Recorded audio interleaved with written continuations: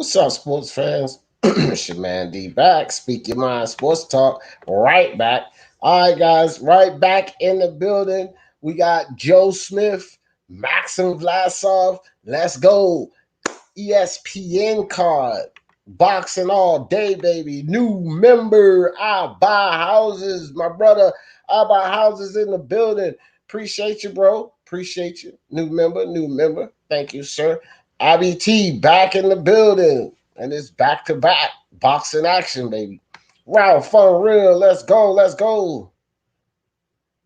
Oh, no. This is the first fight. First fight on the card. Waldo Cortez. What are you talking about? In the last fight? Virgil Ortiz stopped. Conor Ben stopped Vargas. First round. Over. Done. Conor Ben, baby. Let's go. Let's go, guys. Jerome Benjamin, what's up with your brother? That's weird that ESPN is this early. Yeah, because they can't compete with that DAZN card, bro. Mark, unrivaled in the building. What's up, Mark? What you doing? You want to come do this card with me, bro? Well, no, I'm gonna do just like I did with IBT, dog. I'm just gonna send you the link in the DM. You don't have to answer the question. You could just come if you want, or you could chill in the chat. IBT was up here with me doing the in between. I was doing the fights, the commentary, and he was doing the in between. It was pretty good, bro. Pretty good. All right, Mark. I sent it to you just in case, bro. You want to jump on, do a couple of these rounds, kick it, chop it up, whatever. Other than that, damn it. Let's get into it. All right, so we into the first round, guy. Oh, in a straight round, I don't even know who these two guys fight. I know one of them's Cortez, and it looked like Cortez getting beat up. He just took a hard body shot. Oh, Cortez slapping punch. You're getting jabbed in the corner on the ropes. Not even sure who these two guys are. What's up, Eric? Eric in the building. Mark said chilling. Ronald, chop. chop. Jerome said, Mr. Finkley. Illis, yo, what's good with your Illis? Illis in the building. It's the Illis in the building. Oh, man, so dude just ate 3 jabs, man. I don't like not knowing these guys' names. Mark, who are these two guys' names? Oh, man. So black trunks, white trunk, black and white trunks. No, I'm not. He out of there. First round knockout. He is out of there. It's over with. Why is the ref counting, bro? He didn't even need to count. Did he see how that man fell? I don't even know this dude's name, and he just got the damn knockout. God damn. Caught that man right on the button. That's good. I didn't want to call that fight anyway because he was beating the hell out of that guy the whole time. Floyd Mayweather 50 and 0 in the building. What's good with your brother? Straight knockout, man.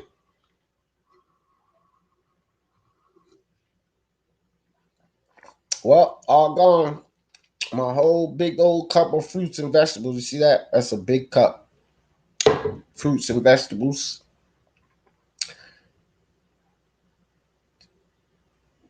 Bah! He caught him with a straight right on the button. Good. Bang. He's chilling like this. In slow motion. What you mean, Iceman? What you told me? I didn't even say nothing about this fight. I still don't know the dude's name who won. What you tell me, dog? Che with ice. Oh, you talking about Conor Ben? Oh yeah, you did. You called it Iceman. Iceman, yep. I do remember. Iceman called that. He did call that. You did. He said the first round too. Did you put that in the league, Iceman? You the only one who hit on that, dog. If that's what you put for your prediction in the league, you are the only one who put on that, dog. Yeah, no, I got you. The Ben fight. Great call, man. Conor Ben stopped that mug in the first round. That's crazy. If you put that in the league, Iceman, you know nobody else put that. You're the only one getting 17. Sonny Conto. He's American. Okay, Sonny Conto. Minute 41 seconds in the first round. He puts out Cortez. I just learned his name, Sonny Conto. Didn't really get to see much of him. I mean, he was throwing some good 1-2s, mixing it up to the body pretty well. Then he caught the guy with a straight right, so didn't really get to see much from this Sonny Conto. Iceman, damn, bro.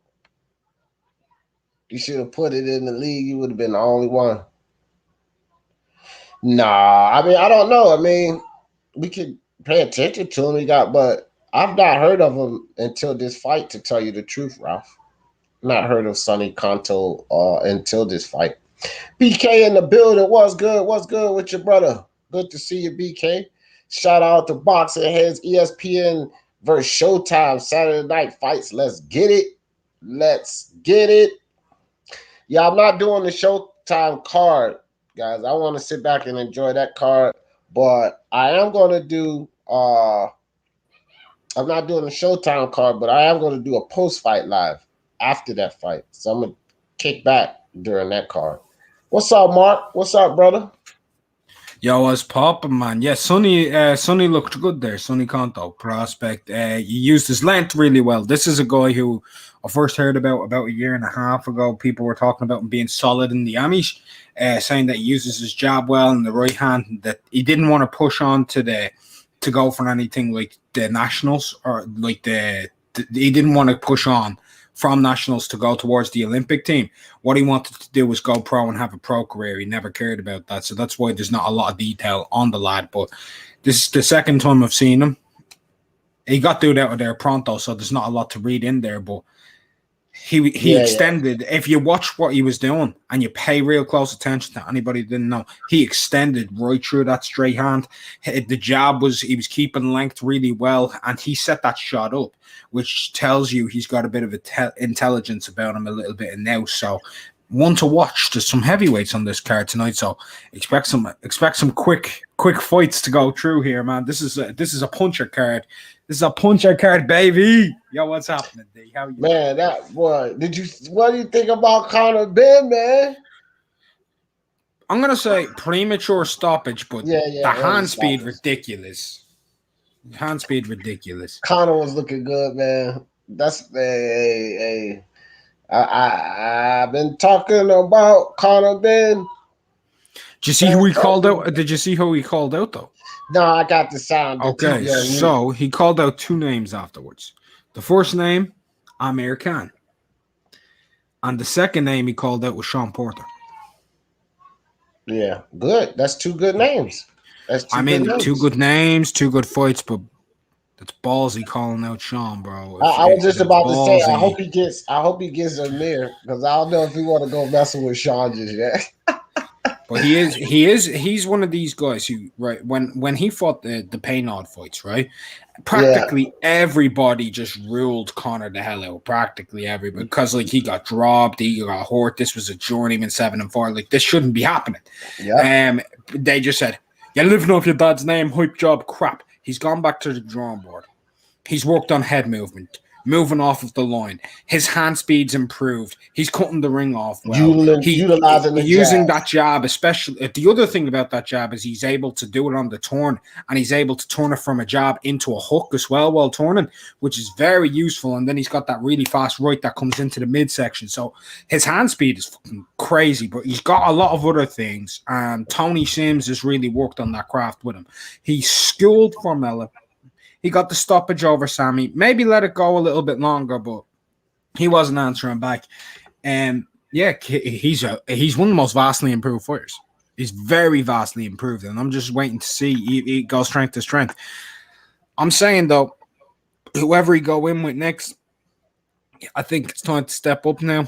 Maybe you can do what Josh Kelly couldn't. Why not take on old David Avanesyan?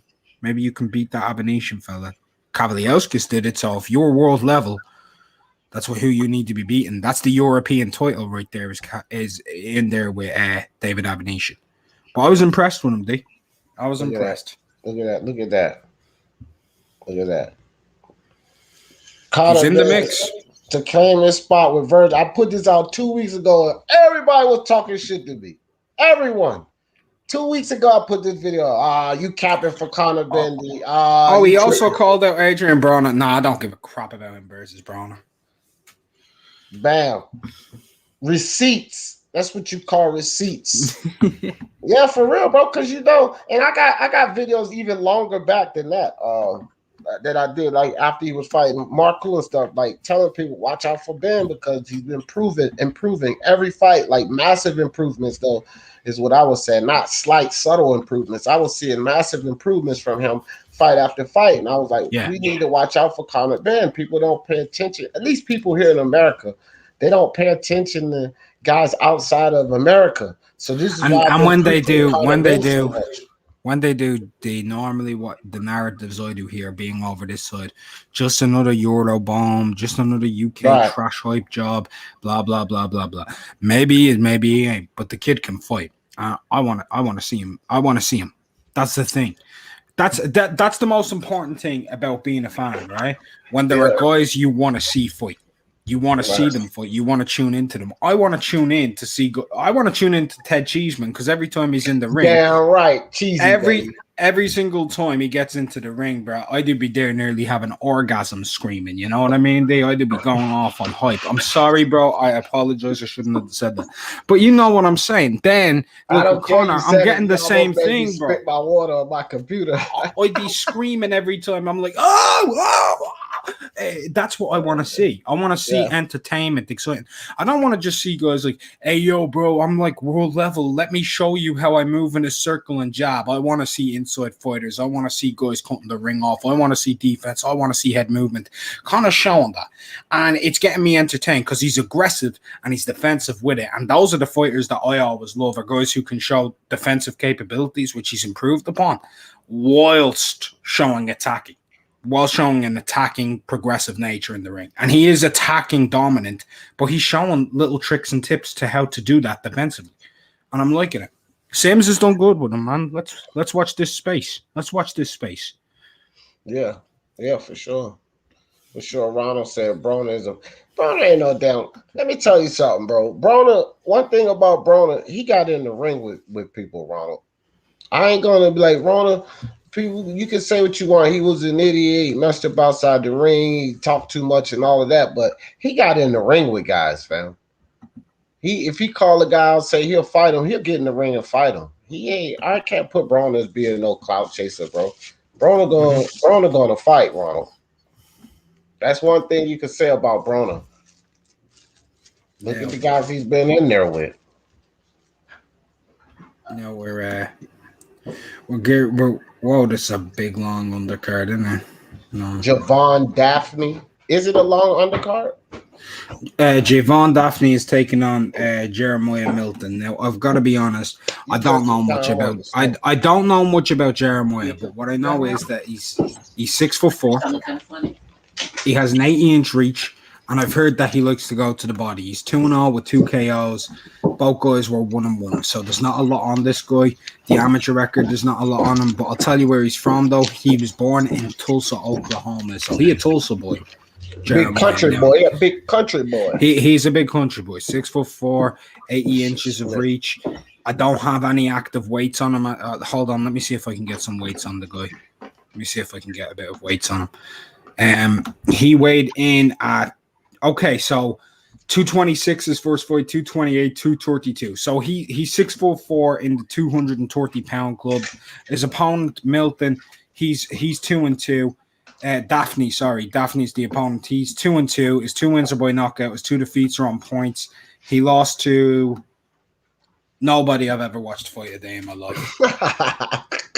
Nobody I've ever seen. I don't know who these people are. You got ESPN Plus on, Mark? I don't, because I'm not in America.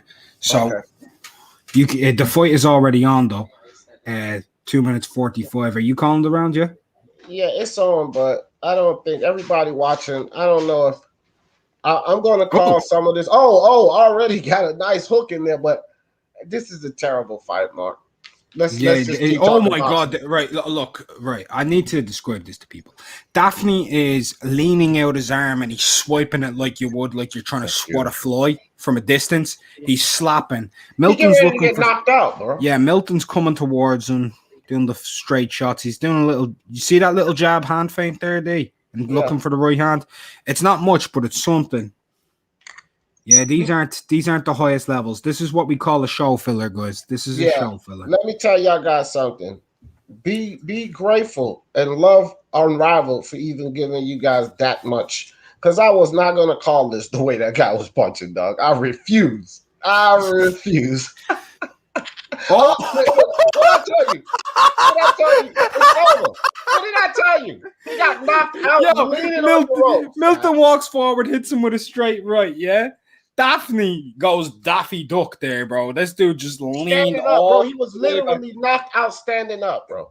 He was on the rope. D, do you know what he was doing, bro? D, do you know what he was doing? What? You know when they're doing the freeze frame selfies? When the people are out there and they're doing the distance and they got their arm around the group of friends. He was doing the full arm out, like, freeze while we take the picture, 5 seconds. Yo, he was doing the holy crucifix, doing the Air Jordan sign on the ropes, bro. He was doing the Air Jordan on the ropes. Yeah, he cut out. You see what? That's why. Now, you see why I said I'm not even calling this. You see that? I just look, guys, look. I swear, and Mark, no, I'm not lying here. Mark was just talking about it. Right after I said I'm not calling this, because that dude is getting ready to get knocked out. Not even freaking 15 seconds later. Yo, bro. Look at that's one of the funniest knockouts, bro. Look at this dude, bro. Look at this dude. Oh my God, wait for the replay on the knockout. Like, honest to God, it's not about him being good or whatever. God. That's just absolutely hilarious, good. Absolutely hilarious. This man absolutely. Look at this. Look at this, baby. Look, watch how he was knocked out, baby. Watch. Look, he was gone. Look, hey, he's a classy guy too, because he could have hit him. He's a classy guy because he could have hit him. He knew he was knocked out. He just backed up. Yo, D, rewatch it again, bro, and look at all the spit that came out of that man's mouth. I'm looking at it now. No, it's ridiculous. Did you see his face? He's like this. Yo, bro, I ain't even trying to be funny. D, how risque can I say? How risque can I be? Just say what you want to say. Okay, that dude looked like he caught the Holy Ghost after an orgasm, bro. I ain't joking. Hey man, look. Tell me that don't look like his cum face though, bro. Tell me that don't look like his cum face though. Oh my gosh, bro! Did you look at that spit, bro? It looked like it was a faucet. It was just flying up like a volcano or something out of his mouth. A volcano of spit. He looked like he just woke up. But he was literally. When is the last time, Mark? I mean, we've seen this before, but when is the last time you can think about you seeing a guy knocked out standing up like that? Because he was definitely out. It's been a while. I can't think offhand the last time I saw that just out on his feet like that. And it happens, but that you don't usually see that. You guys witnessed something special here. No, we didn't. That wasn't special. Like, the situation is special, but what I'm trying to figure out is that dude was out there punching like, bro. I remember. Did they get him? I don't know, but what I'm trying to figure out is how he has 2 wins on his record. What I'm trying to figure out is how was he approved for a boxing license? Well, bro, listen. He went 2-2, right? Knocked out a dude in 1 round. Knocked out another dude in a round. One of the dudes that he knocked out in a round was 275 pounds and 5-1. So this guy who was 5-1, who got knocked out in a round, who was he fighting? Let's go through this. Nick Davis, who did you beat? What record were these guys? Oh, hell no. 1-15, bro. 1-15. Hey, yo, bro. This is some. Do you know where I think they found him? Yeah. He's one of those ringers that they found out in there in Tijuana that was on Christopher Lovejoy's resume. That's where they found this. You fought Lovejoy, didn't you? Yeah, you could get in there. How does one with that level of skill manage to receive a boxing license? I couldn't tell you, dog. Did you see how he was throwing, bro? It looked like a World Star video. And I'm talking female fights. I ain't talking about men fights. That's crazy. That looked like World Star video. World Star. Hey, yeah, no, I want to say this real quick, though. We got 18 people currently in the building, right? We have 15 likes. Can we get that up, folks? Come on. There may be a couple people who haven't hit the like. This ain't, this, like, I get it. Look, everybody, community, all welcome. But this costs you nothing. This is peace of mind. Peace of mind. Nothing but a little bit of peace of mind. Free service. Hit the like button. Show some support to your man, DJ. Oh, somebody had to go and hit the dislike, didn't they? Oh, yeah, no. I have a loyal dislike supporter. He always clicks on everything I put up and put a dislike. Sometimes this guy, my anonymous dislike supporter, will put it up before the live even starts. So I do appreciate him. I gave him some appreciation on the last live. Thank you, sir. I really do appreciate you. Come on, lads, get it up, man. This ain't no Viagra. It's easy to get it up. Oh man, what you drinking on tonight, Mark? Me? Honest to God, I'll tell you exactly what I'm drinking. I'm drinking in that beautiful fresh air. I'm breathing in that. I'm taking every breath of this beautiful thing that we call life. Too many people take too many things for granted. I want to have positivity. I want positive energy. I just want to enjoy myself when I come on here and actually talk about the sport that I love instead of fighting about it. That's all I want, bro. Yeah. So just nothing but breathing in sweet air. Plus, I've got a half empty bottle of Hennessy right now. They saw everything in Ireland. Yeah. I think a lot of people still thinking certain boxes are still good, are stuck in the matrix. There's Ronald. That's the famous Ronald. What's up, MMA champ Belonga and Joe Smith? Take Belonga, man, please. Why? How could you mention Belonga with Joe Smith? Belonga and Joe Smith are taking. Put Belonga in there with Joe Smith. Yeah, right. That man to get murdered in the ring with Joe Smith. Oh, come on, man. He's going to take over. Throw him in there with Joe Smith. Joe Smith was a part-time boxer for 95% of his career. Should be easy for Edgar. He's a superstar. You can throw him in there with Joe Smith and you're going to be carrying him out. You can throw him in there all you want, but you're going to be carrying his ass out the ring. Wouldn't y'all like to see it though? Everybody in the chat who's bigging up Berlanga. Wouldn't everybody in the chat who's bigging up Berlanga? Wouldn't y'all like to see him in there with Joe Smith Jr.? Not me. I would tell you right now, I would. I don't want to see that happen. I'll be honest. You're saying that you wouldn't like to see it, but I want you to think about what you know would happen. Now, tell me in all honesty, you don't like a good knockout, man. I do like a good knockout, but I like a knockout like that last one that just happened. That was funny, but I don't even like those kind of knockouts because that dude swinging the way he was, he didn't have a damn chance. So I do like a good knockout, but I want the other guy to at least have some type of chance, a chance to defend himself some way. Man, but Belonga ain't got no damn chance against Joe Smith Jr. Hey, I've got right. So I just got my field cook date. I'm gonna go into mute for about 4 minutes while I just get my stuff together, and I'll be back. All right. That's what's up, brother. That's what's up. Ronald says, shout out to the haters. Let's get it. Hell yeah, Ronald. Shout out to him, bro. Don't hate here. I don't hate you back. I love you, dog. Yeah, there's always one dislike. Yeah. Don't hate him back, guys. Don't hate him back. I don't hate him back. I don't. They can hate. The hate is going to go one way. It's one-way hate. I love them. All of them. Jab the like and subscribe. Appreciate that. I hit the dislike to see you guys' reactions. Sergio, I'm smoking weed from the first time. Hey, look, man, shit. That's good. That's good. Just don't make it a habit, bro. You know, you're too young to become a DJ. See, I'm an old man now, so just don't make it a habit. That's all I tell you. It's good for you, though. I don't know why people don't realize that. It's good for you. It's good for pain. It's good to keep you calm. You know, if you're a hyperactive son of a bitch, you smoke you a nice blunt of pack and you'll calm your ass down for shizzle. As long as it's used medicinally and not abused. Yeah, right. As my wife said, as long as it's used medicinally and not abuse. Correct, my beautiful. All right, mind taker belonga is the true. Junior Moreno, hermano, what's good? Belonga to green, yeah, for sure, for sure. Virtuoso in the building, what's up, bro? What's good with you, my brother? All right, let me slide down, guys. I'm getting backed up.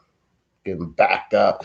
G-Man boxing. Good to see you, brother. Belonga best prospect.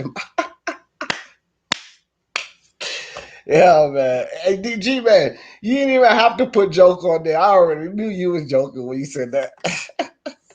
King Kong in the building. Connor Ben is a problem. Yeah, buddy. That's right.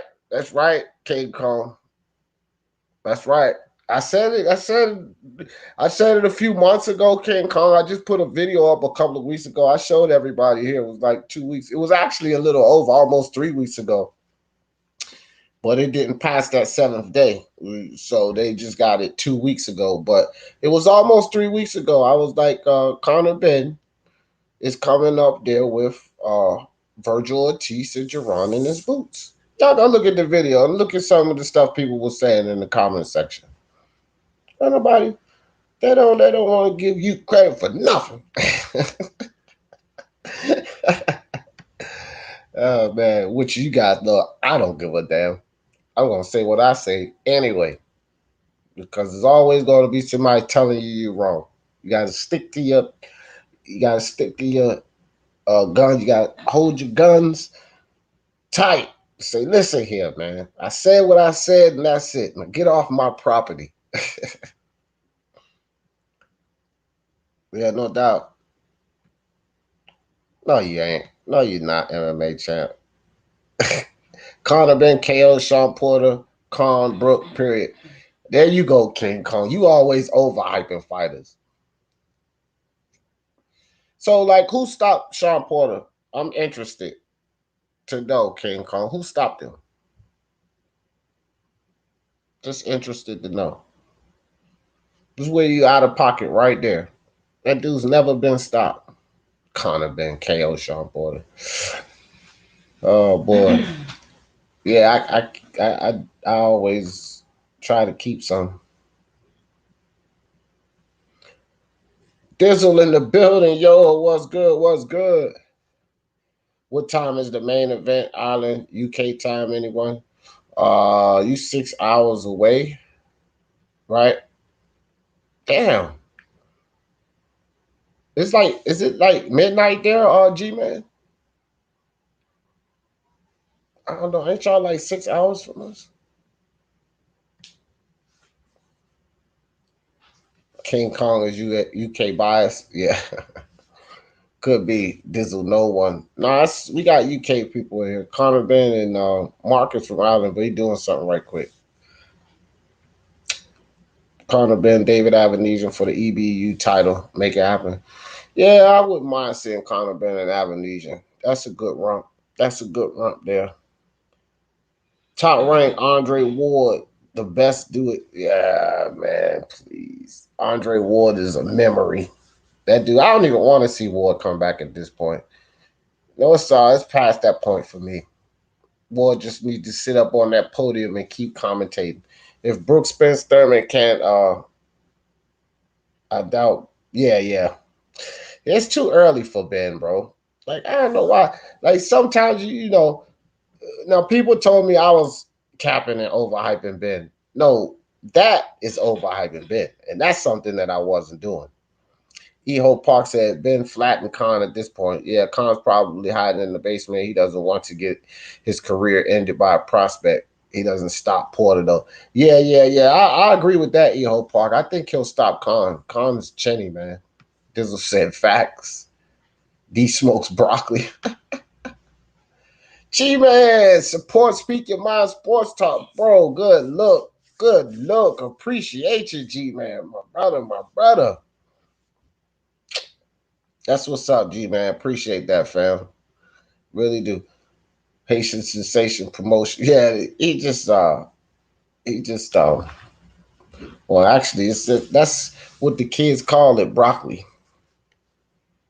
What's that? That's depending on where you are in the states. Some places it mean money, other places it mean uh the Chiba baby. Salute to you, El Jefe. What's good with your brother? That's the only thing about ESPN Plus, man. These doggone commercials, you know, they got real live commercials. You got to worry about that with the zone, but ESPN Plus, they playing Geico and telephone commercials and carrying on. Break down Virgil Ben too early. I want to see him in a couple. Virgil Ben, Virgil by stoppage. That's the breakdown you need. It's too early. Oh, you 5 hours ahead. So probably about 12:30, 1 o'clock maybe, bro. Yeah. Depend on G man. Depend on how the fights before it go. I would say somewhere between 12:30, 1 o'clock. Uh, yeah. Damn, that's 5 hours. You a soldier, man. See, I'm gonna be like that tonight though, G man, because I'm doing the post fight on the Boots Ennis, the Boots Ennis card. Boots Ennis and Virgil. I mean, and Sergey Lipinets fight.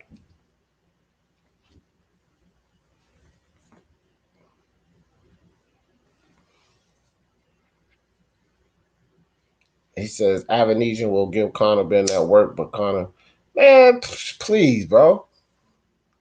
See, you still sleeping on Conor Ben, even after he stopped Virgil faster than everyone, Spence and all of them. You still sleeping on Conor Ben, Haitian sensation. Avanesian will, but Conor will edge it off, man. Josh Kelly was having success with Avanesian. He just got undisciplined. You don't see Conor Ben in there showing off, getting undisciplined and all of that MMA. That's not what you see from Conor Ben. I think Conor Ben Avanesian is a good fight. He'll give him a good fight. He'll give him a good fight. G-Man said, I honestly thought this late night job like 3 a.m. ring walk.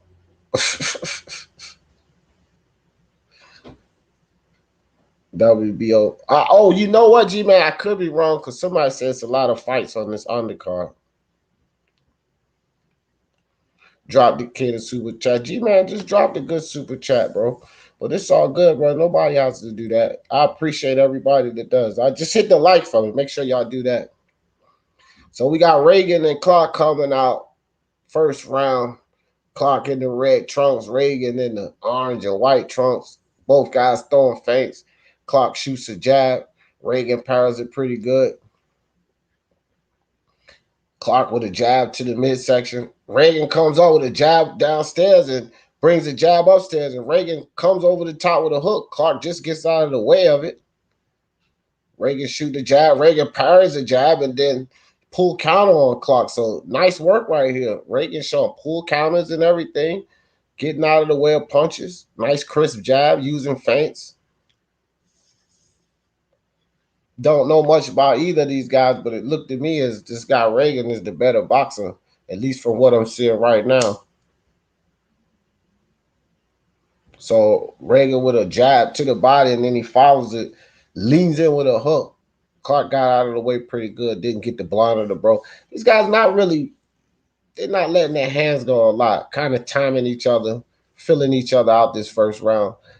Jab by Clark, nothing doing it. Reagan with a jab downstairs, body shot, and then he comes with a hook and another jab and body shot by Reagan. So he's mixing it up pretty well, changing levels on him. Feint and then jabbed him. Reagan looking good here.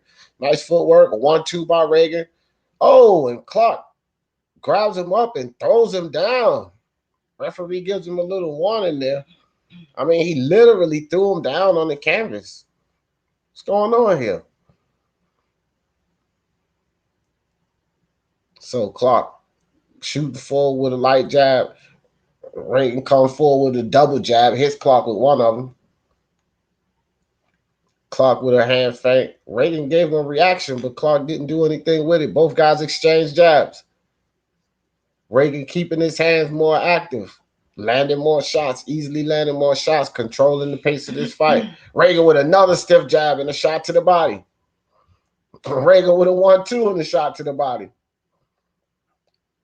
Reagan with another jab, wraps up, pulls Clark in, looks up at the clock. Clark hitting him in the back. Ref steps in, breaks it up, gives Clark a warning about punching in the back. Reagan shoots that jab, shoots the jab. Clark shoots the jab. Reagan easy, get out of the way of it. Comes forward with a 1-2 and an uppercut to the body. Ref warning Clark about grabbing and pushing off. Reagan with a knockdown. Oh, a slip. What the hell? Oh, hell no, bro.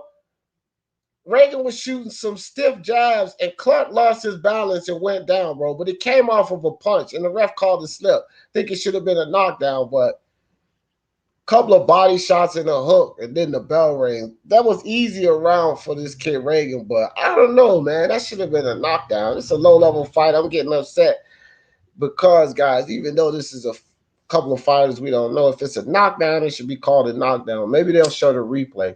Maybe their feet got tangled up or something.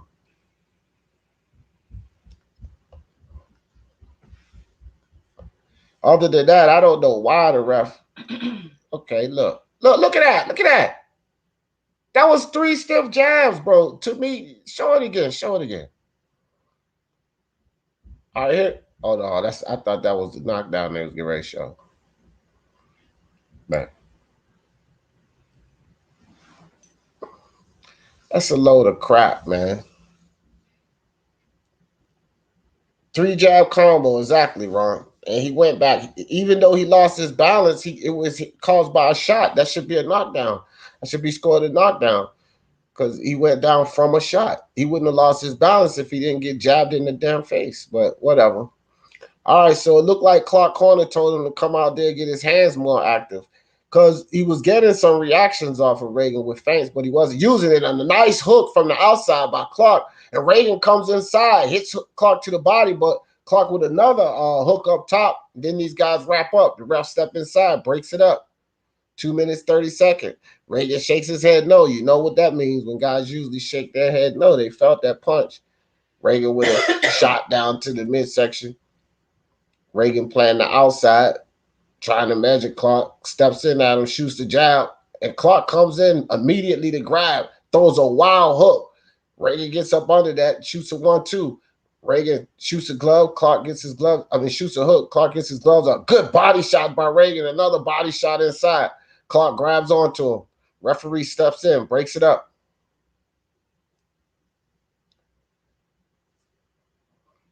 Nice body shot by Reagan. Another body shot by Reagan. A hook upstairs and another body shot by Reagan. So he's starting to tee off on that body, investing downstairs. Good idea. Hook up top by Reagan.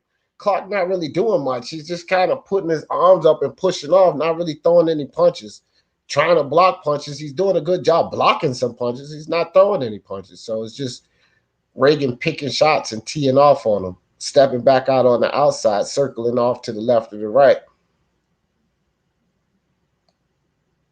So Reagan with a jab and a hook behind the guard. Reagan with another hook behind the guard and a body shot. Clark shakes his head no. Reagan shooting the jab, comes with the straight right. Clark not really doing nothing, not throwing his hands, just kind of standing there, backing up. A weak jab thrown by Clark, shoots a feint, does nothing with it. Reagan feints downstairs and hits Clark with a jab. Overhand right, Clark gets his gloves up. Referee breaks him up. 40 seconds left in this first round. Reagan jab to the body. A low blow on that second punch. Ref didn't call anything, though. Jab upstairs for Reagan. And then a nice 1-2 attempt by Reagan. But as soon as he came with that right, Clark grabbed him and pulled him in. So Clark doing a lot of tying up, and he's not even really throwing his hands. This fight is kind of lackluster, man. It's just this guy Reagan picking shots on Clark. So Clark comes in and tries to throw a sloppy overhand right, and he catches a stiff jab in the process. Reagan with a 1-2, they wrap up and the bell rings. Well, no, it's not the bell yet. The ref just broke him up. Another 1-2 by Reagan, and then the bell rings. This is a lackluster fight, man. This kid Clark, I don't know what his game plan is, but I would imagine that throwing punches would be a part of it. And if that was a part of the game plan, throwing punches, then he's not following the game plan because this dude ain't throwing no punches. Like, I don't know what he's doing in there, bro. He's just in the high guard and he's just leaning back. He's not doing much at all. So, again, it's one-sided fight by this kid, Duke Reagan. This might not go 6. It really just depends on how much punishment they're gonna let him take. Smith taking over 175. Smith ain't beating Bivol shadow boxing. I do think he got a chance to beat Artur Beterbiev, though. I don't think he beats Bivol. Reagan say, "Where's my bike, punk?" Andrew Tucker, what's good, brother? Appreciate you. Keep up that great work. Speaking about sports talk. Much respect to you and Mark. Much respect to you. Appreciate you, Andrew Tucker. All right, guys, we're in the third round of this 6-round fight. Reagan comes in with a body shot. Clark tries to let his hands go. Reagan gets up under a couple of hooks, hit him with another body shot. They wrap up. The ref breaks him up. Back in the center of the ring.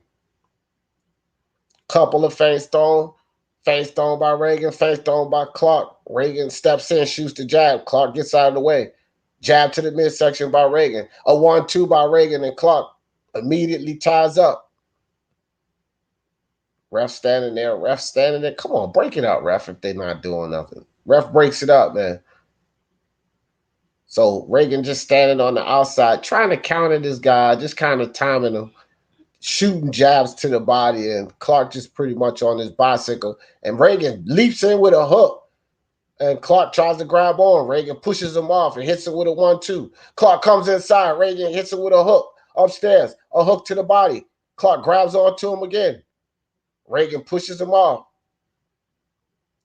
Minute 40 seconds left. Reagan with a double jab and comes with the straight right and hits Clark with another straight right. Reagan with a 1-2. Uppercut inside, body shot. Clark wraps him up and shoots his own body shot. Ref breaks him up. Oh, and a nice 1-2 by Reagan. Clark wraps him up again. Reagan with a hook in the clinch. Ref steps in and breaks him up, man. Jab to the body by Reagan. Oh, and both guys exchange hooks. Look like Reagan took his better. Clark backs up. Reagan shoots a couple of feints. Nice hook inside by Clark. Reagan eats it pretty well. Reagan, stiff jabs thrown by Reagan. Reagan with a nice jab and then a hook to the body. And then Reagan with another hook on Clark. Clark dips a hook, throws a hook of his own. Reagan gets up under that, wraps him up. The ref steps inside, breaks it up.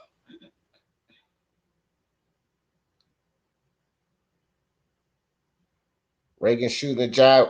Clark gets out of the way of that. Reagan doubles up on the jab. Clark backs up, gets out of the way of both. Reagan still standing in front of Clark, shoots a foot feint. Reagan shoots another foot feint, comes up for the jab. Then he comes back with a 1-2, hits Clark with the straight right, hits Clark with another 1-2. Clark tells him, come on, again. And then a jab and an uppercut by Raven. Guys wrap up. The ref steps in, breaks him up. Clark inviting him to come in. Uh-oh. Clark shoots a headbutt on him. And Clark pops him in the face. Little dirty work going here. Little scrummish, as they say at the end of that round. Oh, man. Look. Headbutt. Then little pop in the face. He mad because he getting beat up.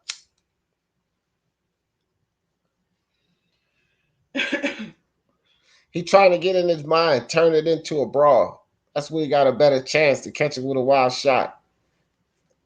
What Reagan need to do is just keep boxing him out by shooting that jab, working off the jab, changing levels on him. Hit him with the jab, go down to the body. Or hit him with the jab, come with the uppercut and the hook. So Clark comes out shooting the jab. He's telling Reagan to come forward. See, that's what he wanted him to do. He wanted to get him in a dogfight, but because Reagan is frustrating him by boxing him. Reagan pops him with a jab through the guard. Clark's trying to move forward, get popped with another guard. So Clark comes forward with a wild hook. Reagan easily gets out of the way of it. Reagan with a jab and a body shot, changing levels on Clark. Jab, double jab and a body shot again. So just cleanly outboxing him from outside, and Clark don't know what to do. That's why I want to get him into a dogfight. You know, he see Clark with a wild hook on the inside. Reagan gets out of the way of it. Yeah. Keep your composure, young buck.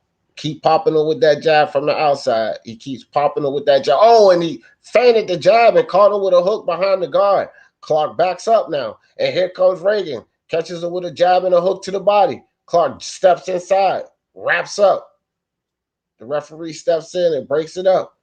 Clark trying to do dirty shit inside. He just put the elbow to Reagan's neck, but the ref didn't see it though. Reagan with a jab to the body. So Reagan playing it smart, stand from the outside, just feinted the straight right. He did get a reaction out of Clark. So Reagan's trying to set traps. He's setting him up, changing levels on him, shooting the jab upstairs, jab, then follow with a hook to the body. Nice 1-2 by Reagan. Just slips a hook by Clark. And Reagan just stand in front of him, keep pushing him back, keeping him thinking. Both guys exchange hooks, and then they wrap up. Ref steps in, breaks him up. Reagan keeping the pressure on Clark, staying in front of him. Clark throws 2 lazy jabs. Reagan easily gets out of the way of him. Clark parries a jab by Reagan. Nice. Reagan feints to the body and comes upstairs with a nice stiff jab. Knocks Clark head back. Nice body shot by Clark. Probably his most effective punch in this fight. Good body shot by Clark. They wrapped up. 45 seconds left. Ref breaks him up back in the center of the ring. Reagan doubles up on the jab, comes to the body, and then upstairs with a hook. Shoots another jab. So good work by Reagan. And easily taking this fight and taking this round. And a nice 1-2 by Reagan. Knocks Clark back. Clark steps inside, ties up, and a good hard body shot in the clinch by Clark. Another shot to the body in the clinch by Clark. Ref steps in there, breaks it up. 20 seconds left. Back in the center of the ring. Reagan shooting that jab. Feints the right hand. Clark gets out of the way. So Reagan doing a good job. Pull that punch back. No need to waste that punch, waste that energy. So this kid's thinking. He's just clearly the better boxer. Cutting off the ring well. Nice footwork there by Reagan. Oh, and a few body shots to end the round. So this kid Reagan easily winning this round, man. This is a fight. It's not really necessary to call. Bruce goes in the building. What's good with you, Bruce? What's good, brother? Clark is a fake tough guy. Yeah. Yeah, exactly, Ralph. Clark hella mad. Hell yeah, he mad. He mad. Reagan confusing the hell out of him. Look at that. Bow. Easy hook. Because he don't know whether he going to throw that jab and come to the body, and he tucked the elbows. Now it was too late because he was already coming upstairs. So, yeah. This kid, Reagan's easily, Duke Reagan, easily outboxing this guy, Clark. Conserving his energy, pulling his punches when he need to. You know what I mean? He's not even he's not letting them go when he don't need to let them go. Conserving that energy, picking his spots. Oh, so Reagan with the biggest punch of the fight, he just hit Reagan with a really slow 1-2. I don't know how Reagan didn't get away from that because it's telegraphed like hell. So Clark trying to let his hands go board here, but Reagan's still pushing forward. Reagan is very reactionary though, and Clark doesn't know how to He doesn't know how to work off of those feints because he has some very effective feints. Like he'll throw some feints, and Reagan's very reactionary. It looks like a knot over Reagan's eye is starting to swell up a little bit. That's probably from that right hand that he caught from Clark. But that was the best and pretty much only only punch that Clark has landed right now. Although he landed that hard shot, Reagan's still up. In this round, he's done the most work. Still pushing Clark back. He's very reactionary, though. Very reactionary. You know, they're going to have to fix that because against a higher level fighter, man, they're going to take advantage of that. He was eating every one of Clark's feints, and Clark was not even hitting him, really. So,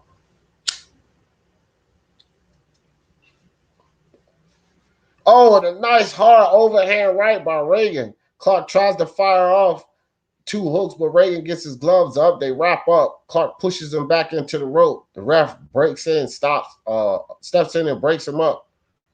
Clark right back in front of Reagan, shooting that jab and working off the jab beautifully. Nice right hand and a few hooks to the body. Clark immediately grabs Reagan up, wraps him up. The ref steps in, breaks him up again.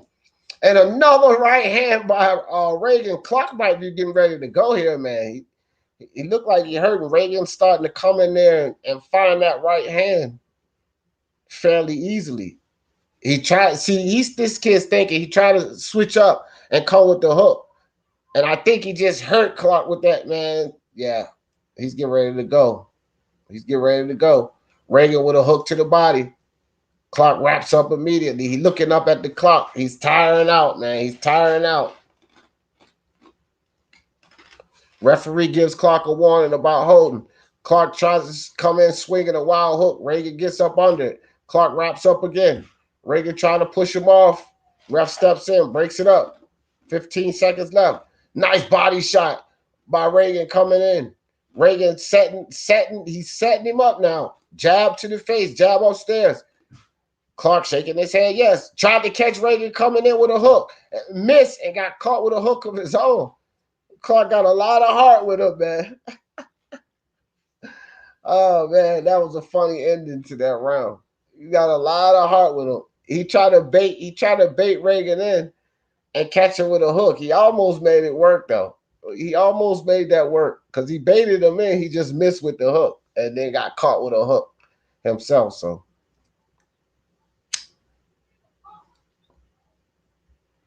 that was pretty good. That was pretty good right there. It was funny because Reagan fell for that trap. If Clark was just a little bit faster, he would have caught him. He would have caught him. Reagan definitely fell for that trap, though. He fell right into it. Clark just missed him on that hook. That was pretty funny. Well, one more round. I think it's safe to say Clark needs the knockout. It's knockout or nothing for him. One more round of this fight. And we're off. So Reagan comes right back out center of the ring, pumping the jab. Oh, and Reagan again with a hard punch. Clark lost his balance on that one. But Reagan doing a good job of using lateral movement to keep Clark in front of him. Cutting the ring off in a nice right hand by Reagan. Body shots by Reagan. Clark finds out body shots of his own. Comes with 2 hooks. And Reagan with a nice 1-2. Both guys exchange hooks. Clark with a body shot. Then they wrap up in the center of the ring. So I like Clark's resilience and his willingness to fight on the inside. He wants to slug it out. That's what he wants to do. He wants to make it a slugfest, but Reagan's not allowing them to do it. And the brief battle they have inside, Reagan's getting the better of the exchange. So he's controlling this fight by far. Reagan looking up at the clock. So I don't think he's pretty much going for the stoppage here. He's just going to beat this guy by points. If he gets it, he gets it. I don't know. This dude Clark is kind of tough. That was a rabbit punch. I don't know if the ref seen that. Reagan pushes Clark off of him, shoots the jab. Clark on his back foot. A nice jab to the midsection and an uppercut inside the pocket. The ref jumps in, breaks him up again. Clark starting to take a lot of punishment in this round. Reagan timing him perfectly, and he times him again. a hook to the body and then a hook upstairs. Clark looks like he's hurt right now. Steps inside. They wrap up. The ref steps in, breaks him up. It looked like Reagan hurt him with that body shot. Reagan moving forward. He was sidestepping really well. Oh, and a nice right hand by Reagan. Clark still looking like he got his feet under him, waiting for a little scrum inside. He grabs Reagan, pulls him in, leans on him. The ref steps in, breaks it up. 55 seconds left in this fight. Reagan still utilizing that jab, working off that jab. He feints the jab, comes in with a hook to the body. Oh, and a nice uppercut inside by Clark. Reagan grabs on. Ref steps in, breaks it up. Yeah, Clark, he wanna bang inside. That's what he wanna do. He wanna, throw punches inside. And Reagan's confusing him. He don't know if he's going upstairs or downstairs.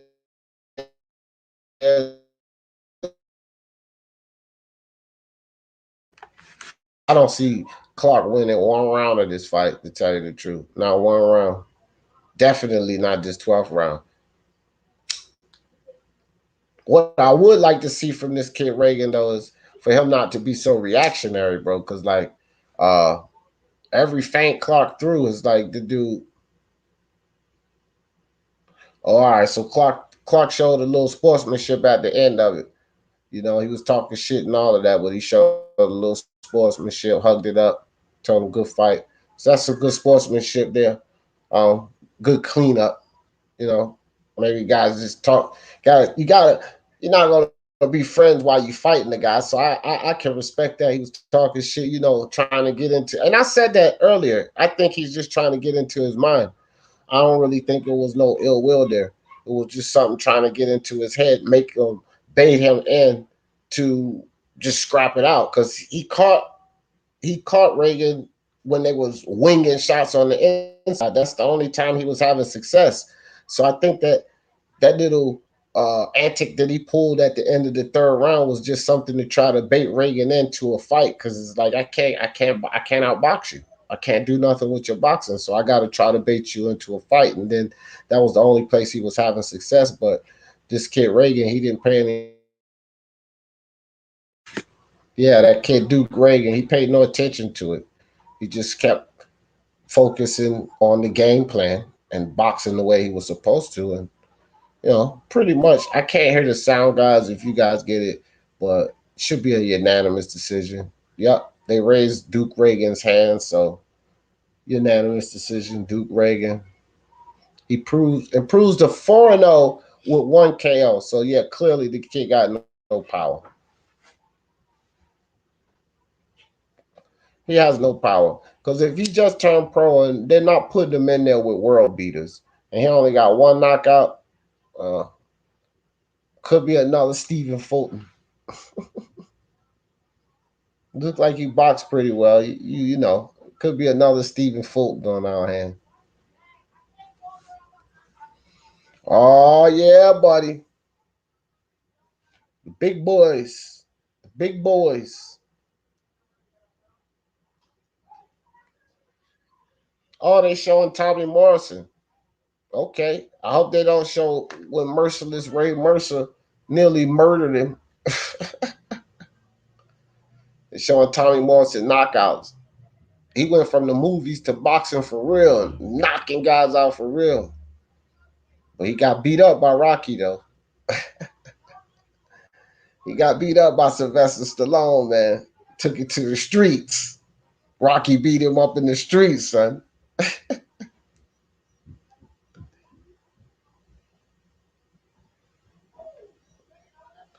Ron says he's a good boxer as long as he don't turn into Spence hype. Cut it out, man. What I tell you about that, Ron? What I tell you? There will be no Errol Spence blasphemy on my panel, Ronald Finkley. You already know. No Errol Spence blasphemy in the chat, on the panel. We won't have it, Ronald. I won't have it. Oh, man. 16-16. Have you seen Devin Haney training? No. got his head in with that pillow fist. I don't know, man.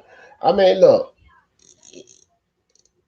pillow fist. It's a lot of fighters that was pillow fisted that succeeded. Multiple championships, multi-division championships. Wasn't the hardest puncher. Devin Haney got to at least prove to have respectable power. Not to the fans, MMA. That's the thing you got to understand. They are commercial again anyway, guys. But when it comes to the fans, fans are going to talk anyway. He has to prove it in the ring for his opponents. Because when his opponents get the idea, MMA, that this guy can't punch, then they'll show him no respect. And it's an uphill battle after that. Because when guys show you don't have respectable power and guys just coming at you and they let you get off shots, all of that dancing around the ring, guys are going to take chances, big chances. They're going to time your movement. So when you try to move out, good guys that could cut the ring off, they're going to put themselves in danger because they're not really worried about your power. So he has to display power. He has to display some type of power for his counterparts. It doesn't really matter about the fans. I'm going to talk about it.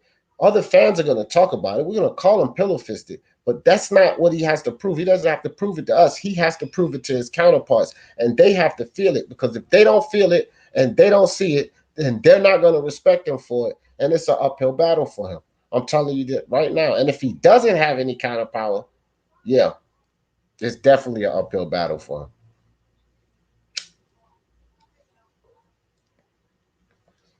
That's just that, bro. That's not no hate, bro. This is boxing, bro. It's boxing, baby.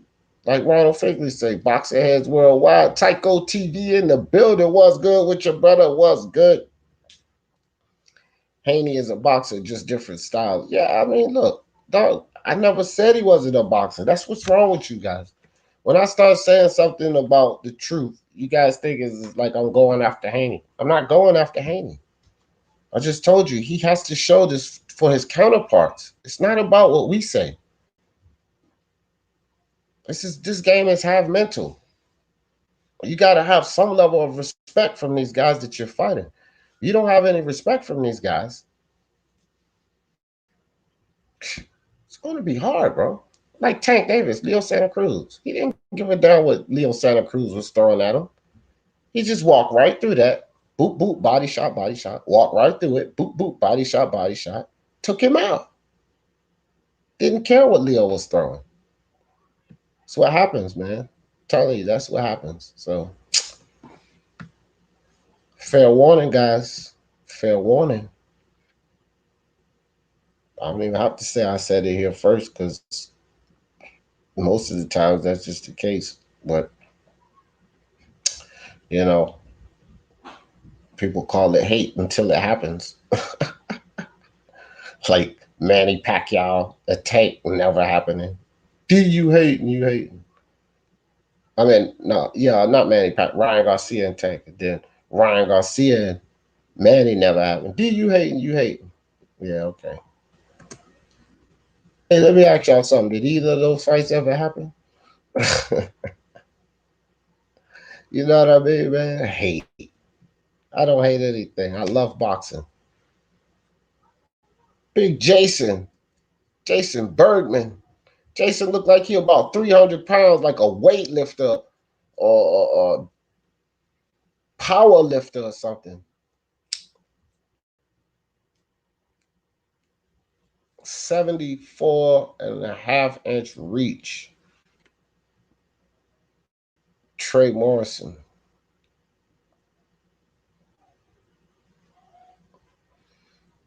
16-0, 16 knockouts. Oh shit, really? American boxer. Trey Morrison, he done knocked everybody out who came in front of him. Let's see what Trey Morrison about, guys. 16-0 with 16 knockouts. Big Trey. He got a big boy in front of him. Look at that. Big country boy. Big oatmeal and biscuit eat, motherfucker. Damn. Trey done knocked everybody out.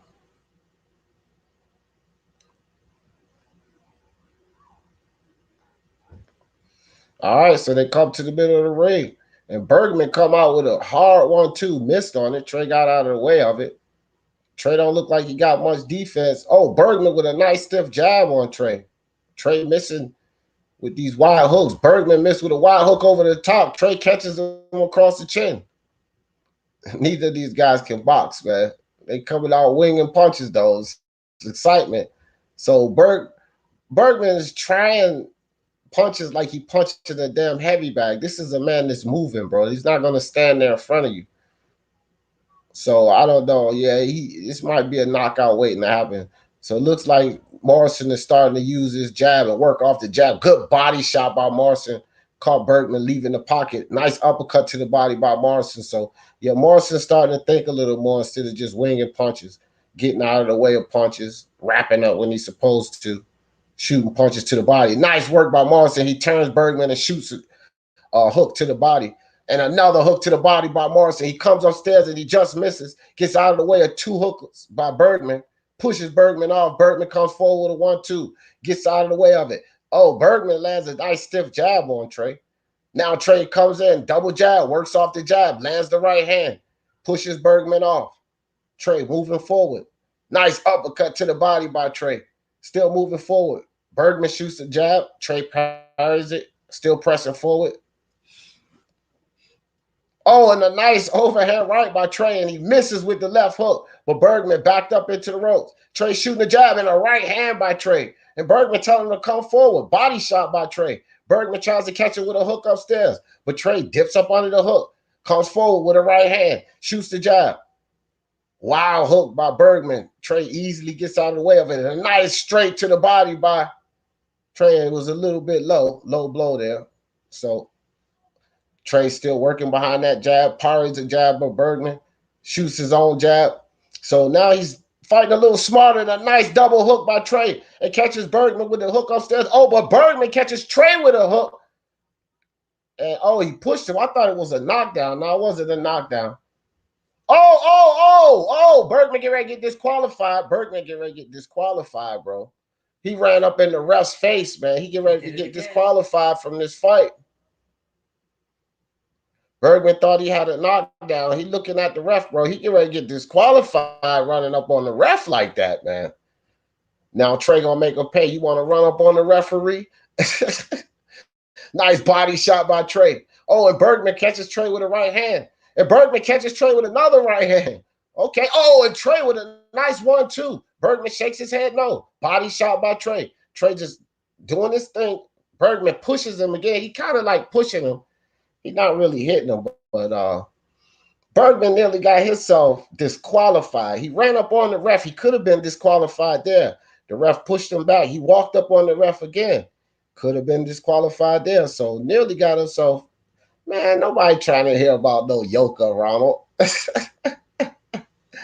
I remember Hearn trying to get Morrison in with Dave Allen last year. That would have been pretty cool. Yeah, Yoka beat these guys. They're not on the level of him. That was a push, man.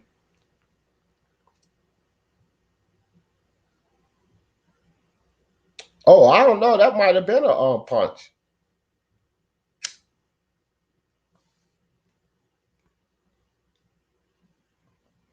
Oh, yeah, I know. Okay, he had a right to be mad. But, dog, you can't do that, though. He pushed the ref. He could have been disqualified right there, bro. That was a knockdown, though. But you can't be pushing the ref, bro. He put his hands on the ref. That was a knockdown. That was, bro. All right, we back into it. So Bergman tries a wild uppercut. Morrison gets out of the way of it. So it looked like this Bergman guy got a good chin. You know, the refs, the judges might score, might give him credit for that knockdown. The ref didn't though. I mean, not score the knockdown on their scorecards, but at least give them credit, you know, because that was a punch. It looks like Morrison's starting to move his head now. They trading body shots in the clinch, and Morrison getting the best of him. So looked like that last body shot gave Bergman some trouble. Morrison should keep going to the body, man, because Bergman didn't like that last body shot coming out of the clinch. He should keep working them downstairs. Bergman doing a good job shooting the jab. Oh, and a nice overhand right by Bergman. And a 1-2 by Bergman. Morrison looked like he's hurt, but he's still coming forward. Push Bergman back.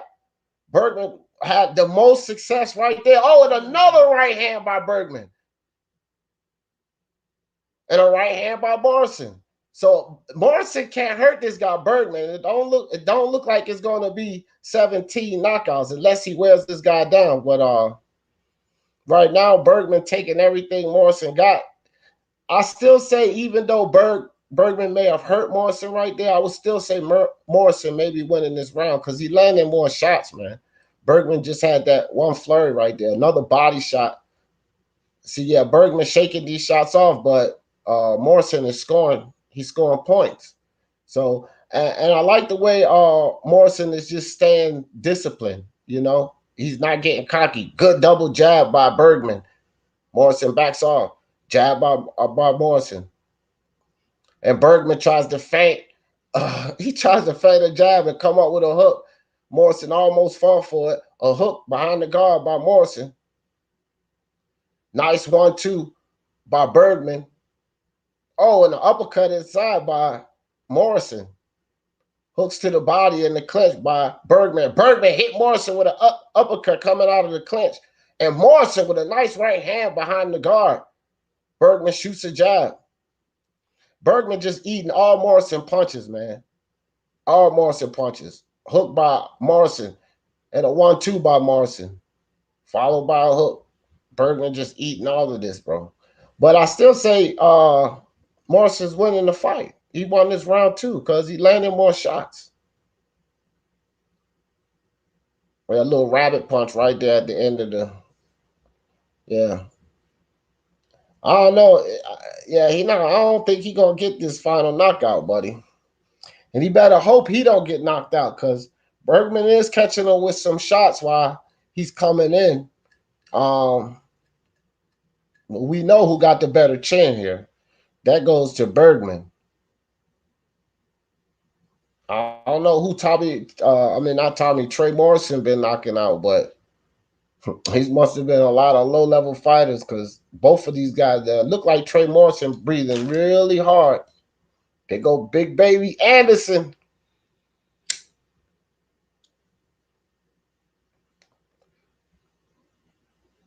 Five out of 8 of his knockouts came in the first round. Jared Anderson. 5 out of 8 in the first round. Put him away. What do y'all think? Y'all think this guy Howard is going to make it out of the first round?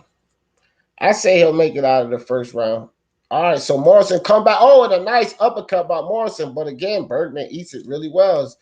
Like Bergman is got a tough chin because Morrison catching him with some flush shots. A nice 1-2 by Morrison, and Bergman just edging them in, egging them on, like come forward, come forward. Nice 1-2 again by Morrison. Morrison just misses with a hook over the top. Bergman grabs him on, pushes, bull rushes him. Morrison breaks off, shoots a jab. Morrison with a nice body shot. Bergman backs up. Bergman with a nice jab. Bergman comes forward with a 1-2 and a hook, and Morrison gets out of the way. Bergman does hit him with a hook, and Bergman with another hook. Morrison steps back, circles to the right, and hits Bergman with a nice body shot. Nice body shot again by Morrison. Morrison with a nice 1-2 on Bergman. Bergman just inviting him in. Come on, hit my chin again. Oh, and a nice Bergman baited Morrison in and caught him with a nice little uppercut. He didn't have his feet planted though, but that was nice. Yeah. Oh, Bergman just hurt his leg, clowning around. It's gonna be the fight gonna be over with. Look like he just hurt his ankle or something, clowning around. Wouldn't it be messed up if all he had was a Charlie horse? No, he hurt. He can't walk. Fight over. He popped something, man. He went down like a sack of potatoes. Oh, with this leg. Fight over. Bergman hurt himself clowning. Unbelievable. Unbelievable. Well, That counts as another stop for Morrison. Oh, he twisted his ankle. Oh, see? Footwork. Footwork. He leaped forward. He was clowning, but he leaped forward. And they get ready to show it right here. See, look. Scoop. Twisted his ankle right there. As big as he is, yeah, as big as he could have tore his Achilles or at least torn a ligament or something. Look, right there. Boom. All that big weight on that ankle. Ouch. Ouch. His calf muscle contracted real bad too. Look at it. Mm-hmm. Oh, it looked like the muscle about to break through the skin. Yeah, he tore something, popped something. Yeah, that replay was ugly. Wasn't it, J Blues? Woo. That's a lot of weight on that guy. That's a big guy, man. That's a lot of weight on that area down there for a guy that big. They're gonna have to help him out the ring and all of that. Oh man, BK said easy done. Nah, this kid Morrison, bro, he better get his skills up. He get another stoppage for that. He's 17 with 17 KOs.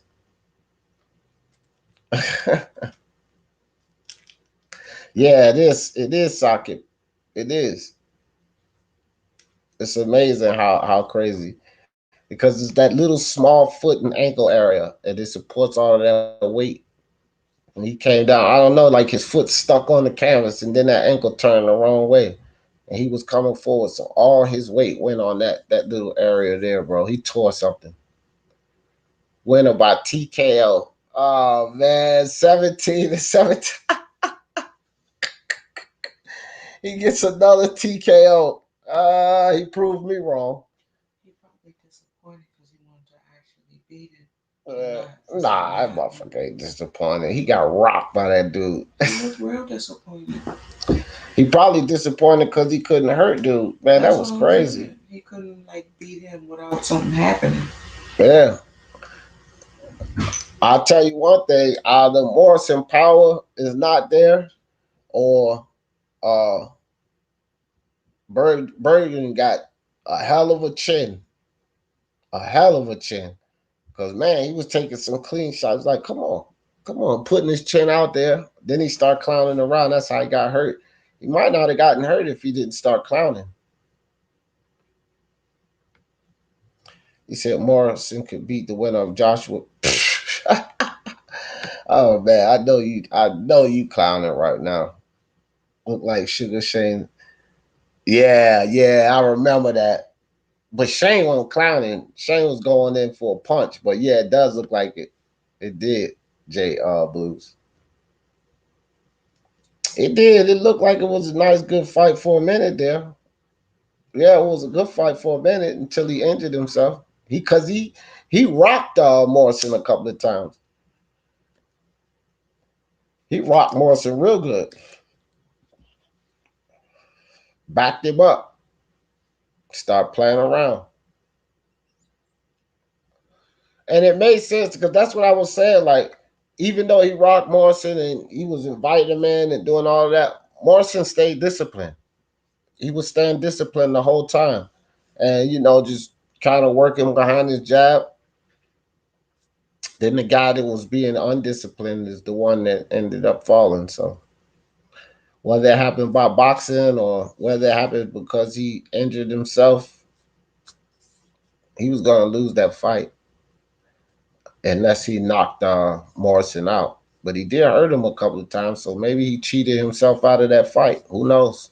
That's why you shouldn't clown around in the ring. Get your opponent out of there. If you get him hurt, you see you can get him hurt, knuckle down discipline and get your opponent out of there. His problem was Morrison was a better boxer than him, and he was getting frustrated, just like Clark was in that fight. He was getting frustrated. So he was trying to bait Morrison in instead of having to chase him down because he couldn't catch him without paying the price, getting smacked by some punches or whatever. So that was just out of frustration. But all of that clowning and stuff was not necessary. Cost him the fight. Ronald said already. Yoka versus Morrison. Man, Yoka beat up Morrison. Yoka's at a different level for Morrison. That damn thing got a bottle open. Ralph Unreal, to be honest, made Connor's a part-time boxer now. Hardly takes it seriously. I don't know what Connor Ben gains from money. Socket money. That's a money fight for Conor Ben. It's still prize fighter, and it's a name on his resume. People give Crawford credit for Con, so you think they're not gonna give Conor credit? Just like this Vargas fight, you got opponents with good names on it, win, lose, or draw. Especially if you got a decent record, which Vargas does, then you get credit for that fighter. So it's all about that. Socket, nah, Ben's a dosa. Say it ain't so, man. Y'all crazy. Well, ESPN cards not like the zone card. They got commercials and all of this rigmarole in between the fights, man. And this card definitely, Ronald, the zone card is winning this battle. You said ESPN versus the zone earlier, right? Alex Cejudo.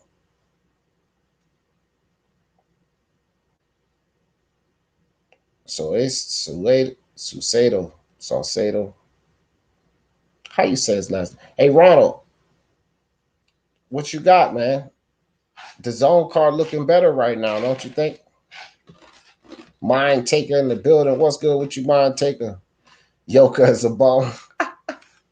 Yeah, Yoka, I don't think he's a bum, but he's better than those guys. He's at a higher level than those guys. Yoka's an all-around offensive great fighter boxer. Yeah. Yeah, no, yeah. Yoka's I'm not saying no. I'm not saying that about Yoka. And I say he beats those guys Ronald. That's just them. I guess they don't like Tony Yoka. I don't think Yoka's all that though. Yoka is the future that have please. No, he's not. Jared Anderson, let Jared Anderson get some good fights under him and everything. Jared Anderson is young too, he's 21. No, sir. Once Jared Anderson gets some good fights under him, he's gonna beat Yoka, bro. He'll beat the hell out of Tony Yoka. I think Frank Sanchez probably beat Yoka. Those are the guys he's gonna have to get through. Said why they constantly interviewed Alex Cejudo. I don't know.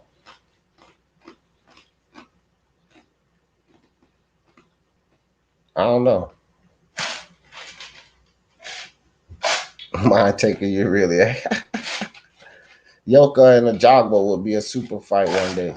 Well, I don't know, man. I'm shadow boxing. I'm not convinced of either of those two guys. That's the thing. Neither of them. Not Yoka, not a Jogba. Mm-mm. Mm-mm. I'm just not convinced. Wow. Yeah. He be going through wars though, man. Yeah, just the women alone beat the ESPN card. Yeah, hell yeah. Yeah, for sure. Savannah Marshall and Courtney Bridges fight was fire, bro. Fire. Both of those fights. Good call. No need to buy. Your commentary is great. It's like I can see the fight through your words. I appreciate that, brother. I appreciate that, my good brother. Do what I can for the peoples, when I can do what I can do. Tony Yoka ain't gold medalist for nothing. Man, yes he is. Oh, yes he is, shadow boxing. I know, probably so. He should be. Oh, obviously, it's Tony Yoka. But I do think Yoka can. Yeah, he got room to improve. Him and his wife need to improve. Estelle Yoka, Mosley Yoka. Man, I ain't convinced of her neither. Both of the Yokas are not. I'm not convinced. Neither Yoka. Shout out to ESPN. Good fights tonight, y'all. For sure. For sure. had 2 brain bleeds when he was losing to Barboza. Really? I didn't even know that. Man, why am I didn't even know that. Babbage versus Morrison. Man, I got the Savage Babbage, man. I got the Savage Babbage. Because Babbage got a good chin too, but man, Babbage is a come for. Babbage is better than that Lindbergh guy. Yeah, Babbage, I give because Babbage uses jab, man. And he be using head movement too. So Allen the Savage Babbage, he used that left and right head movement. He come with overhand rights and overhand lefts efficiently too. And when Babbage gets you hurt, he a monster. See that dude Lindbergh? He didn't know how to close. If Babbage would have got Morrison hurt like Lindbergh got him hurt, he wouldn't have let up off of him. And Babbage is big as he is, he's got a decent tank with him. So, I don't think like Allen the Savage beats like Hergovich and these guys like that, but Morrison, psh, please. I'll pick the Savage Babbage for Morris. All right, Cole, what's good with your brethren? What's good? Said the realest step up fights for all heavyweight. Yeah. Yeah, okay. That I'll take that. That is. I don't think most of these prospects, heavyweight prospects, going to get past him. I will say that because Joker's on a higher level than those guys, so he's a prospect himself. But I just think because his amateur pedigree, you could tell he can, he's got discipline and sweet science offensively. Anyway, he's got a good jab and he's got quick hands. So I don't think a lot of these other prospects, like I said, Jared Anderson needs some more fights before messing around with Yoka. Mm. Nah, he's good. The thing with he's one of those guys that bleed easy. So a lot of times he's in these fights and he's bleeding everywhere. Oh, you talk about his facial expression? Yeah, he do got a sad facial expression. All right, man. Some people just got facial expressions like that. Cooked red cabbage.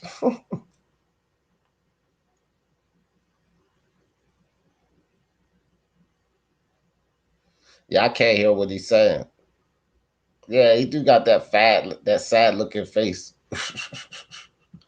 That's crazy. I didn't even pay attention to that until you said it.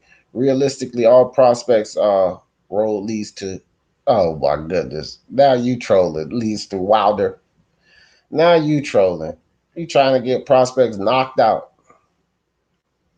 Joyce versus Usyk fights look like it's getting close to be. Man, that fight gonna get made. And Joe Joyce, slow Joe, gonna stop Alexander Usyk in the 10th round. Slow Joe. That's right. He gonna stop Usyk. Stop him. It's great that Sato is able to articulate himself clearly and walk and talk.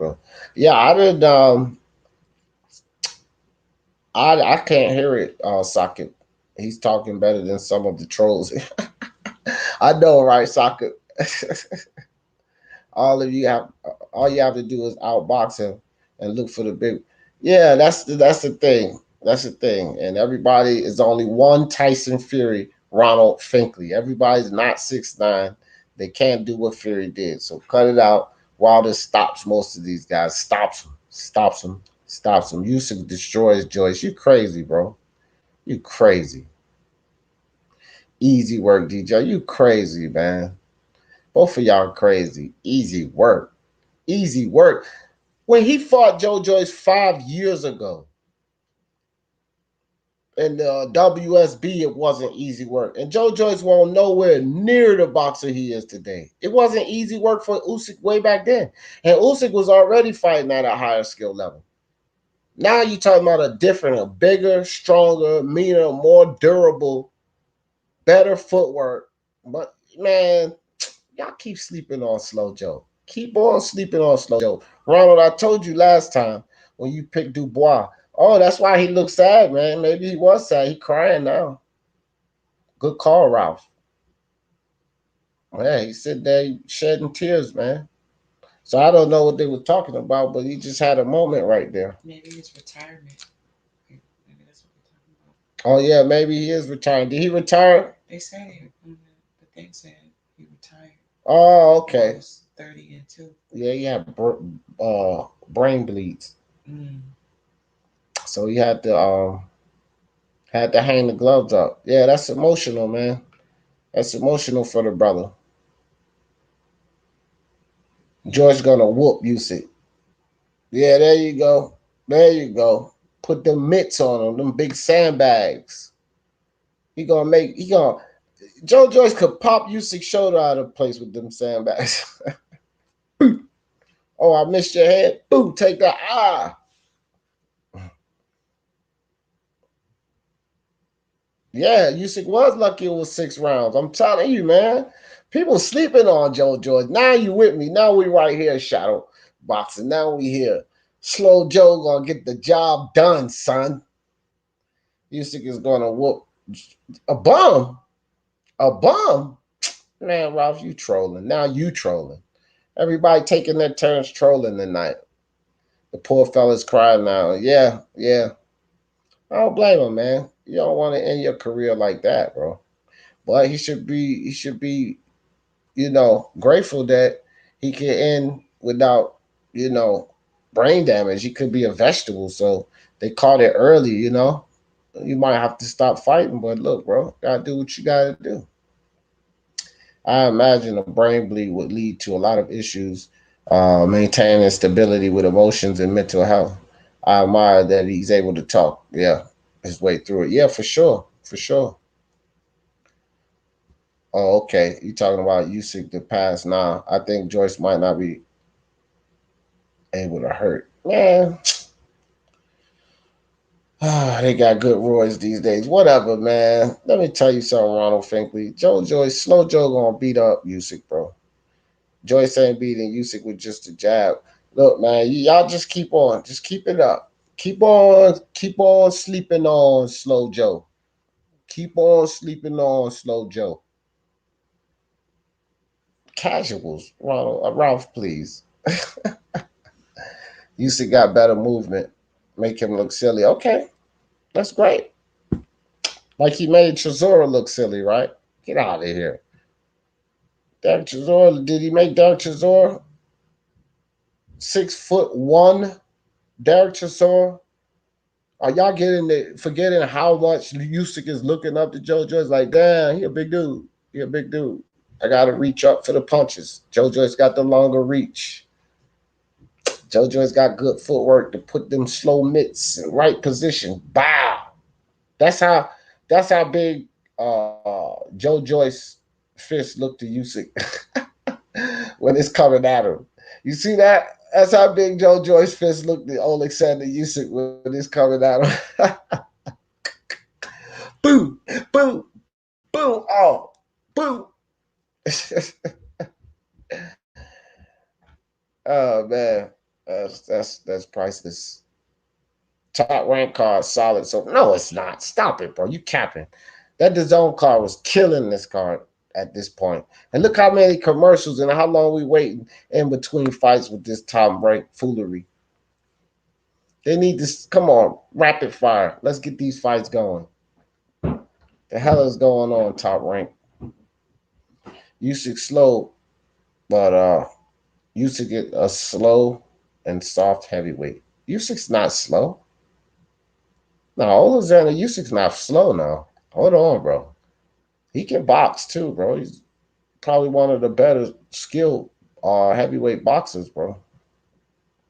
Chisora has a bigger frame than just whatever, bro. Not that much bigger, and not only that, he does have a wider frame, but Joe Joyce, they don't call him the juggernaut for nothing. Joe Joyce is not a small guy, bro. He's big as hell.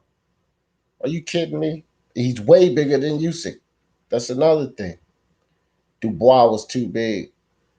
Yeah, that's what you thought. And Joe Joyce knocked him out. Knocked him out. Nah, Dubois quit, but still, TKO. He stopped him. Yo, where did Mark go? He's eating his supper. Usyk is very slow at heavyweight. He's not as slow as people think, and he makes up for it with his footwork. Soft. He crazy. And Usyk is not really. He's not slow at all, and he has excellent footwork. He's not soft either, bro. Joyce is from Posh Putney. Ron said Joyce almost slower than Savannah Marshall. Joyce is slower than Savannah Marshall. What you mean almost? Savannah Marshall faster than Joyce. Did you see those mitts she was putting up? That combination she threw tonight? Boom, boom, boom. Man, she threw it fast too and accurate. Yeah, she's faster than Joe Joyce. What you talking about? That ain't even a joke. He ain't almost slower than her. It's night and day how fast Usyk was at cruiser. Man, look, bro. Usyk is solid shadow boxing. He is. Smack the like button. Thank you, Ronald. Usyk is a solid fighter. Usyk is the softest. Oh man, you crazy. Oh man. All right, guys. Robinson Conceição. Conceição. Yeah, I'm calling him Robeson. Robeson Conceição. I'm not saying Conceição Sao the whole night. Conceição. That's too much. Conceição. No way, bro. And Jesus Antonio Armada. Ahumada. I'm tearing up their names. So we got Jesus and Robeson. There it goes. That's how I'm calling the punches. Jesus and Robeson. 17-3, 11 knockouts. Jesus probably coming with that Mexican come forward style.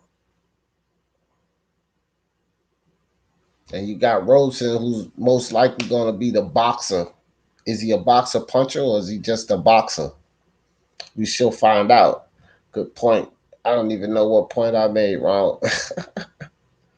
I'm just saying heavyweight clearly. And no, I don't think he can mess with the bigger guys either. That's another reason I'm picking him shadow boxing. But Usyk is good though. Sao is in cow. Okay, Sao. Okay. Contiel Sao. Yeah, better just to say Robeson. All right, so here we go. Coming out. Jesus come out with the jab. Contiel come with the jab himself. Neither guy really lands. Both guys picked it up with the shots. Now, okay, so Jesus coming with the power. Yeah, Jesus got the power, man, because he's throwing punches with mean intentions. Jab to the body by Jesus, and then almost hits. Robeson's coming with the power. It looked like Robeson might get the knockout here already. Oh, and a nice hook by Robeson. Jesus with a body shot, but Jesus on his bicycle. Robeson throwing punches with mean intentions. Just throws a jab, knocks his head back. Good counter right by Jesus, but Robeson fires off to his body like 5 body shots. Now Jesus standing in there, bro. Robeson tries to come with a wild overhand right. Wild hook thrown by Jesus. Oh, nice body shot by Robeson. Another body shot by Robeson. I don't know if Jesus going to be able to hang on, man. He taking some punishing blows to the body. Overhand right by Robeson. Robeson pushing the issue. Pushing Jesus back. Nice job by Robeson. Nice hook behind the guard by Robeson. Nice body shot by Jesus. Jesus pumping the jab now. Jesus doing a good job moving around, moving his head, trying to stay out center line. But, and a nice overhand right by Robeson. Jesus claims this was behind the head, but the judge is going to score that a punch, buddy. Nice change of levels by Robeson. Shoots the jab. Nice jab to the body by Jesus.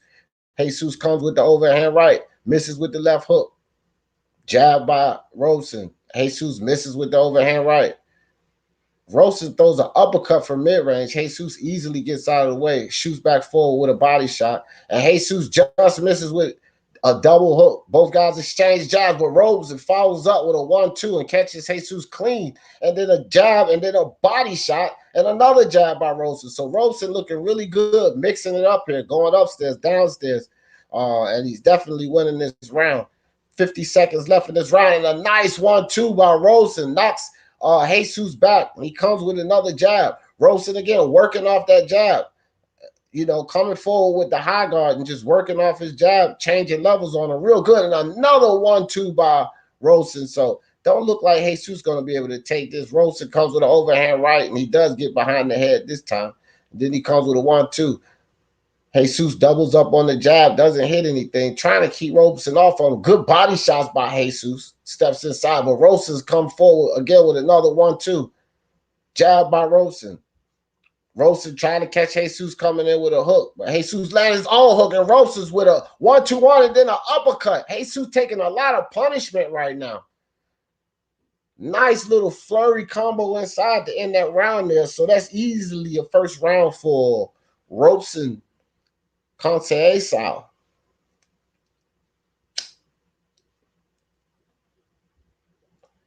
Conceição. That's a hard name to say. Good round. Rosen is looking better in this fight. Jesus taking a lot of punishment, man. Boom, look at that. Rosen's getting his gloves in on them. Hook behind the guard, another hook behind the guard, body shot, body shot. Then he comes upstairs and just misses him with that hook. So he's mixing it up real well, man. Changing levels on him. And see, Jesus is not getting those hooks behind his glove, where Rosen is getting his hooks in behind the glove. So really good work, man. Really good work right now. Jesus getting beat up. 1-0 Rosen. We start in the second round. Rosen's coming in. Good head movement. Good head movement. He's got Jesus missing starting the round. So nice stiff jab by Rosen. Another stiff jab. So yeah, man, I think he might put this kid out. Oh, and Rosen comes forward with a hard hook. Jesus slips it, but Rosen hits him with a second hook, and then a nice 1-2. Another hook by Rosen, body shot by Jesus, and a body shot and a hook by Rosen comes upstairs, and another body shot and hook by Rosen. Jesus is a tough guy, man. He's throwing back, he's staying in there, he's bleeding from the nose now, and Rosen's just taking advantage of him. Coming inside, showing good head movement. He's got Jesus missing, picking his shots off with his gloves, and another body shot by Rosen. A nice counter hook by Jesus, but Rosen comes right back with a body shot and a hook upstairs. And Jesus comes back and fires off body shots himself. Rosen comes right back upstairs with a 1-2. So Rosen, man, nothing Jesus is throwing is bothering Rosen right quick. And Rosen is just pounding him. His face is turning red, his neck turning red. Every shot is thrown with mean intentions. Just snapped his head back with a stiff jab. Just missed with an overhand right, does Rosen. Rosen showing good defense, picking shots off with his gloves, parrying shots, and just caught Jesus with another hook coming in, and then follows up with a jab, showing good head movement, slips a jab, moves out of the way of a body shot, and catches it with another hook coming in. Then he shoots a 1-2.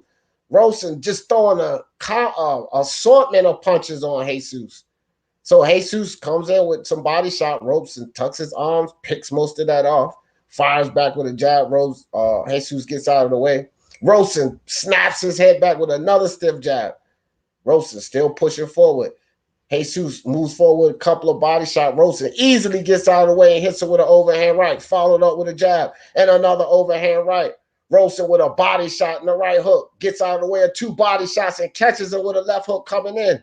Man, beautiful, beautiful work by Rosen. Rosen with a body shot, just misses with a hook over the top, but catches him with a left hook. Gets out of the way of a hook. Good head movement by Rosen, and catches him with another counter hook. Rosen must not have a lot of power in those shots, bro. Or this dude Jesus is just terribly tough because he's catching them clean, man, and Jesus is just taking those, missing on a lot of his shot. Rosen showing good defense and offense, and an uppercut and a hook by Rosen, and another hook behind the guard, man. It's just like he's teeing off on this kid. Even if he don't knock him out, I think they'll stop this fight, bro. Because right now, Jesus' head looks like a damn strawberry. It's almost as red as his gloves, bro. Don't make no sense. Rosen again with a double jab, body shot, and he comes back upstairs with a 1-2. Little short hook coming inside, and Jesus throws a flurry of punches, lands one good head movement and defense by Robeson, easily 2-0 Robeson. This is a one-sided beating. And when I say beating, I mean beating. Eric in the building, what's good with you? Eric Rojas, what's good, fam? Ayobs, what's good with you? Jeff in the building, what's good? Brazilian dude is loading up, man. He must not have power because he's hitting him with some clean shots, but they're not hurting him.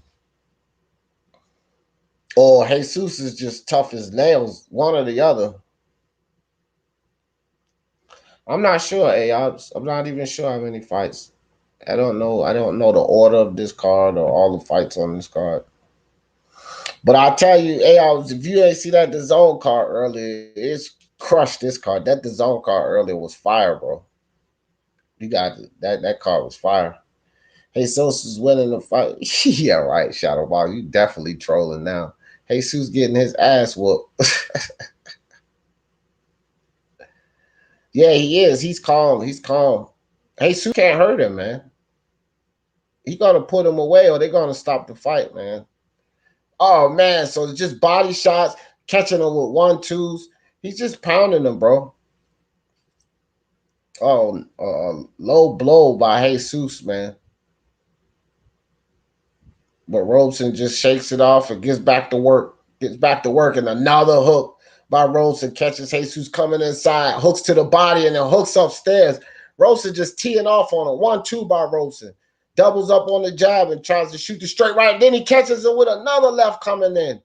Stumbles him. And then another 1-2 by Robeson. He can't keep taking this punishment. Another 1-2 by Robeson. Just snips about 5 punches from Jesus. So he hits him with 2 1-2s back to back and slips 5 punches.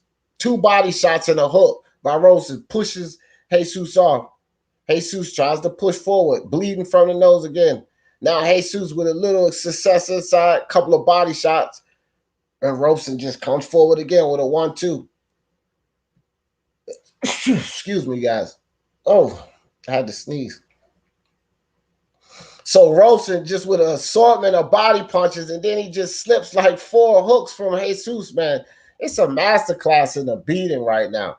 Robeson in the high guard. He lets Jesus fire off, picks off most of his shots with his gloves. And now he's basically in front of ropes. Jesus half the times with his hands down, just fires off another 1-2. Fires off a 1-2 and follows up with a left hook.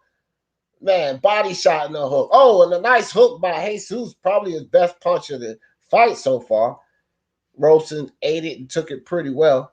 Jesus misses on a wild uppercut. Robeson showing excellent head movement, just slips about 3 punches, catches Jesus with a hook coming inside, and a nice 1-2 again by Robeson.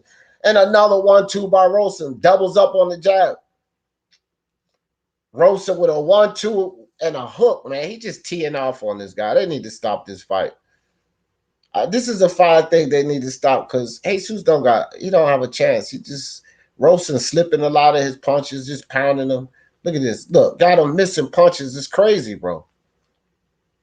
So Jesus comes forward a nice little flurry, but Robeson picks most of it off with his gloves. Jesus does land a body shot, and Robeson with another hard right hand. Then he comes with a double jab, and then he slips about 4 punches from Jesus, hits him with a jab, and slips about 4 more punches. Comes back up and hits him with a 1-2. Hits him with a left hook coming in, followed by a jab, trying to leave the pocket. Man, he's beaten. This is just merciless. Oh, and a nice hook and body shot at the bell. Robeson 3-zip. This is crazy. It is. And look at Robeson's face. Look at him. Like he been inspiring or something. His only fatigue comes from how many times he's hitting Jesus. Some beautiful work from Robeson, man. Sorry, oh my gosh, ain't it, Mark? It is absolutely. All right, Mark. I've been watching Robeson Conceição for quite a while. Robeson Conceição, he's a Brazilian fighter, very well proven in the amateurs and even the World Series of Boxing. Been to multiple Pan Am games and shit like that. Right? This dude, beautiful fainter, and one of the most in the Amis, some of the best head movement people will see. He's got beautiful ability to jab. What I'm seeing in this fight is he's just been slipping jabbing and showing this guy just the basics of hitting and not being hit. That's all we're seeing so far, folks. Honest to God. Yep. All right, guys. So we start in the fourth round, and Jesus comes out with a double jab, but there we go. And Robeson again with a hook to the body and comes right back upstairs with a hook. Robeson pops it with a jab, slips a hook. Oh, now nice punch. Jesus just landed a hook there. Of course, Robeson came forward. Both guys exchanged jabs, and Robeson just missed with a right hook. Jesus gets out of the way, throws a 1-2. Robeson gets out of the way of that, and Robeson pops it with a jab, just misses with the straight right. Both guys exchange jabs. So Jesus still throwing punches. He's not quitting on this fight. Nice 1-2 by Robeson. Robeson hits him with a jab, slips a jab, and then comes back with another jab. And then a 1-2 and a hook by Robeson. He is mixing up his punches so well, man. Slipping hooks, slipping. Oh, and a nice counter right by Robeson. Then he hits it with a 1-2. Sorry, guys, a counter left. Man, Robeson is just fighting beautifully right now, man. Jab by Robeson, cutting the ring off when he wants to. Nice hook from the outside by Robeson. Then he shoots the jab, keeps Jesus back. Nice stiff jab by Robeson, snaps Jesus' head back. Got Jesus back by the corner. Robeson with a nice overhand right. Jesus throws a 1-2. Robeson gets out of the way of that. Like Mark said, man, perfect display of hit and not get hit is what Robeson is doing here. So a nice jab there by Jesus, but he pays for it with a body shot and a hook by Robeson. Robeson with a double jab and another hook over the top by Robeson. And Jesus wraps up. Robeson got both arms up. Jesus pushes off. Minute and 15 seconds left. Robeson back in front of Jesus, coming forward in a high guard. Both guys exchange punches in the middle of the ring. Nice stiff jab by Robeson. And another jab by Robeson, tries to come with the overhand right. Jesus just gets out of the way. Jesus throws a double jab and a straight right, and Robeson easily gets out of the way of that. Robeson back in front of Jesus, and with the high guard, both guys go in for the hook. Robeson turns Jesus back in the center of the ring. Robeson comes forward with a nice overhand right, just missed Jesus over the top. Both guys exchange jabs, still in the middle of the ring. Both guys exchange rights, but Robeson comes right back forward with a double jab and a straight right. He's just punishing him. And Robeson with a wild overhand right that misses, catches Jesus with a hook. Jesus throws two body shots. Robeson gets out of the way. Now a body shot landed by Jesus and another body shot and an uppercut by Jesus, but Robeson comes right back with a 1-2 upstairs and then a double jab by Robeson. Robeson, nice overhand right by Robeson. Jesus got a hell of a chin, man. He's taking a lot of punishment in this fight, but probably the best round for Jesus, even though he's still losing this fight. And a nice hook from Robeson there, just missed with an uppercut. Okay, and that's how it ends. So, yeah, still around for Robeson, but I think that Jesus probably had his best round in the fight. It was his best round for sure, but like, just because it's his best round doesn't mean it was a good round. A winning round, yeah, like it was a winning round. Robeson still quite dominated. He just had minor success for like 20, 25 seconds. He managed to close the distance a little bit, but Robeson managed to change that up. What he did was when Jesus started to land those punches to the body, he was landing left and right hooks to the body.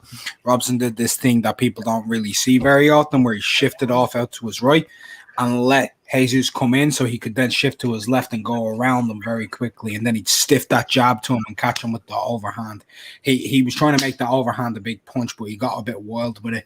Good job, Jesus got out of the way, but we'll see that in the next round for sure, I think, and more exchanges. Yeah, it's like it's like he's and they're trying things on Jesus. He's trying things out on him.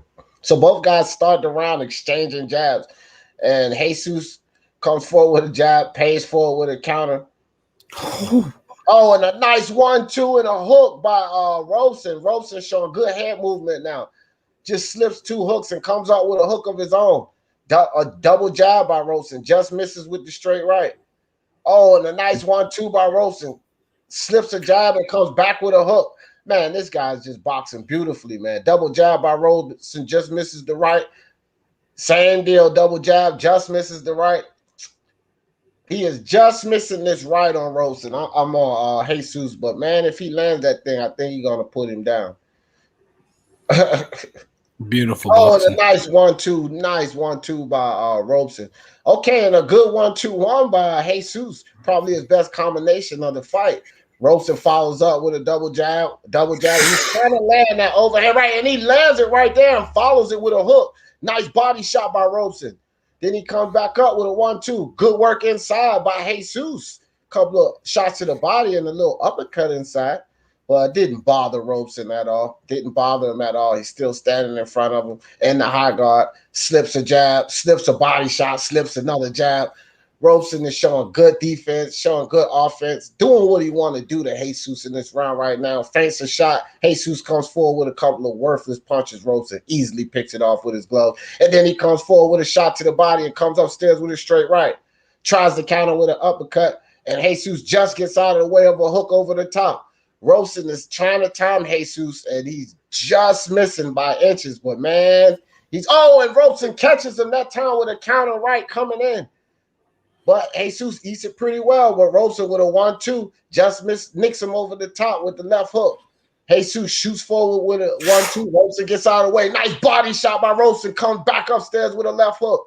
Jesus eats it well, but he's eating some hard punches. Nice stiff jab by Robeson. Snaps his head back and catches him with another counter hook.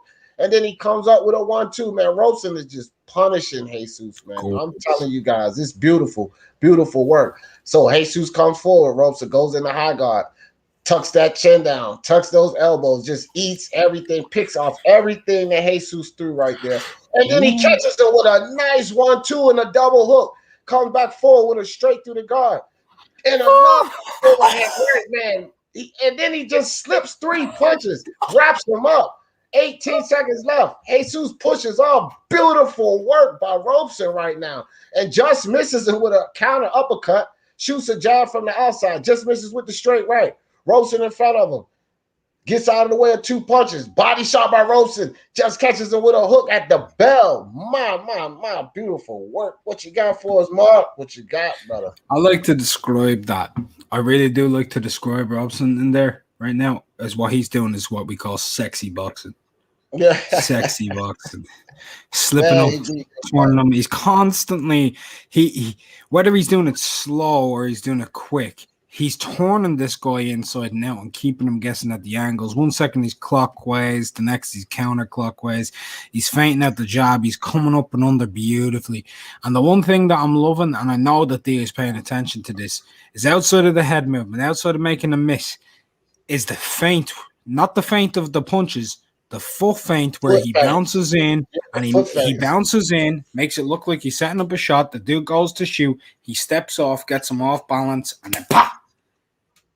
Beautiful. Man, yeah. Beautiful. This is great stuff, bro. If he had more power, man, this dude would be vicious.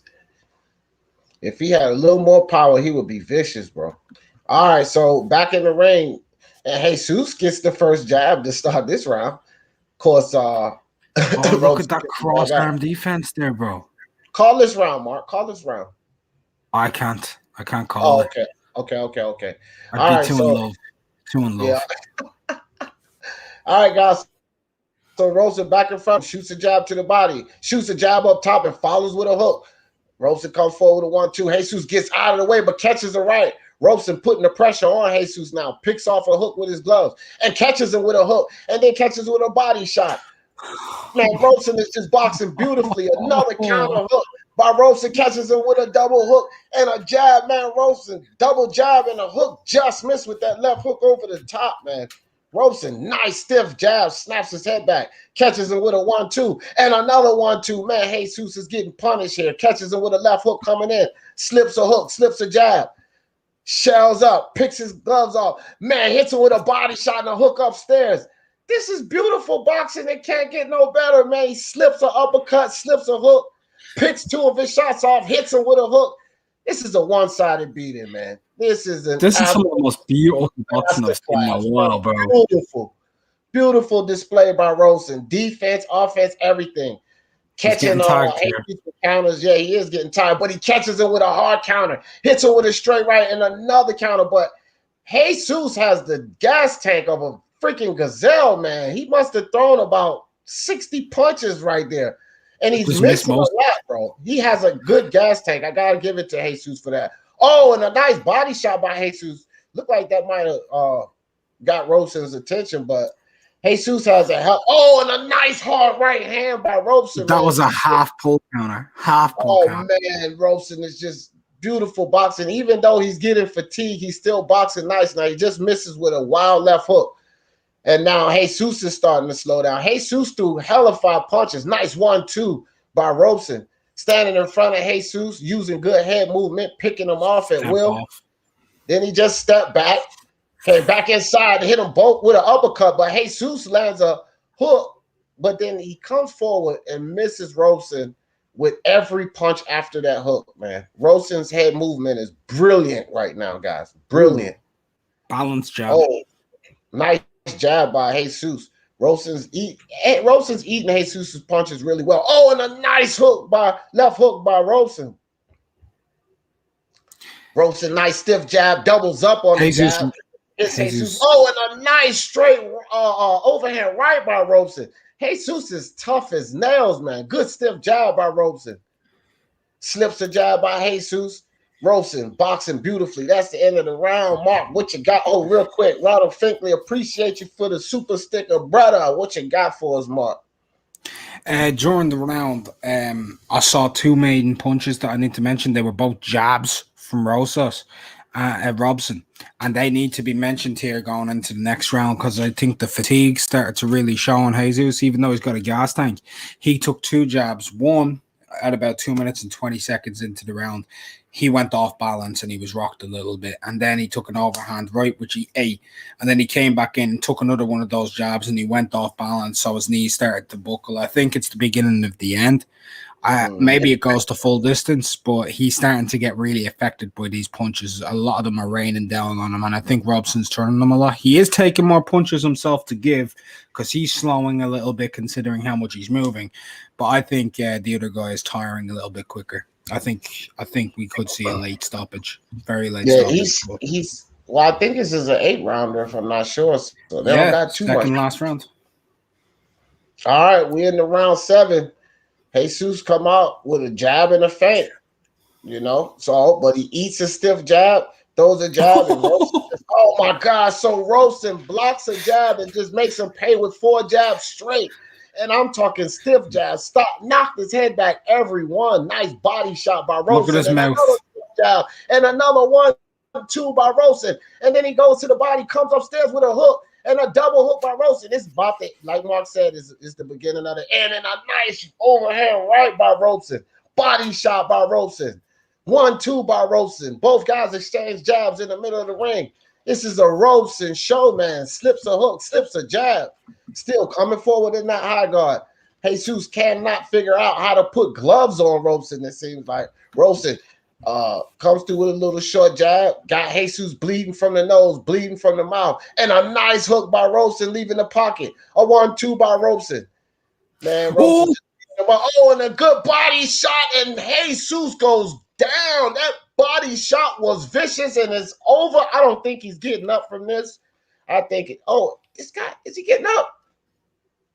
This guy is tough. Nope, the ref stops it, man. He should have stopped it, bro. He should have stopped it.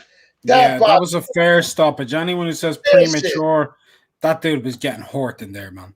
He was getting hurt, bro. Oh my! Wow! Look, out of all of that punishment, he puts him down with a body shot. But that thing was beautiful, man. ALD. I gotta say one thing, yeah. That dude's a problem. Yeah. Hey, I'll tell you this too, man. He's 130 too. He's at 130 pounds. Eating themselves with this fight because this card was lackluster. And then this fight right here, man, they got back in the mix with this fight. Yeah. Damn, that was a beautiful performance by Robeson right there, bro. Robeson Conceição, whatever, man. Conceição. I'll teach you it. Conceição. Yep, that's it. Conceição. Okay, there we go. Now I got it. That's how you say it. If that's how you say it in English, not Spanish or Portuguese. That's just how you say it in English. And I Conceição. think he's Brazilian and shit. Yeah, so that would be Portuguese. That would Conceição. Right. But you know, that was brilliant, man. That was brilliant. He's was at the 130. Guys, prospect watch. Robson Conceição, 130 pounds. This is the same division as Shakur Stevenson, guys. Same division as Shakur. This dude's a beautiful boxer. Beautiful boxer. Did a fine job. Fine job. Absolutely.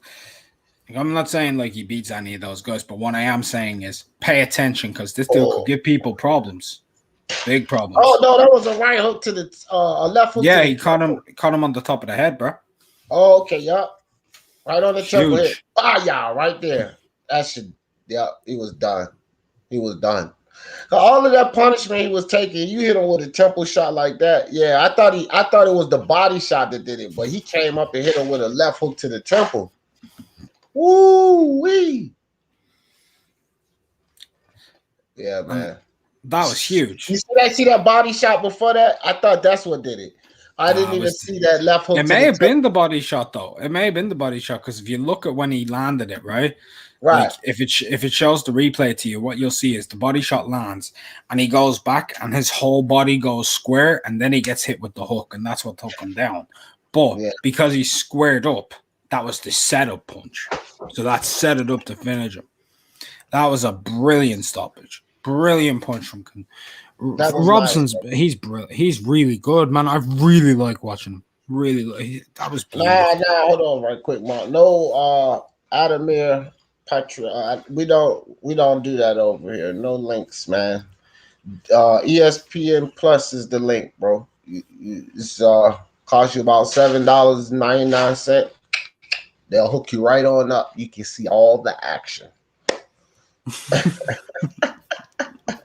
ESPN Plus, they'll do it for you. Well, guess he won't be back. Yeah, man. Wow, that was nice. Look, bro. I know he did get caught with certain punches at times and everything. Like, there's no such thing as perfection.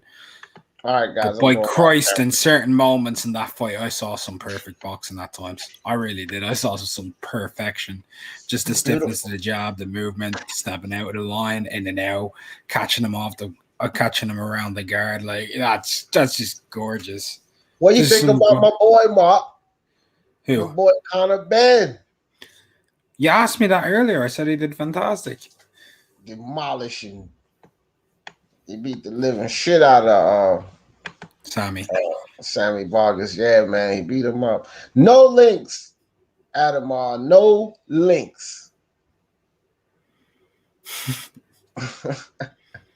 I feel bad for my Mexican dude. It's all right, LT. Everybody got to take a loss sometimes, you know. Everybody got to take a loss. He showed heart in there. He showed massive heart, bro, because he was getting pounded, fam. And there's no shame in it. Like if I was like top rank or whatever, and I had a POC at 130, any prospects on the come up, I'd put him in there with them to see if they can do it when they get to a certain level. Because just because this dude beat him doesn't mean others won't, you know. Because Robson is a very good fighter. Bro, he showed a lot of skill in this fight tonight. I mean, look, when you got a guy.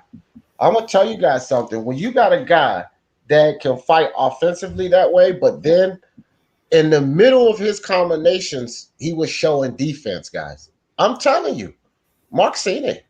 In the middle of his combinations, he still had the mindset to show defense. He threw a hook to the body, and then he threw a hook upstairs. Then he brought his right hand up and blocked the hook perfectly coming from Jesus. And then after he did that, he utilized his head movement. He slipped a jab, dipped a hook, jumped back in with a body shot, and stepped back out of the pocket. I'm like, bro, look at this, bro. That was beautiful work. Hey, man. I'm like, this guy's been around for a very long time as an amateur, right? And like to give people an idea if they don't know who he is, this is an Olympic gold medalist. That's what you saw. That was the 2016. That was the deserves it, 2016 lightweight Olympic gold medalist. He beat Lazaro Alvarez of Cuba in the semis, and then he beat Sofiane Amina. Like, in his very first, I think he was at the Olympics in 2008 as a featherweight. He got knocked out in the first round. Then he went to London in 2012, and he lost to somebody who y'all will be familiar with in 2012 at lightweight, and that's Josh Taylor. Yeah. He's been in there with the works. I mean, he if I'm not mistaken, he fought Lomachenko out in Azerbaijan at 2011 World Championships, and originally they scored he had a victory over Loma, and they overturned it, so Loma won it. So he actually had a victory there, and then they overturned the decision after a few minutes. So Lomachenko ended up doing that, but he only lost 19-18 in the Amis against Loma, and as you know, that's a very close fight. He picked up the silver at the Worlds in 2013, 2015. He picked up the bronze, went to multiple Pan Am games, won multiple golds. I think he won 3 Pan Am golds.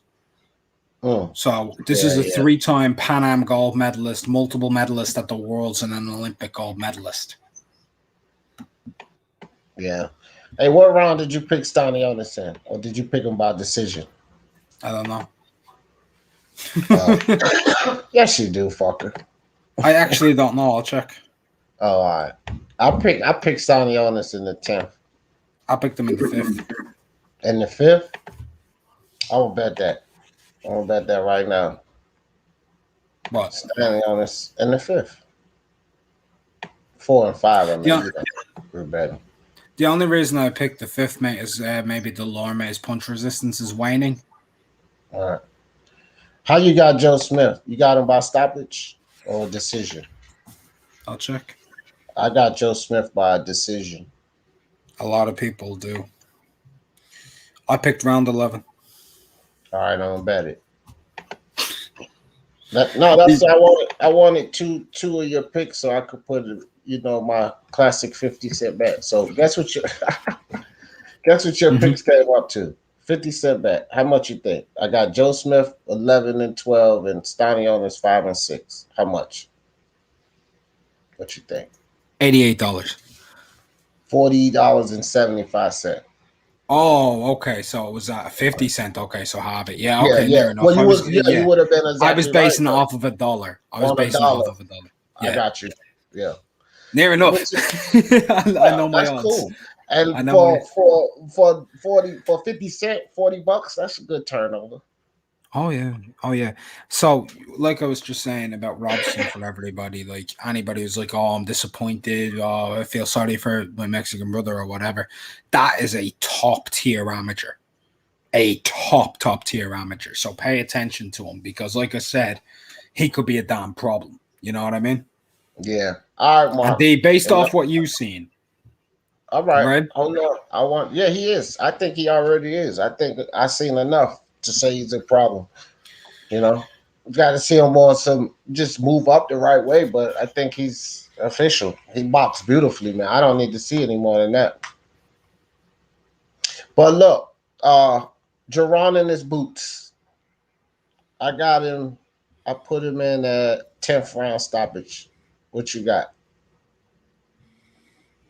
I put him in. H Money, what's good, brother? I picked round 10 too.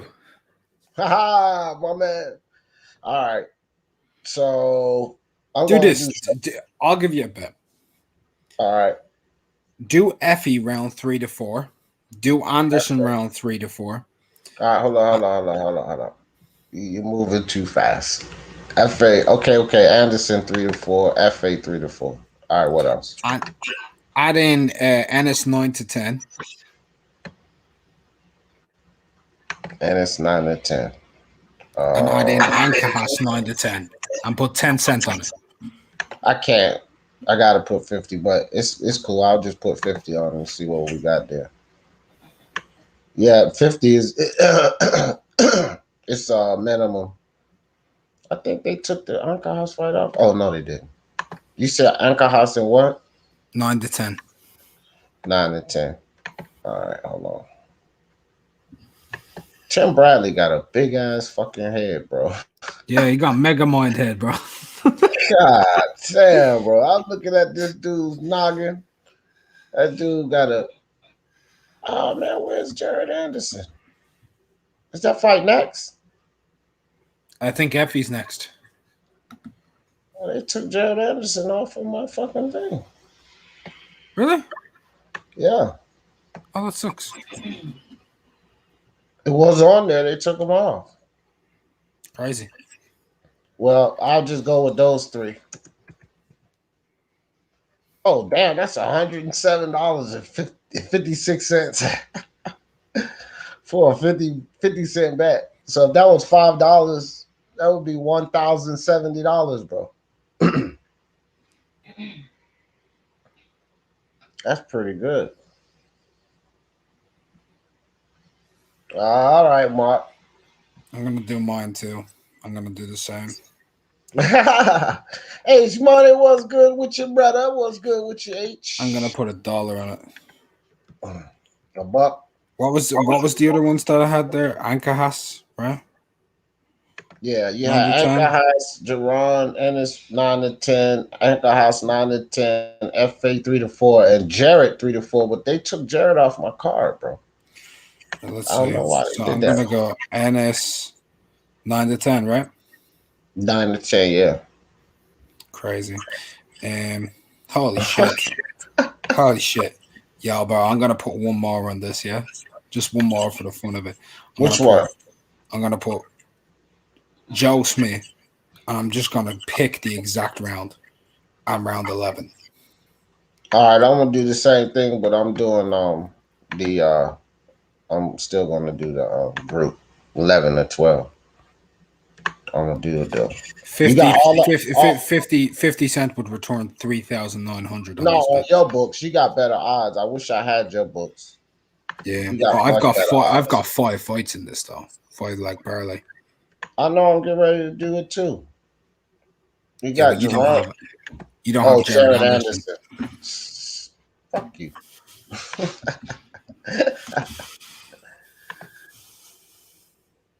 All right, I'm gonna find one to put in there, fucker. I don't have Anderson. All right, FA Jogger was 3-4, right? Yeah. Yeah. If you want, I'll give you a different. I'll give you a different one to do. No.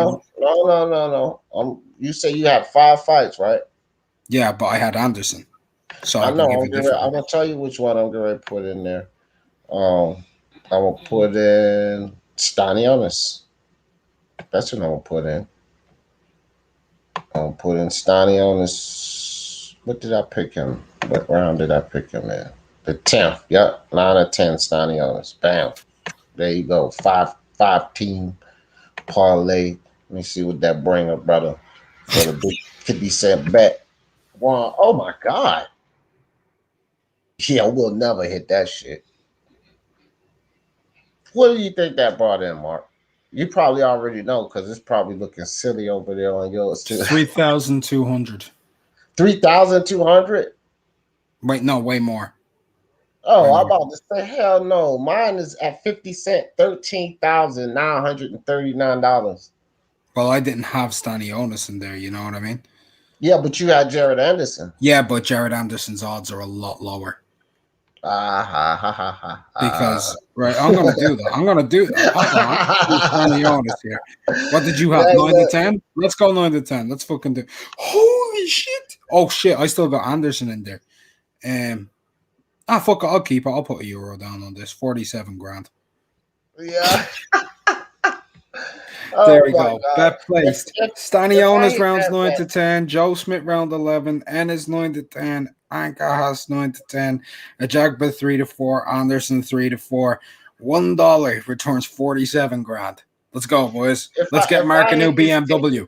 If I hit this ticket, I'm gonna donate $2,000 to people's channels, and then I'm gonna give away $1,000 on this channel.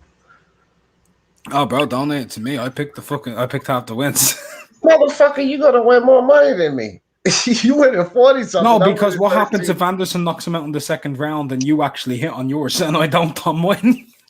Well, you're gonna be, of course, you're gonna be one of the channels that Yeah. get some of the bread, son. Haplo type in the building. The motherfucking Mark, motherfucking salute to you guys. D motherfucking Mark, motherfucker. Motherfucking Oh, salute. That's good stuff. that's it. Man. Motherfucking salute, Haplo. Damn, Ronald, you doing that bad? Ronald said he think he get this 43rd. Oh man, Ronald, you not doing that bad, brother. Damn, man, the layoff in between these fights, sucks city, bro. That's what another thing that makes the zone card better. You don't have to wait ages for the next damn fight, bro. You got all Yo, these D. freaking commercials, and ESPN is that big time D. network. They gotta get paid. Go ahead, bro. I'm gonna jump in on this on my phone real fast. I'm switching to my phone so I can have a smoke. You going to Right? smoke? Yeah, I just figured that. All right, that's Yeah, what's you up. know me. D knows me so well, fellas. It's my dog. You're my dog. You cooling up? Indeed, indeed. Great boxer against cab drivers. Tim Dub, classic Tim Dub. He said, haplotype, yo, we got two unrivals in the motherfucking building. And only one of them can you hear. Yeah, I hear you. I hear you, brother. Oh, gotta get that smoke, man. Fucking hell. Whew. Money. Oh, and I'm watching both the cards, by the way. So I'll be updating people. What card? What PBC card. The what? PBC card. It's on now? Yeah, it's starting soon. It starts So at look- 9. I thought that starts at 9 o'clock. I thought it starts now. Next 5 minutes, 8. Oh, it must be prelims. Yeah, but I'm gonna watch the prelims. Oh no, that's fine. That's fine. I just got I'm doing the post fight for the main card. Monty Brown and H Money. I just said that I was going to talk about their lives. There's probably a lot of people doing Ennis, but Monty Brown and H Money is doing the Ennis fight. So I'm gonna go pay homage to both of those guys, but I'm not gonna do that fight because I did the zone card and I'm doing this card. Yeah, like I know why. I know why you and I both know why. So what I've got to do myself, right, is since I'm not covering anything live, I'm gonna take specific fights, and in between when they end, I may have to mute myself because I'll be doing a post fight. Oh yeah, I know how you do. I know how you do, brother.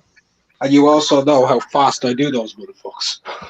I put too much editing into mine, but I don't. Remember I was talking to you about the notifications, so I got 3 lives today, so I ain't doing no post fight videos. H Money, I just sent you a link in Instagram. H Money, my brother. I don't even let people up here. I'll let you up here on this fight, bro. You've been a real good dude here, H. I ain't even gonna lie, bro. Impressed the hell out of me. I swear. I did. I just want to say one thing. I did 35 subscribers. 35. 35. Oh yeah, you'll get that easy. We need everybody who's not subscribed to Unrivaled Boxing Talking News. I don't know what the fuck is wrong with you. You should have been over there. I need 35 and I reach 4K, the magic number. We need 35 people. We don't have 35 in here, so I think more than half of you guys, everybody listening to the damn playback, go subscribe to Unrivaled Boxing Talking News. The best, one of the best channels in the YTBC by far, bro.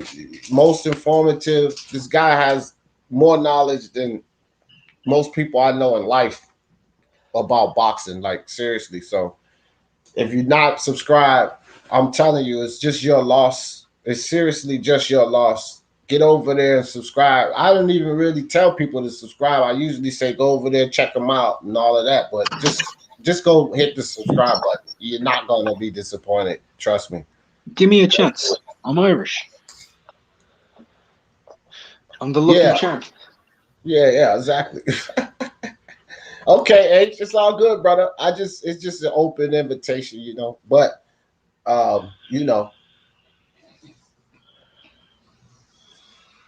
H Money said he taking. Hey, you a hard working dude. I do a lot. online, but you right there. You know, some weeks you do more H, maybe some weeks I do more, but you right there with me, bro. So I do not mind you taking the day off, the night off. I take Sundays off, H20. You know what I mean? Sundays are my days. Fuck all that. Yeah, Me and man. my Y'all baby. need like this is me just speaking as someone who doesn't even do it. Like I used to do quite a bit, and I know what that did to me. I don't do as much as you do still, like in terms of grinding.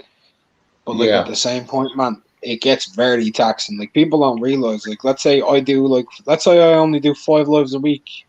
That's normally about 20 hours plus like 20 videos, whatever I may do on average. You know, Yeah. Yeah. like that's a part time job right there. It is a part time Fucking job, right, bro. and then like I'm gonna say it like people don't realize, but this week like these popped 4 hour live streams, 3 hour live streams, 4 hours. He's 2.5 hours into this one already. He already did one. He did one yesterday that was like 7 hours. Oh well, one Monday and Tuesday, this how it went. I did a 4 hour live in the morning, a 6.5 hour live uh That's a that 10 hour evening. work day. Right. And that was coming off a 7 hour live the day before. Look, I'll show people right now. I'll check it right now. Watch. I'm gonna do the hours for See people right how now. this was good, brother. Was good with you, my man. We got boxing fans worldwide, like Ronald Finkley say, man, you never know when a boxing fan want to come learn something about boxing or hear something about a good fight or listen to some commentary. So somebody got to do it, man. And I want real boxing fans in here. That's why our family keep growing and keep growing. We growing steady. We're a steady, slow growing community because we don't have a lot of fanboys and casuals and people that want to hear what they want to hear. Yeah, what Just so up? people realize, I've not included the videos and added up all of the minutes, right? But kind of just averaged out like the live streams this week from D's done 37.5 hours so far, and it's Saturday. See that? And we still going right now. Yeah, if this stream gets to 5 hours, D's done a 40-hour work week. Well, I will do a 40-hour work week because this one won't get to 5, but I'm doing the post fight live of the Boots and this fight. So, that's going to be some hours there. Yeah, and that's not including the editing and everything behind the scenes or making the Don't making even the get me started. thumbnails or anything. We can't even. It's a lot of work that goes into it, man. Yeah. Because my thumbnails are original, so I don't get no more strikes. I got to design my own thumbnail. No, nobody got a thumbnail like this. It's a lie. Hell no, I don't copy nothing off the internet no more. Nothing. I just make my own damn thumbnails up. Because, man, look, I use Snip and Sketch and GIMP and TubeBuddy thumbnail maker. I use the three of them and design all my own shit. So they can't say I stole it from anywhere because some people want to copyright claim a damn picture. It's just ridiculous out here. No, that's my picture. Okay. What you gonna have a freaking conniption fit? Anybody can use my picture. I don't care. I seen you know what I seen, Mark? I showed my wife one day. This was about a year ago. Cause I've been designing these thumbnails for a while. I seen what was it? It was some major, I think it was ESPN or one of them shows. They had a thumbnail, and bro, they used my exact template. I showed my wife. She was like, "Wow!" I put it out like 2 days before they did. I mean, they used the exact template. It's like I think they just stole my picture and manipulated a couple of things and put ESPN up there. I was like, "Whoa, that's crazy, bro!" Mm. And it won't no way like nobody had that picture anywhere because I was making the thumbnails just like I'm making them now, right? Ain't no way nobody had that picture. And they had the exact template, the same picture, the same cutouts, everything. I said, that's my damn picture. Of course, I didn't give a damn. I found honor in it. That means it must have been a good picture if they decided to use it. You know what I mean? That's how I looked at it. I was like, cool. Didn't get me angry. I'm not going to try to sue ESPN. Oh, fuck that. I'm suing ESPN. They use my thumbnail. I don't give two shits about that. or whoever it was. I don't remember what major it was. It might have been Fox or CBS or anybody.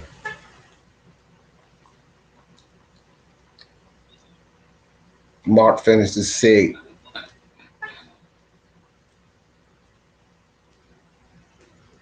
He'll be back in a second. All right, guys. We get ready to get into this first fight. Oh, not the first fight, the next fight. I meant we already through. That last fight was fire, man.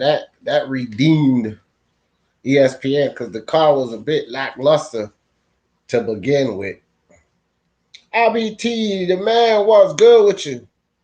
He said I will be stealing and re-uploading D Jefferson videos and stuff. Have at it, brother. Have at it. You never get a copyright strike from me. I promise you that. I will never copyright strike you, dog. You guys, all my information, my video, all of that. Look, man, if you spread that somewhere, then you spread boxing truth. That's how I look at it. So, any of you guys with channels or anything, have at it, bro. Have at it. Y'all can replicate, utilize, post, paste, copy, whatever the hell you want off of Speak Your Mind Sports Talk. I promise you never get a copyright claim from me. I promise you. Even if I don't like you, you can still do it. I don't give a shit.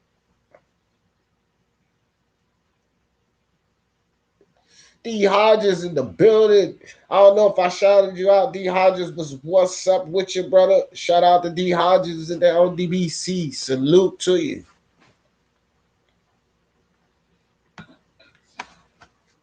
D Hodges, that brother's everywhere.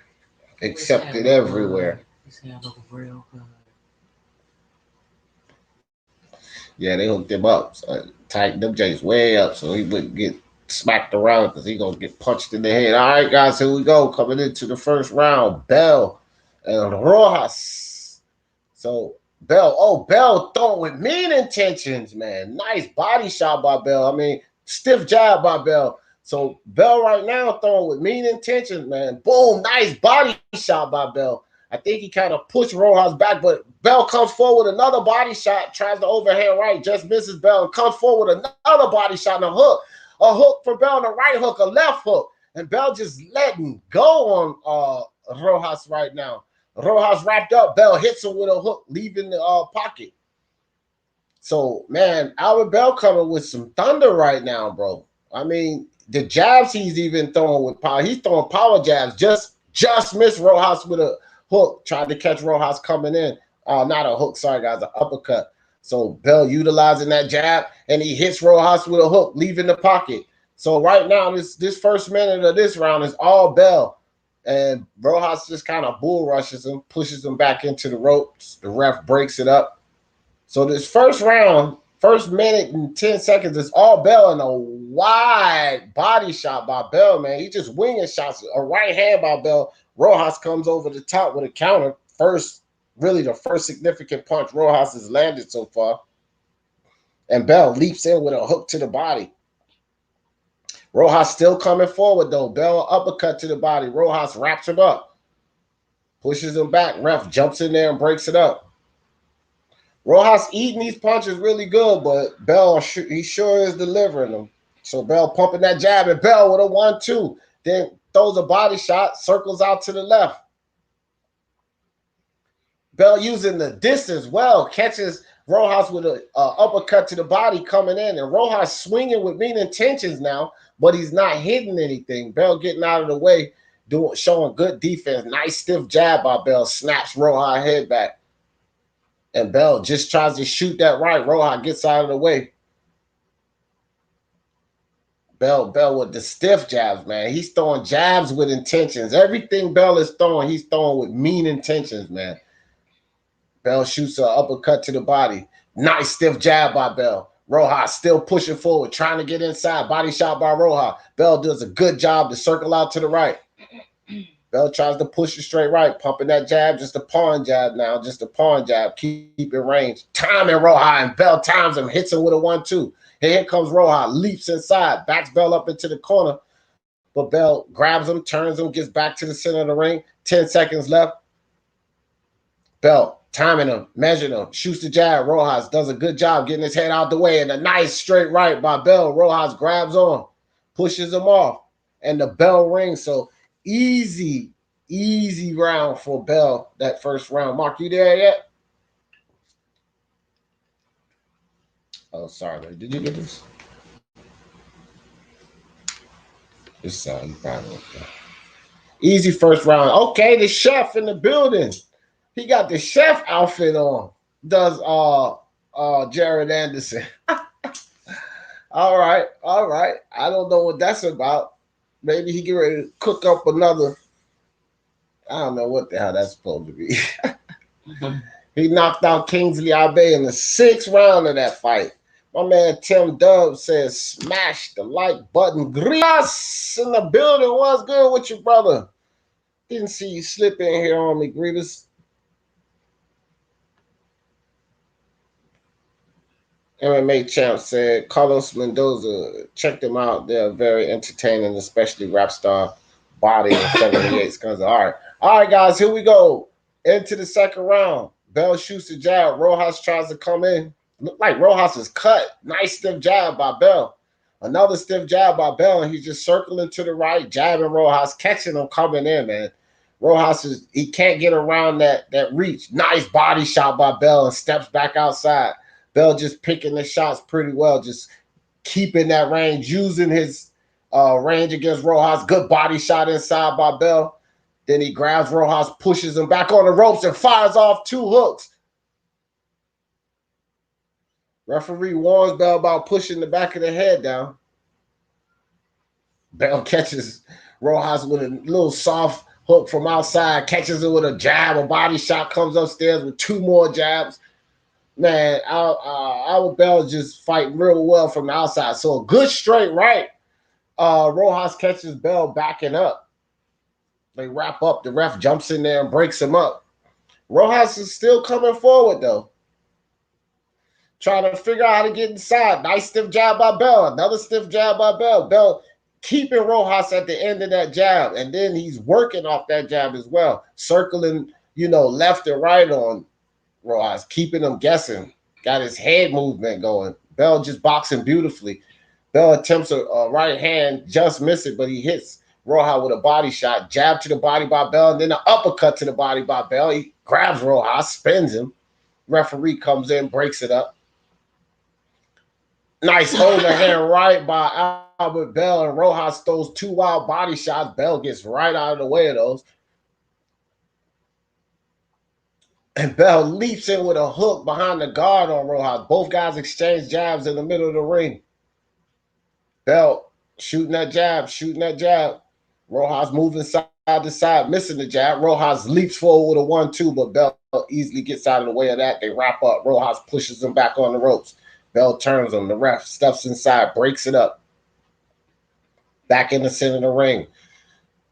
Bell with a straight right on Rojas. Just missed with the shot to the body. Rojas come in with a couple of wild punches, and Bell wraps him up. Referee warns Rojas, forearm in the neck of Bell. There you go.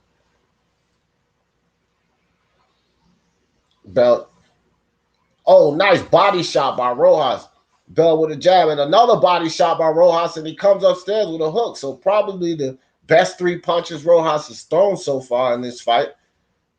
Definitely not enough to win this round. Oh, and a nice hard body shot by Bell, but Rojas responds with a hook, and then he comes back with a body shot, just misses with the overhand right. And the bell rings, so that's another round for Bell, 2-0 Bell. Rojas leaking. Yeah, he got cut over the eye, man. Hook from Bell. He caught him coming inside. Prime fight champions in the building. What's good, brother? Good to see you. Grievous, me and my friend back on the same horse. I done 20 each way up. Okay. My friend put 10 on Balco just to win. All right. Y'all laying some bets, huh? PFC, Prime Fighting Champion in the building. That's right. Rojas landed well at the end of that. Yeah, at the end of the round, but Rojas getting his ass whipping.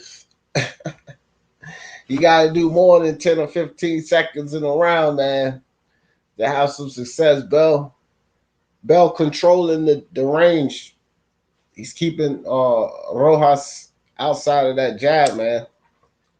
Showing good footwork. All right, guys, we're back in the fight, third round. So Rojas comes out trying to pump his jab now. They're showing the punch stats. 33-16 landed in that last round, 31% to 26. So Rojas is getting kind of wild. He's trying to put pressure on Bell, but Bell is showing good footwork, just moving to the side, catching him with these uppercuts to the body coming in. He keeps catching Rojas. Then he pops it with a jab and slips a jab from Rojas. So Bell just using the outside perfectly, man. Leaping in with hooks to the body, leaping in with hooks upstairs behind the guard, and, just keeping the Rojas guessing. Oh, and a nice uppercut catches the Rojas coming in, but Rojas with a hook over the top didn't bother Bell much. Another uppercut to the body. Rojas comes in with some fire. Bell just gets his arms in the way, wraps up pretty good. Bell is doing a good job of wrapping Rojas up anytime he gets in. Most of the time he turns him and gets back to the center of the ring. So he's controlling this fight, man. Oh, nice little hook inside by Rojas. Body shot inside by Rojas. Albert Bell just controlling his arms inside, Rojas putting that body weight on Bell. Guys, why is the ref letting them struggle inside that much, man? Break them up and get them back to fighting. Neither of them was throwing punches. They were just tussling inside. Oh, nice body shot by Rojas. Good jab by Bell, but Rojas responds with a jab of his own, and then a body shot by Bell. Nice stiff jab by Bell. So Bell back on the outside, utilizing that range, keeping Rojas on the outside end of that jab. Got him guessing. Oh, head clash. Rojas. And that's what happens. So timeout, head clash. And Rojas is cut again on the forehead. He hit Bell in the chin. So now Rojas is cut on the forehead as well as over the eye. Incidental head clash. Wow, but for sure a head clash. But Rojas is all right. He's coming back. And Bell seems to be all right. Rojas with a jab. Bell misses with a counter hook. Pops Rojas with a jab. Steps back outside. Rojas with a jab to the body. And Bell hits Rojas with an uppercut. But Rojas with a hook pushes Bell back on the ropes. Referee let them grapple too much, bro. Yeah, they'll break it up. Referee warns Rojas about a rabbit punch. So Bell inviting Rojas in, like, come on, come get it. Nice jab to the midsection by Bell. Then he jabs Rojas up top. Both guys exchange jabs. So Bell showing some good head movement. And Rojas comes in again, wraps Bell up. Bell tosses him off to the side, gets back to the center of the ring, and then fires off a combination. Rojas responds with a hook of his own, and the bell rings. So 3-0, man, for Albert Bell. Rojas is having success in spots, though. And so that's the thing. He's having success in spots.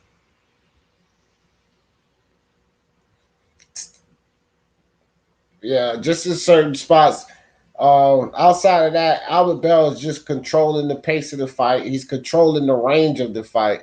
I mean, he's maintaining range in this fight, just keeping Rojas on the end of that jab and, leaping in with hooks to the body. And the thing with him leaping in with those hooks to the body is he's mixing them up, because he'll leap in and feint a hook to the body but come up top, and he's catching Rojas with those as well. So, Albert Bell boxing the fight that he needs to box, keeping this guy on the outside. And a couple of the times that Rojas did get inside, he didn't really put much damage on Albert Bell. The only damage he really gave to Bell was the head clash. So we're into the fourth round, guys, and both guys exchanged punches to start this round off.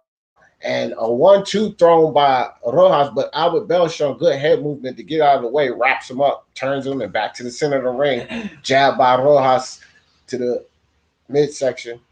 And Bell back to using the outside again. Jabs Rojas, stand on the outside, circling to the left. And Rojas is just kind of diving in like with these wild punches. Ref wanted both of them to watch their heads. Back in the center ring, and Albert Bell utilizing that jab. He's trying to time that right hand because, yeah, nice hook by Albert Bell. Dips up under a hook by Rojas. Now the ref is stepping in there, starting to break him up. Good jab by Bell. Now Bell using that jab again, staying on the outside. Nice counter to the body by Bell. And Bell pushes Rojas back on the ropes this time and pounding body shots in the clinch. The ref letting him get work off in the clinch. And Bell catches Rojas breaking out of the clinch with a little uppercut to the body by Bell. And they're back in the clinch. And I don't know if Rojas want to be in the clinch with Bell because Bell's getting off better body shot. Oh, and he catches Rojas with an uppercut coming in. And another uppercut to the body by Bell. So he's doing good body work. Slip the jab, does Bell, and then pops Rojas with a jab. Another body shot by Bell, body shot by Rojas. They wrap up, back in the clinch. Body shots thrown in the clinch. Rojas tries to come upstairs. Bell picks it off with his gloves. And these guys are really getting it in the clinch. But the ref is letting them do a lot of tussling, man. I would like to see them break it up a little more when they're not throwing punches. Okay, now that's a good shot to the body by Rojas in the clinch. And Bell pulls away and fires off his own shot to the body. So maybe it is the ref see him doing some work in there because they all working each other to the body. The ref steps in now and breaks him up. 40 seconds left. Nice jab by Bell. And the Rojas is, referee warns Rojas. Rojas doing a lot of ducking down and just kind of grabbing on. So nice head movement by Rojas. He spries up and tries to come up with a fast 1-2, but Albert Bell wasn't having any of it. Got out of the way, popped it with a jab, and then a 1-2 by Albert Bell, and Rojas wraps him up again.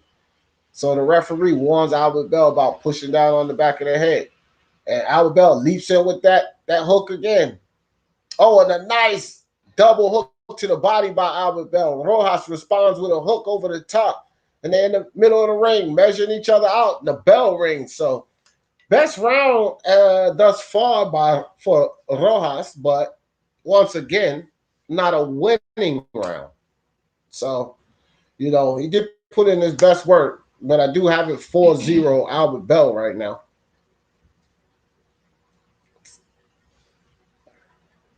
Dude on the ropes look distressed. Oh, man. Yeah, Rojas is relentless, bro. He's just one of those come forward fighters. He's taking a lot of punishment, but you're right. I like the way that Bell is putting in that body work. He's putting in good body work, investing downstairs. Yeah, I got it 4-0-2, Ronald. Rojas is working off 2 cuts right now.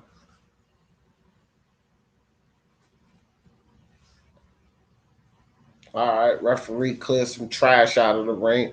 Bam, and we into the 5th round, and a jab coming right out is Albert Bell. Pumping that jab, hits Rojas with a couple of them, and Rojas still trying to figure out how to get in, throws a hook. Bell picks it off with his glove easily, and still keeping him on the end of that jab, and a nice hook from Bell catching Rojas trying to get inside.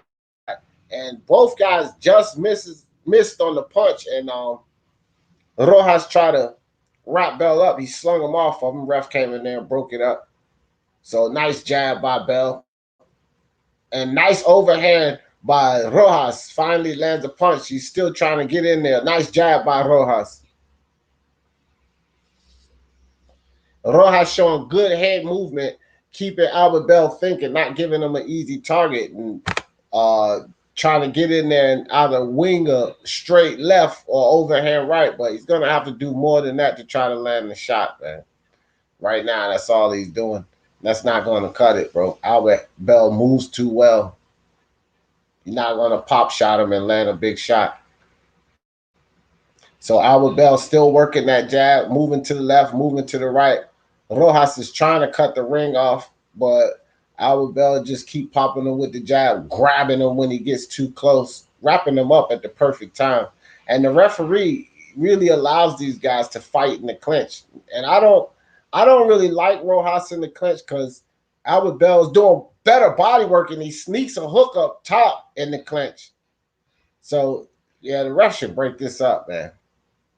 That clinch game doesn't serve Rojas well to me.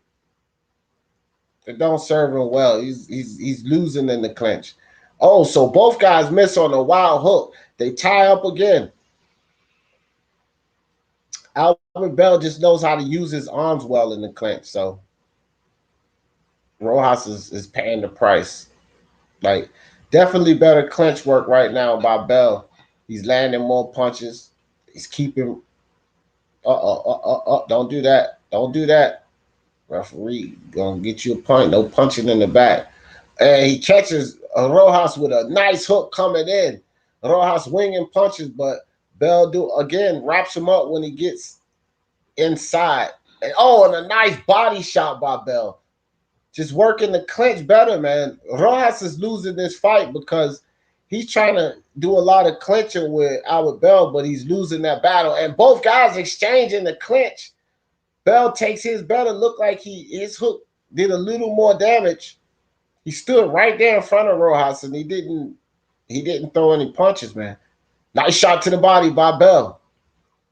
Another shot to the body by Bell. Rojas just misses with the right over the top and the bell rings. So 5-0, I got it 5-0 for Bell right now, man.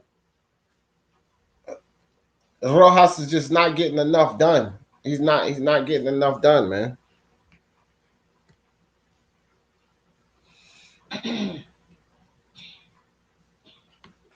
Yeah, he's beating him. You know, he's beating him with that jab. He's staying on the outside, Ronald. And as soon as Rojas gets too close and seems like he's gonna have any success, Bell is using those long arms to grab him and pull him in close, wrap him up. And then when they get in the clinch and they start fighting in that inside clinch game, Albert Bell's getting the better of the exchanges there. So it's hard for Rojas is going to have to hit him with a puncher. So he's already to the point where he has to stop him, or at least get a knockdown every round or something like that. So Rojas is coming forward, still trying to cut the ring off, but Albert Bell just popping him with jabs and circling out, just keeping him at the end of that jab. And there it is. Rojas gets inside. Albert Bell using those long arms.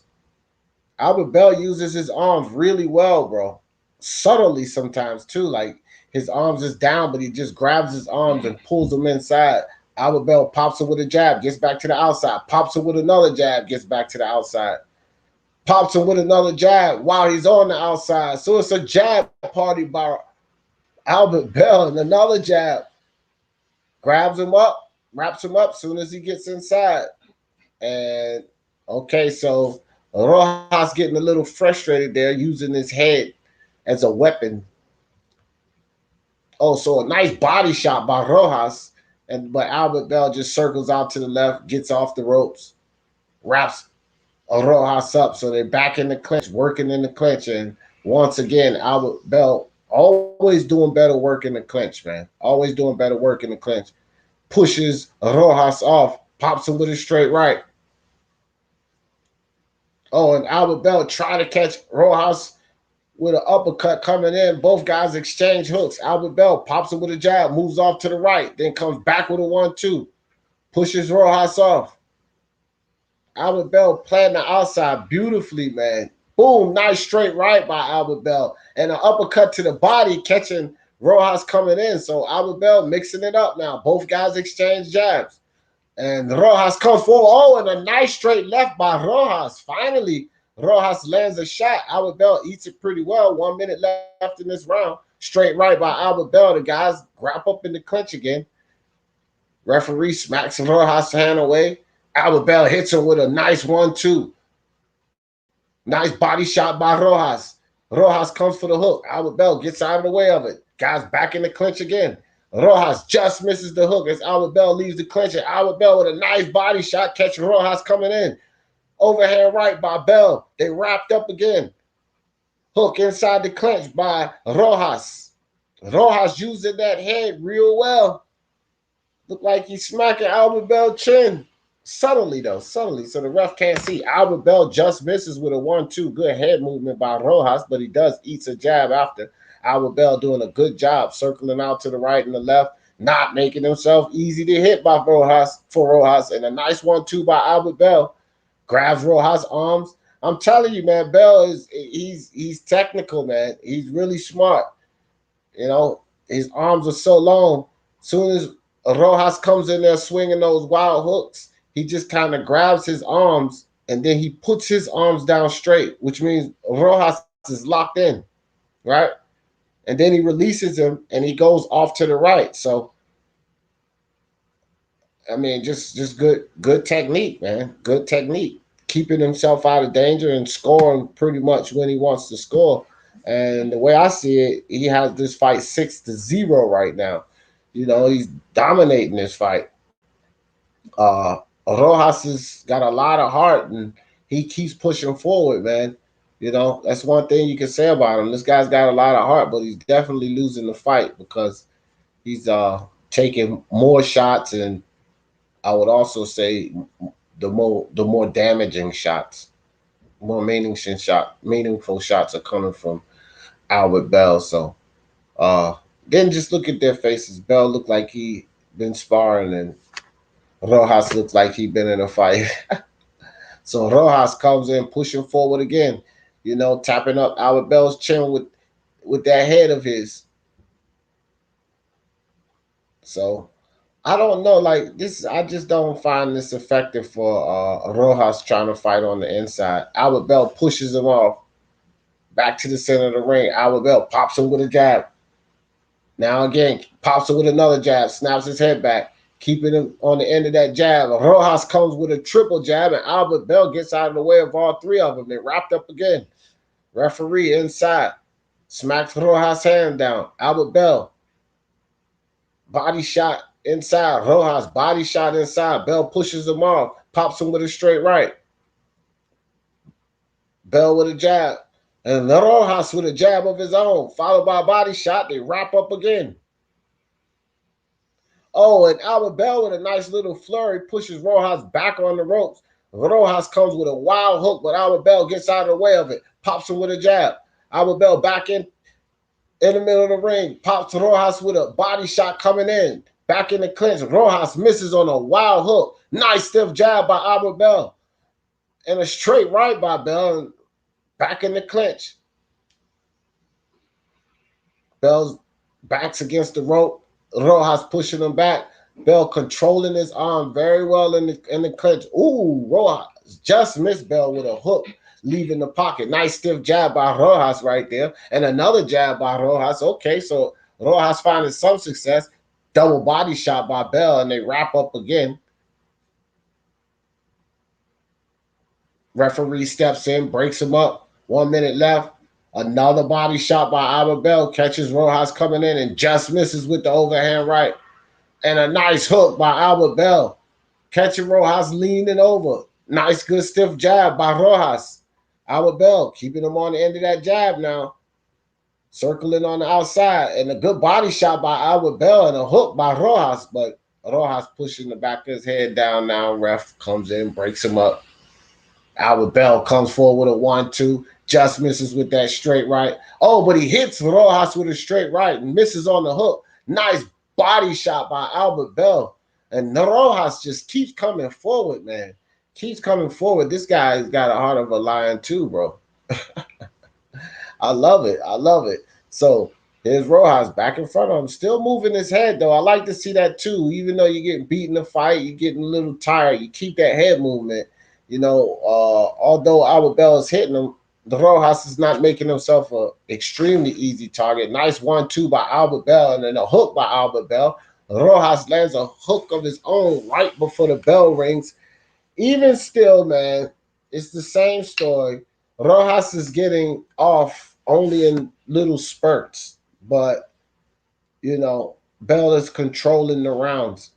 And, you can't win a fight just having success in spurts. So right now I got it 6-0 for Albert Bell. I don't know if anybody has a different run. Got it 6-0 too. Yeah, Joe in the building. What's good with you, Joe?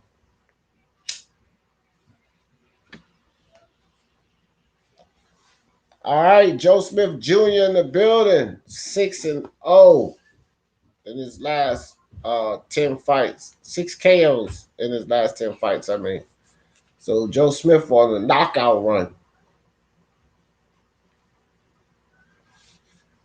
He ready to put him out of there. He want to put Vlasov out of there tonight. All right, Albert Bell back in the center of the ring. Counter jab, Bell. Man, Bell is just controlling the pace of this fight, controlling the range. He's controlling the clinch, to tell you the truth. Rojas is doing more damage with his head in the clinch than anything else. So Rojas throws an assortment of punches. Albert Bell does a good job moving his head. Nice hook over the top by Rojas. Albert Bell comes right back with a 1-2. Rojas just misses with another hook. Good body shot by Albert Bell. And just miss on the uppercut on Rojas. And both guys exchange hooks in the clinch. Albert Bell hits him with another clinch hook. Steps outside. Comes back forward with a right. And an overhand by Rojas. Body shot by Rojas. And a hook by Rojas. Okay, so Rojas starting to find a little bit of rhythm there. Albert Bell pushes him off. Oh, and a nice stiff jab by Bell.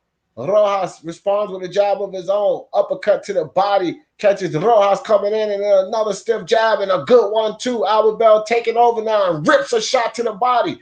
And he just misses with a hook over the top and rips another shot to the body. Got Rojas back on the ropes. Albert Bell rips another shot to the body. The ref steps in there, breaks it up. So Albert Bell is starting to throw mean shots to the body. And Rojas just grabs Albert Bell, kind of leans back on the ropes. So Albert Bell getting a little sloppy there. He just missed with an overhand right and threw a hard shot to the body and then another overhand right. Man, he's hitting Rojas with some hard shots, but he's eating these shots well. Oh, nice body shot and then a hook by Albert Bell and a straight right by Albert Bell. How is Rojas taking all of these shots? Good shots to the body and the clinch by Rojas. Man, Rojas taking these shots very well. Oh, wow. Albert Bell. Whose mouthpiece was that? Rojas or Albert Bell? Okay, that was Rojas' mouthpiece, bro. Albert Bell knocked it out with a stiff jab, bro. Caught Rojas coming in. Bow! Knocked his mouthpiece out with that stiff jab. He been hitting him with that all night, too. Oh, nice uppercut to the body and another uppercut to the body by Albert. And another uppercut to the body by Albert Bell. So he's catching Rojas with those at will. Another shot to the body by Albert Bell and a 1-2 by Bell. Overhand left by Rojas. Shot to the body by Rojas. Albert Bell just looked like he's trying to time him. Rojas tried to throw another overhand left. Albert Bell catches it with his glove. And a nice double hook by Albert Bell. Shoots a jab, and then he shoots a 1-2, pushes Rojas off. Albert Bell with the straight right. Rojas grabs him. Ref jumps in, breaks him up. 10 seconds left. Albert Bell with a 1-2, and then he steps back outside and leaps back inside with a body shot. Body shot by Rojas. Albert Bell with a straight right. And Albert Bell jumped inside and was about to hit him with another body shot. And the bell rang.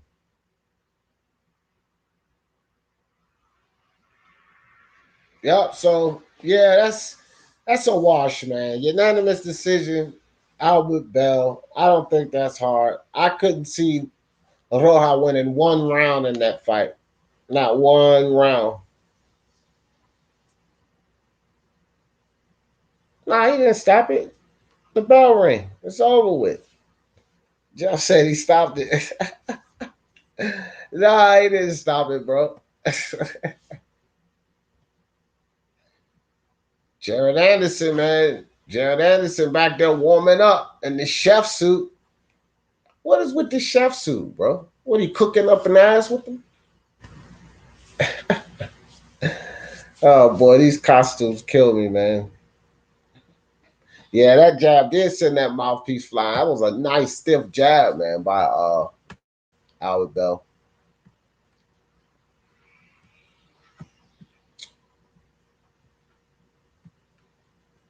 Nice stiff jab. So they got Big Baby Anderson back there.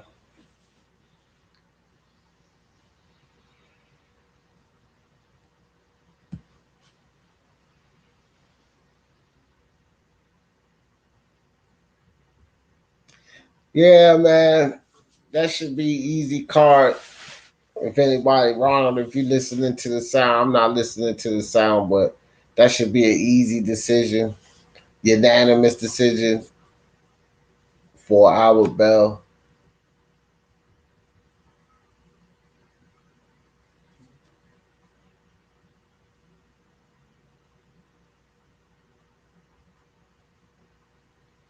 Yep, Albert Bell, unanimous decision win. He's 18-0 with 5 knockouts. Uh, so safe to say he don't have much power. But he utilizes the range really well. Rojas was eating his shots really well. He was damn sure taking a lot of them. So you gotta say he was eating those shots really well. But that's probably why uh, he only has 5 knockouts and 18 fights, because he's not really a power puncher. It's over. Congratulations to Albert Bell. Unanimous decision until proven otherwise. Yeah, undefeated until proven otherwise. That's for sure. I was talking about when Rojas got his mouthpiece. Yeah, I know. That jab from Albert Bell. Yeah, knocked his mouthpiece slam out. Beast cooking gums tonight. Yeah. Jonathan Little John cooking gumbo tonight.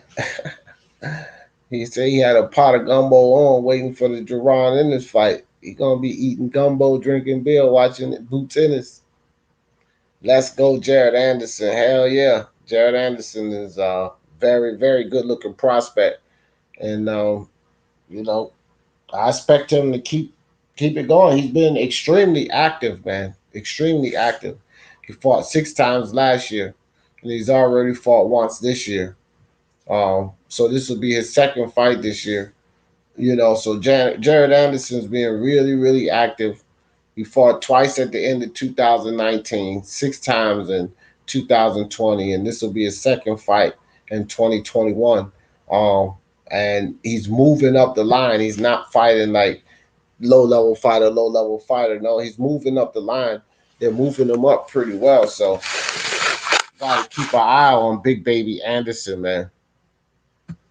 The real Big Baby is what he calls himself. I don't much like the name, but No.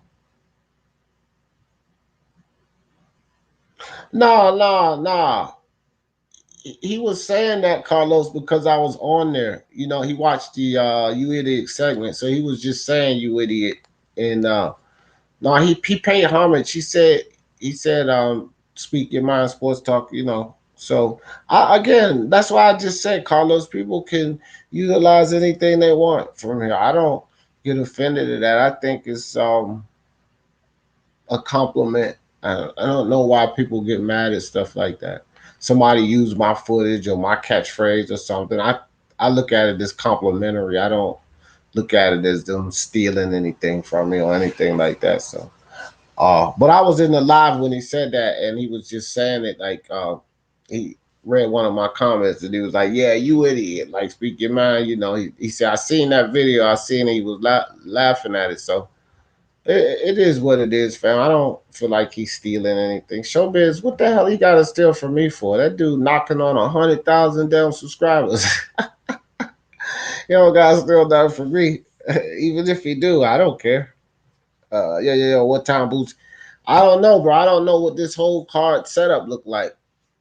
We still got a Jaguar that's supposed to be. Oh wait, yeah, he's with Top Rank now. So a Jaguar's supposed to fight. Jared Anderson is supposed to fight. So I'm not. I couldn't tell you, brother. I couldn't tell you what time is going. I know that the Showtime card It's probably get ready to start in 17 minutes.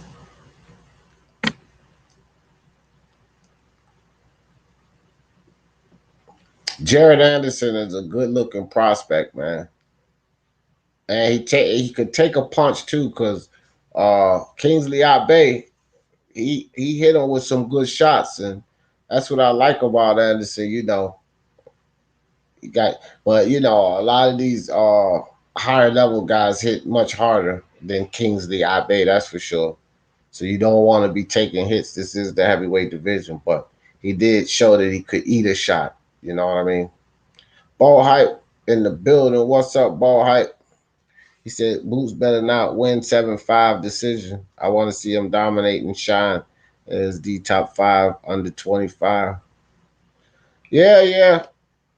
I agree with that. He can't like win a tumultuous decision here because that does say something about him.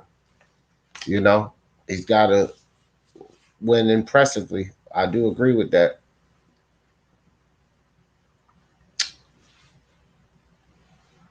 Oh, okay. All right. I got you, Carlos. I got you, dog. Exactly. 15 minutes East Coast time. Yeah. 15 minutes. That card get ready to start. I'm gonna do the post fight, but I'm not gonna do that card, guys. I'll do a post fight live. I'm gonna pop a post fight live after that fight is over with. Showtime is overlapping this fight card in 15 minutes. Yeah. Yep, they are.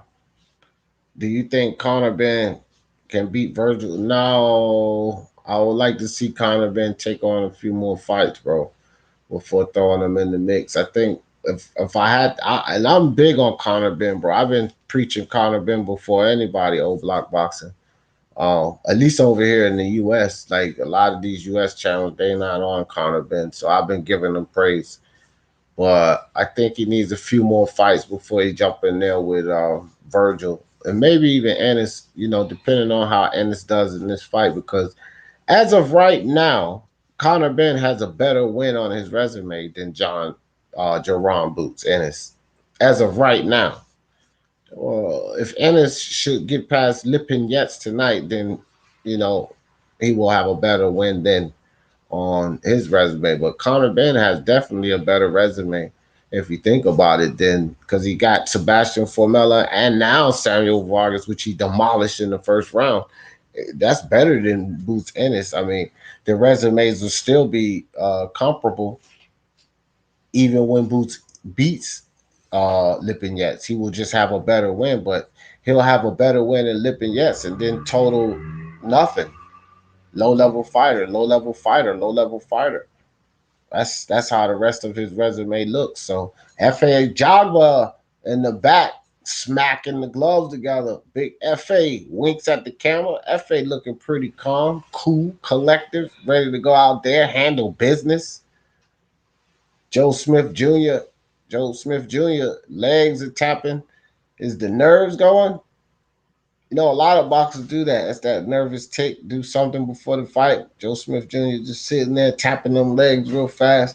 Maybe he's itching and ready to go, get in the ring, and knocks in my head out. Ronald Finkley. What around you calling, bro? Boots Ennis. Yeah. I got Boots and 10. Boots and 10. What you got, Ronald?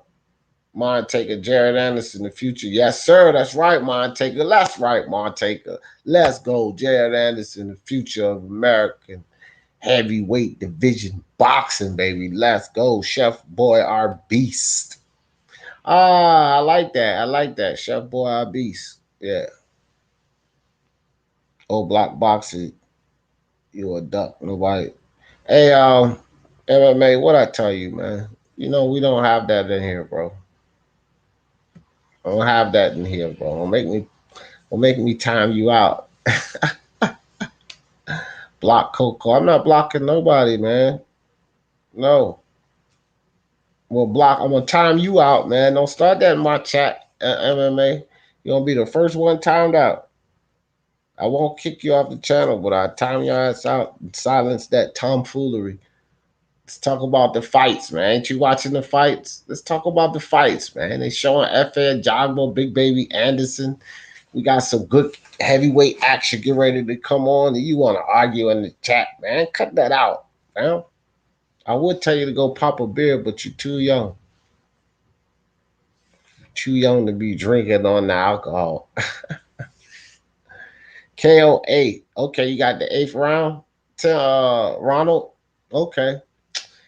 Yeah, there's only 2 round difference, 2 rounds off. So that's pretty good pick. I mean, look at Conor Ben tonight. I don't think nobody picked Conor Ben first round. Nobody in the league picked Conor Ben first round. Shit. If somebody bet on that, they would have won huge. Conor Ben first round. The odds on that had to be like 1 in 12 or something. So who's fighting next? Is it a Jagba fighting next?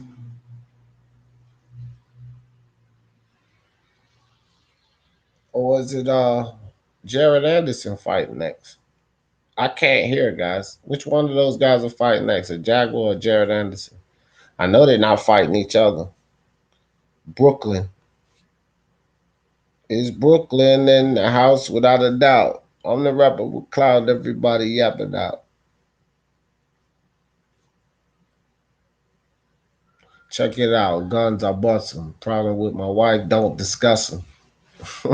Coops and let what do you say? Coops and let jizz, I lust them. It's that old school Notorious B.I. Hello, D. Hope you good, my man. Michael Van Gerwen, what's good, my brother? Yes, I'm excellent.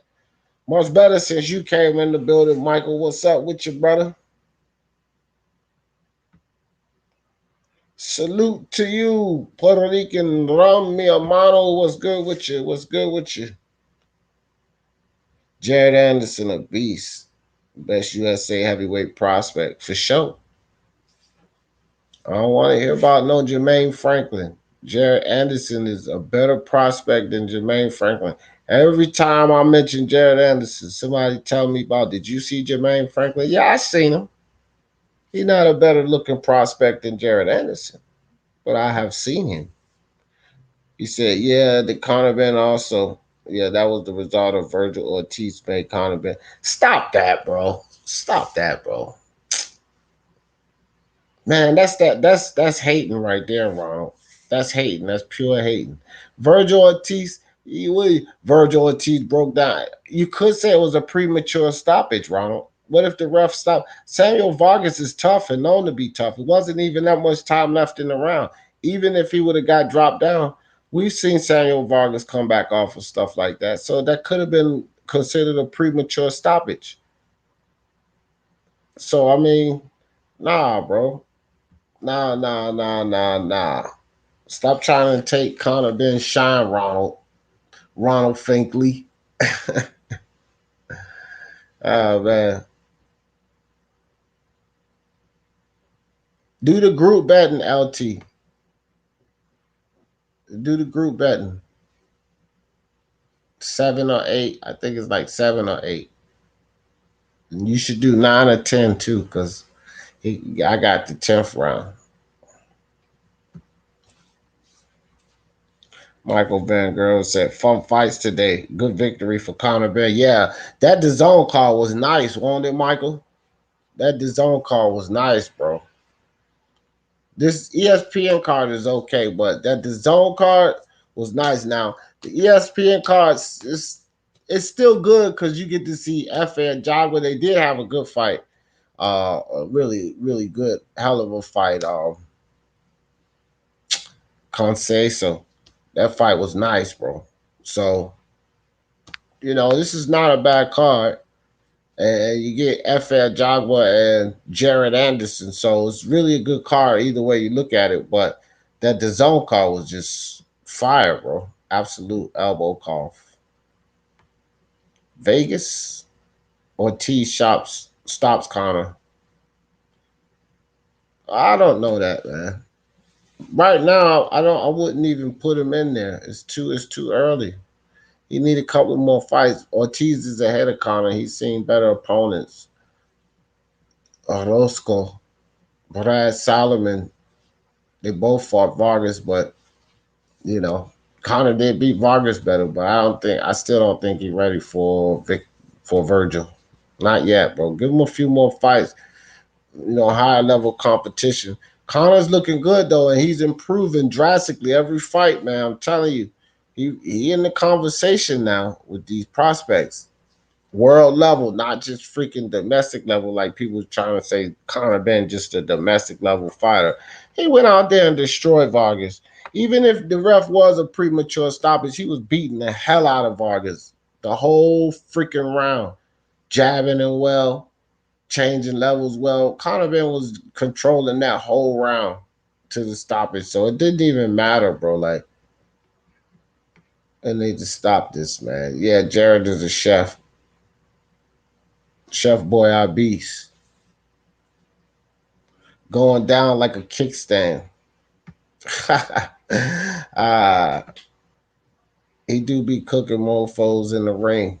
Yeah, he get ready to do it again. 6'4", 78.5-inch reach.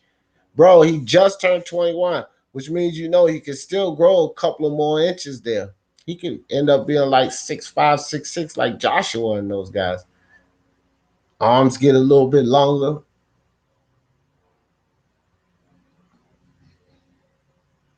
Well, that 78.5-inch reach is not all that long for these heavyweights, but it's long enough because Fury's 85 and I think Joshua's 80 or 81. So these guys got some long arms. Dillian White got hella 5 long arms. So, all right, man. Get ready to get it. Big baby. The real big baby. Virgil being overhyped. Nah, he not being overhyped. He's solid. Virgil, he's a real deal. I don't know. Avanesian would be a good fight. All right, guys, we're in the first round. So Jared Anderson with a jab to the body. Jared Anderson moving forward, slips a hook. Jared Anderson slips another hook. So this guy Carpenti is just wailing these wild hooks, and Anderson getting out of the way of him real well, staying patient, jabbing him to the body, parrying jabs, getting out of the way of hooks. So Jared Anderson looking real good as he usually does, jabbing, staying behind that jab right now, working that jab. I like to see a kid establish a jab, even though it's lower level competition. Practice what you're learning in the gym, man. So you can, when you get there with the bigger guys, you muscle memory, right? So Jared Anderson looking really good here, just jabbing Carpenti, jabbing Carpenti, and just staying behind that jab. He's already got Carpenti's eye reddening up. It's a nice stiff jab he's got going here. He's putting into it. Now he jabs to the body, and then he comes with a 1-2 to the body. Gets out of the way of 2 shots by Carpenti. So Jared Anderson looking really good here. Really good. Nice stiff jab by Anderson. Another stiff jab by Anderson. So Anderson stand behind that jab. Karpinski looks really small, man. I don't like this fight anyway after Kingsley Abe. I didn't like this fight, but he's staying busy, so that's a good thing. But Anderson's going to beat this dude.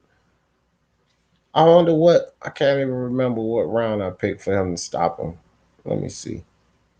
So another jab by Jared Anderson. Just really jabbing Karpinski right now. Jared Anderson setting him up, man. He's seeing what this guy's going to do off his jabs, how he's going to react. And right now he's just jabbing them to death. And these jabs hurt.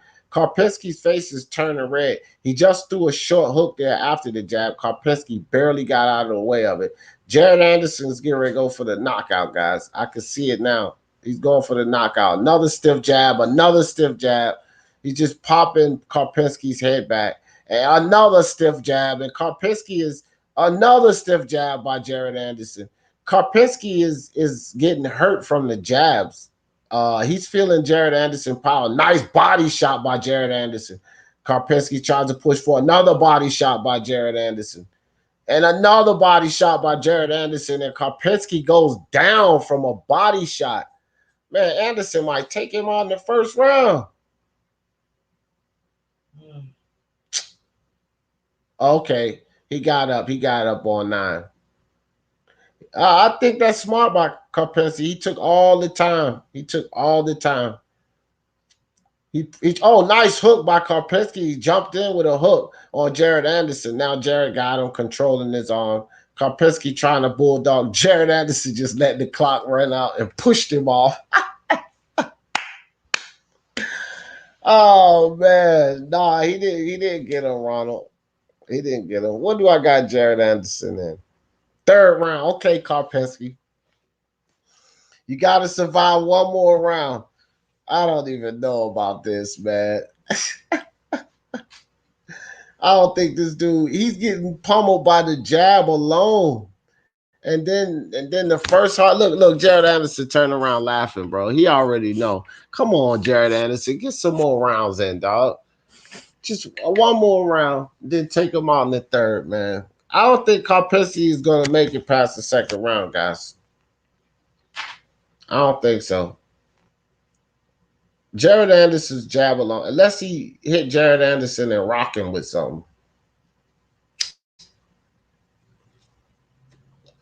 But then again, I think that might just piss Jared Anderson off. Yeah, he going to stop him. He going to stop him this round because he just hit him with 2 stiff jabs, like 2 hard jabs. Like he's getting ready to follow up, maybe to the body or 1-2, come with that right hand. Yep, and he just did it. Look, jab to the body again. That's it. Karpinski done. He telling the ref no. 2nd round stoppage. He telling the ref no. He telling him no. He's not getting up, bro. He telling you no. I'm not getting up. I don't know why the ref's still sitting in his face counting. The dude shaking his head. No mas. No mas. Jared Anderson is washed up. Yeah, right. With a 2nd round knockout. Yeah. I had Jared in the 3rd. I missed it by 1. He also just fucked up my parlays too. Oh, but I think, yeah, he did. He messed up my parlays. Me and Mark picked 3 and 4. Now, this dude, Jared Anderson, bro, I'm telling you, he's the truth. Dude looking for a way out. Nah, he wasn't looking for a way out. That body, man, Jared Anderson got power, Sneezy Foster. I don't know if you've been paying attention to this kid. He destroyed Hernandez. He turned around and destroyed Kingsley Abe. Like, this dude's got power. I'm telling you, Hernandez went 12 rounds with some notables. So, look, bro, Jared Anderson is the truth. It's not about Karpinski. I don't even know who the hell Karpinski is, to tell you the truth. But it's more about Jared Anderson. Look at that body shot. Boom, look. Shook his whole life around. Did you see that? See how that body shot shook all of that meat? Them jelly rolls was a bouncer. It's like, oh, fuck. Man, please. You take one of those body shots, IBT, he'll have you in the hospital for weeks. Oh, man. You too, Sneezy Foster. You take one of those body shots, I bet you'll be looking for a way out. Oh, man. This dude, Karpinski, man, Karpinski, whatever his name is, he won't. This was a step down from Kingsley Abe. Kingsley Abe, like I said, he rocked Jared Anderson, not hurt him or nothing, but he hit him with 2 good hooks in that fight. You know, he gave Jared something to think about. Karpinski didn't give Jared nothing to think about. The only thing Jared Anderson was thinking about was how he was going to stop this dude. So he's 9-0, 9 knockouts, 5 of them coming in the 1st round. 7 of them in 3 rounds or less. American heavyweight prospect standout, Jared Anderson. Karpinski is in the wrong sport. Yes, he was. First body shot didn't land fully. It was on. Man, we'll fight you watching. Yes, it did. Glad we got that out of the way. Yeah, really. Wasn't the biggest fight. Jared Chef Boy Beast just cooked up some news in 3 minutes. Yeah, that sounds good. Sounds like a plan. I ain't as squishy as that fool Karpinski. I'm trying. Man, please. That man will knock you. You right. You right too squishy, but you're damn sure one damn body shot, man, he'll have you pulled out on the stretcher. IBT, stop that. He beat Tomato Can, didn't want to be in there. Yeah, that wasn't no big fighter. It was like I said, Sneezy, that was a step down from Kingsley Abe. Kingsley Abe was a much better opponent in this last fight, but the level of activity of this kid, that's what you did. You hear what I told you? He's fighting more than anybody right now, really. He fought 2 times at the end of 19 when he came into pro. Twice, uh, Sneezy. And then he fought 6 times in 20. And this is his second fight already in 2021. So it's 9 fights, bro. Like he's just fighting. It's like a 14 total, like a 14, 15-month span. And he's fought 9 fights already. Please, bro. Stop hating on the young. And he's a prospect. He's not like he's a prospect. Yeah, he would. He would beat him like he stole something. Even Anderson Silva knew it didn't land. Man, whatever, dog. Stop hating. Stop hating, Sneezy. Hate. The hate is real. Jared Anderson got hate already. Are you kidding me? He's just a prospect, man. Joe Smith Jr., Maxim Vlasov coming up, man. We got F.A. Jagba still there. I don't think there's probably another fight in between that. Probably the prospect Jared Anderson. It's good the way they set that up. I think F.A. Jagba will be before the main event fight. So I like the way they set that up. The Jerron and his boots card started. All good, LOL. All right, what IBT trolling about?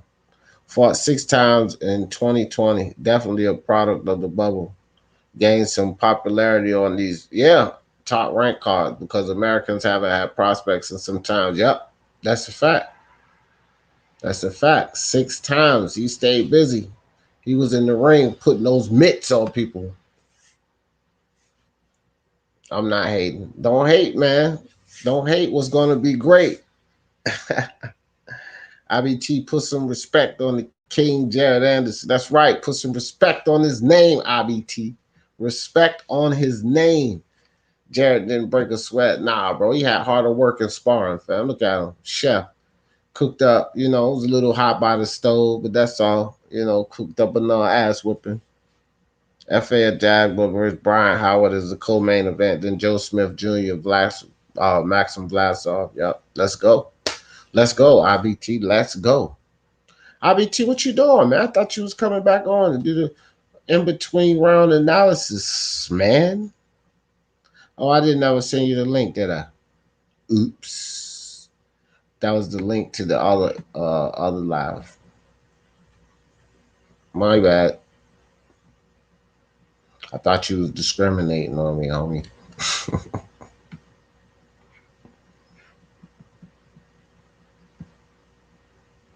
Yeah, man. Jared Anderson is the truth, bro. The truth. Or as they say in the hood, the truth.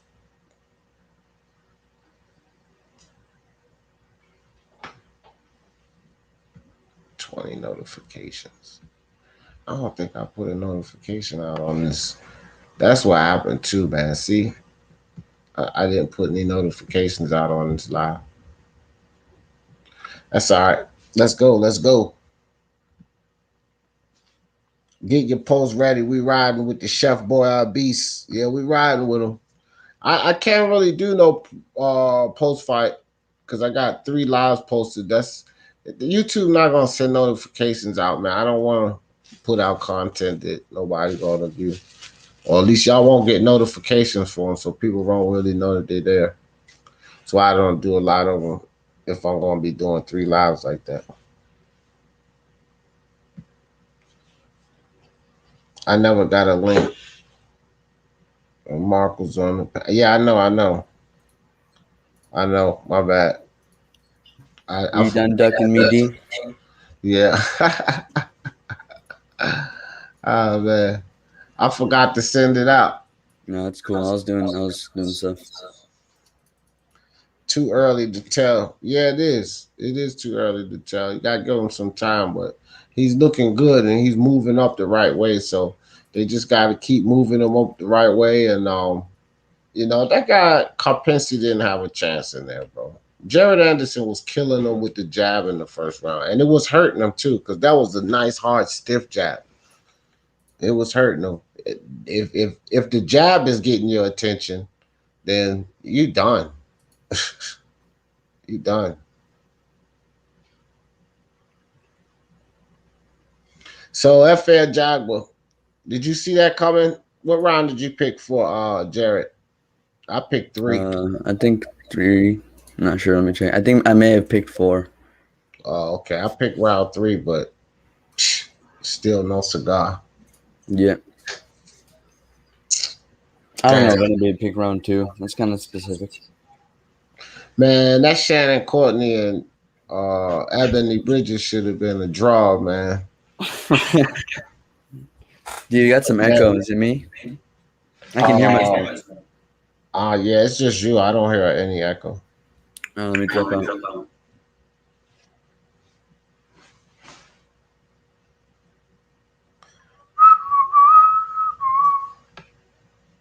Sneezy said they need to put him in a proven durable. Yeah, that's for sure. But Kingsley Abe was a good opponent, though, Sneezy. That's what I'm telling you. And so was Hernandez. Hernandez is durable. So these were good opponents. They were good, especially the guy is at 7 and 8 fights. These were good opponents, and so they're moving them up. Again, this guy Karpinski was just a stay busy thing, but they've been moving him the right way. But Jared Anderson probably wants to stay busy, so that's what this fight was about. Yeah, I can hear you. Can you hear me? All right, cool. So, yeah. All right. I still hear my echo in the background. Only when I'm talking, though. Oh, I don't know what that's about. They don't hear it out there. Who you have on Andre versus William? I gotta pick that old dude Andre by split or majority decision. Doo-doo. But I hope, but Michael, I hope Leon Williams knock him out. That's what I hope happens. I hope he knocks him slam out. That's right. I'm hating on Doo-doo.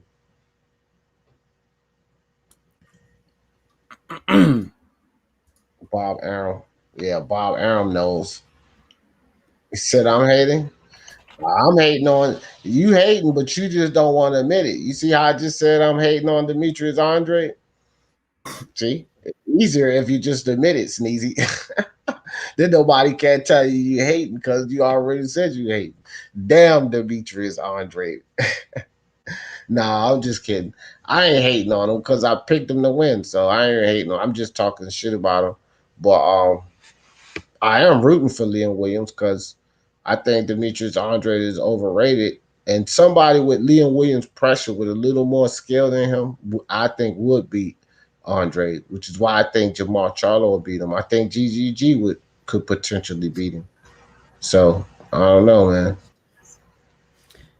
Yo, D, I'm going to just speak for a second and then chant on the live stream if I can hear any echo. Yeah, do your thing.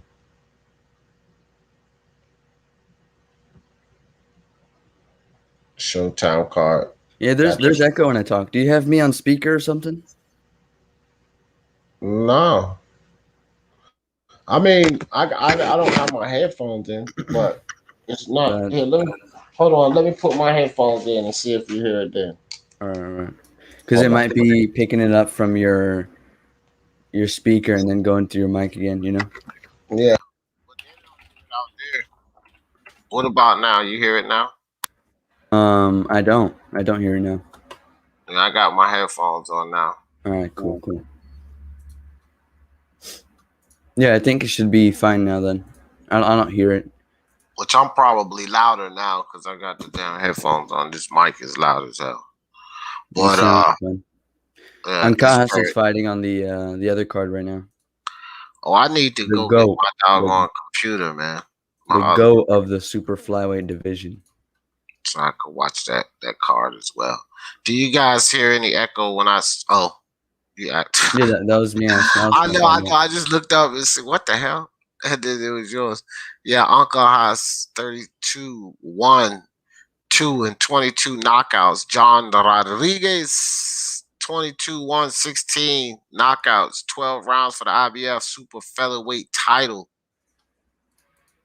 Flyweight. Flyweight? Oh, super flyweight title, yeah. I said featherweight. Smack the like button. Yes, sir. Smack that like button. Not anymore. All good now. All right. All right. Whatever it is. Just I didn't have the headphones on. That's all. Maxim Vlasov doing some stretches. What they get ready to do? Pray? I thought he was getting ready to do some stretch. So please let me win this. Please. Joe Smith goes, man, remember that? Was you? Yeah, you was watching this with me, man. He caught that dude clean on the button. And this one, knocked out. Psh, psh, psh, psh. Look at all that spit flying out. Good gosh, man.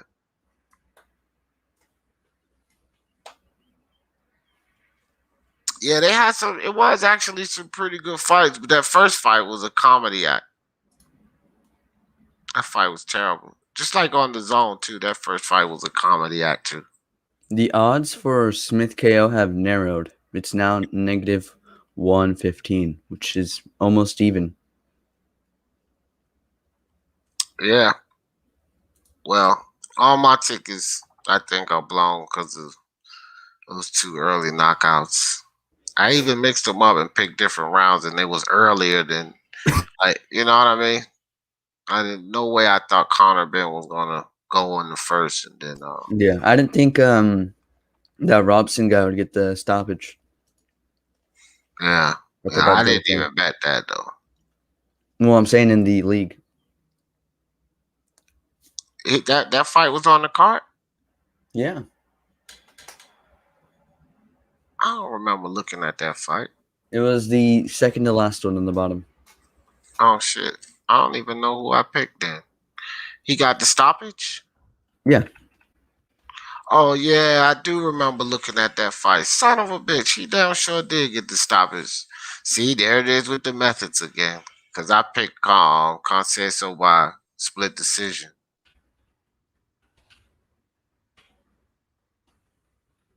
Conceição.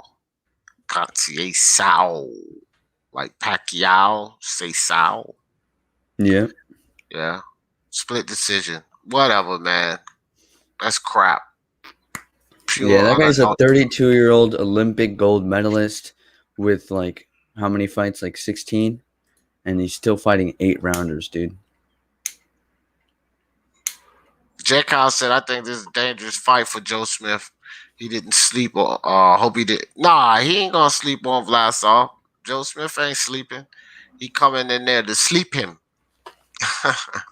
Usyk is 227 pounds now. I saw it on Instagram. So that don't mean That's nothing. not good. That's not good. He's gonna be slower, which means if you slowing down, not good. He probably need the speed advantage with old Slow Joe. Slow Joe gonna stop Alexander Usyk. I'm telling y'all, stop him. 10th round, by y'all, put him down. Slow Joe, let's go. Does Joyce break your pound for pound if he beats? No. Smith not KO and Vlasov, bro. I mean, look, Could. bro. Not impossible, not guaranteed. Listen here, Ronald. I got Joe Smith Jr. by majority decision. Now, what are you talking about? That's how. What did you pick in this fight, IBT? Which fight? Vlasov and Smith. I picked Smith on points. Oh, okay. Oh, dog, seriously? They got it set at 10 o'clock. We gotta wait? Nah, bro, I'm not gonna wait, man. I'm getting ready to shut this live down, bro. Why? Or maybe not. I'm getting ready to hold on. Just keep the crowd busy. I'm getting ready to go get my other computer and call the PBC card. I'll be right back. All right. I'm just watching that right now. It says playing the fight at 10, but they have a Jogba. They still have the Ajagba fight, which they should just do now. And I don't know what they're doing. I'm watching on Cajas right now versus Rodriguez. About 1 minute into the first round, and Cajas, he's just using his range to. He's just basically jabbing this dude. I don't have too much interest in this fight. And Cajas, he's the IBF Super Flyweight champion, the longest reigning champion in the division. I don't know. Being a champion in the same division as Estrada, Chocolatito, Rung Vasai, Quadra, Sioka, Tanaka, Maloney, and Franco. Like, you've got all these talented guys around you, and you fought none of them.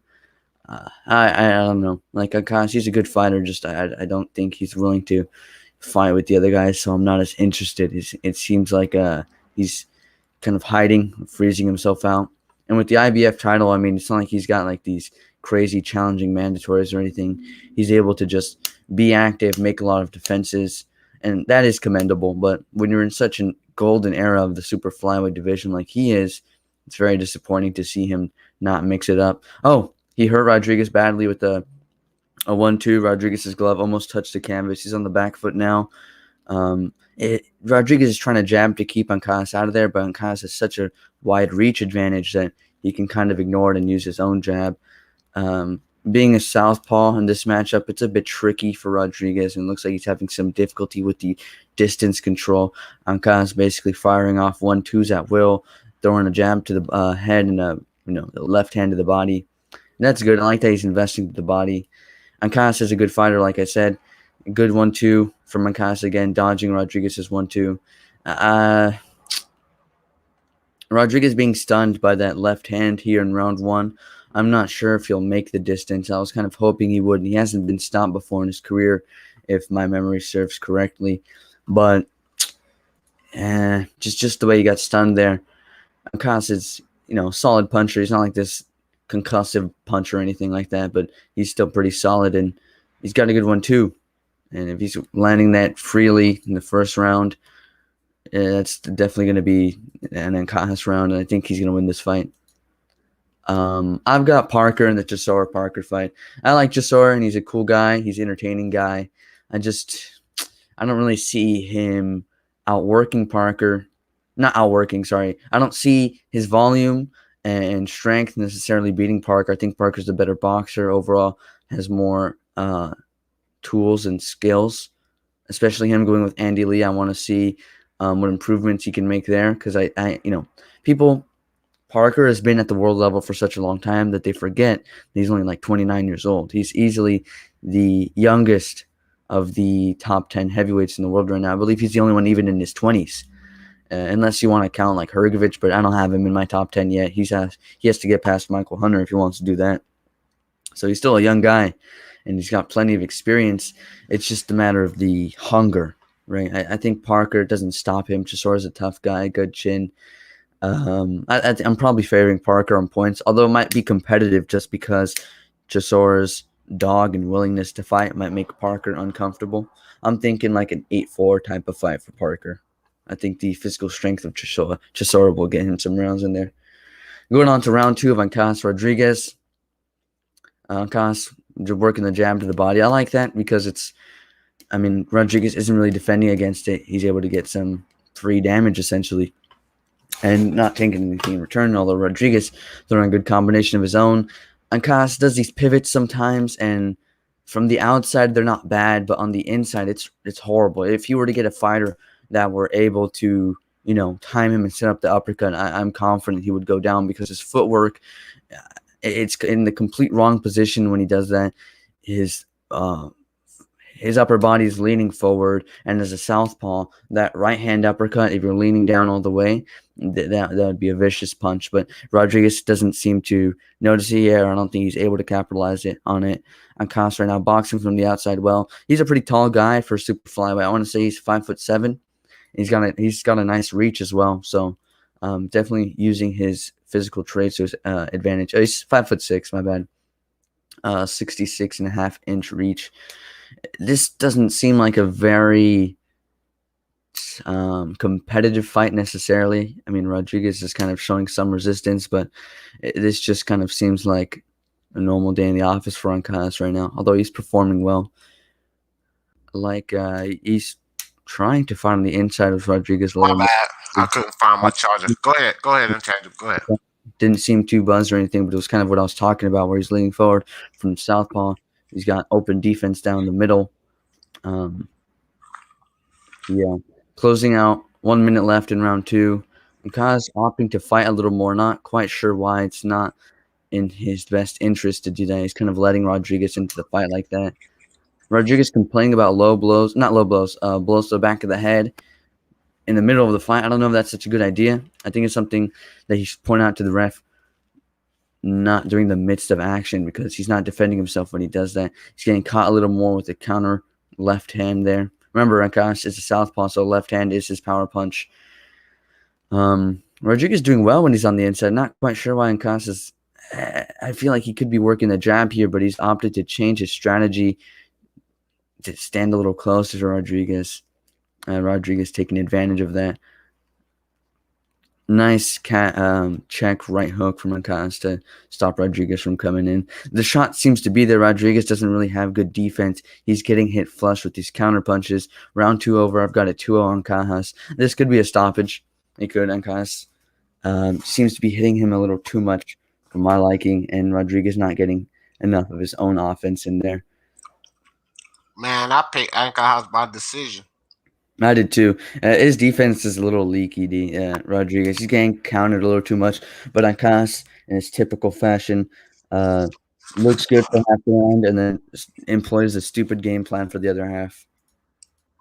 Well, hopefully that lasts for 12 rounds.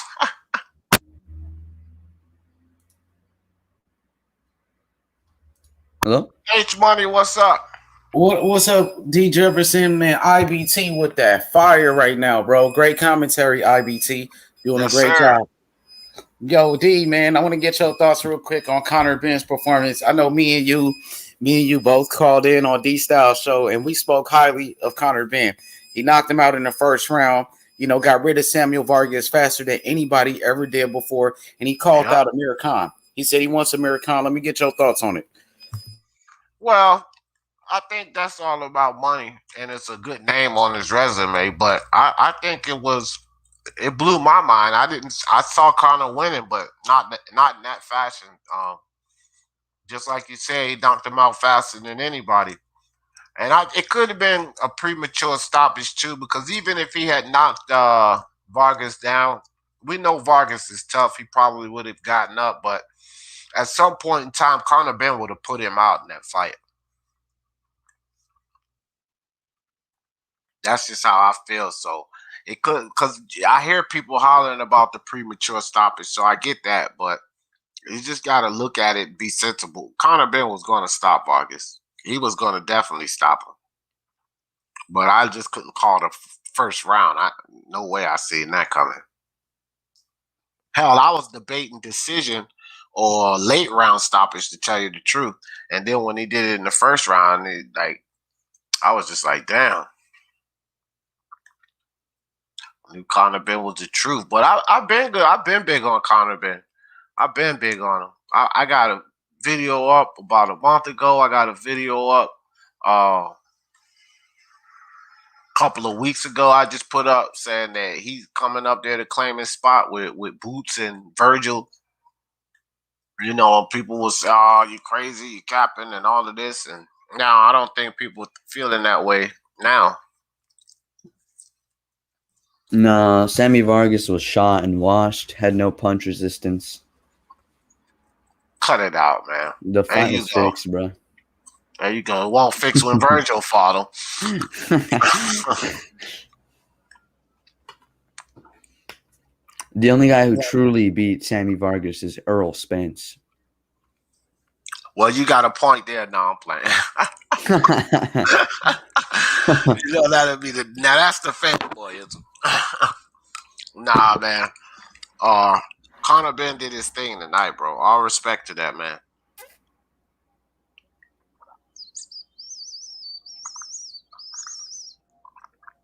Yeah, you are letting I mean, you are right. I got the fight up now, man. Uncle House, why is he fighting like that? No clue. And he's leaning forward in front of his lead foot, which is really bad because Rodriguez has already been able to time him a couple times with that right uppercut. But you get someone in there who can, I don't know, better, right? Rodriguez is a B-level fighter, in my opinion, maybe B-, C. I'll say B-. B- level fighter. He's tough. He's got good power, but it's not like educated. You know what I mean? I think someone better would be able to time that right uppercut and get him in there. But I don't know why he's opting to fight like this. He should really just go back to fighting behind the jab, landing his 1-2s from the distance. He's seeing more success from that range and also more damage while taking less damage. So no clue why he's fighting like this. And they're also fouling each other a bunch. So it's just kind of ugly. Yeah, I just seen about 4 rabbit punches altogether on the doggone replay.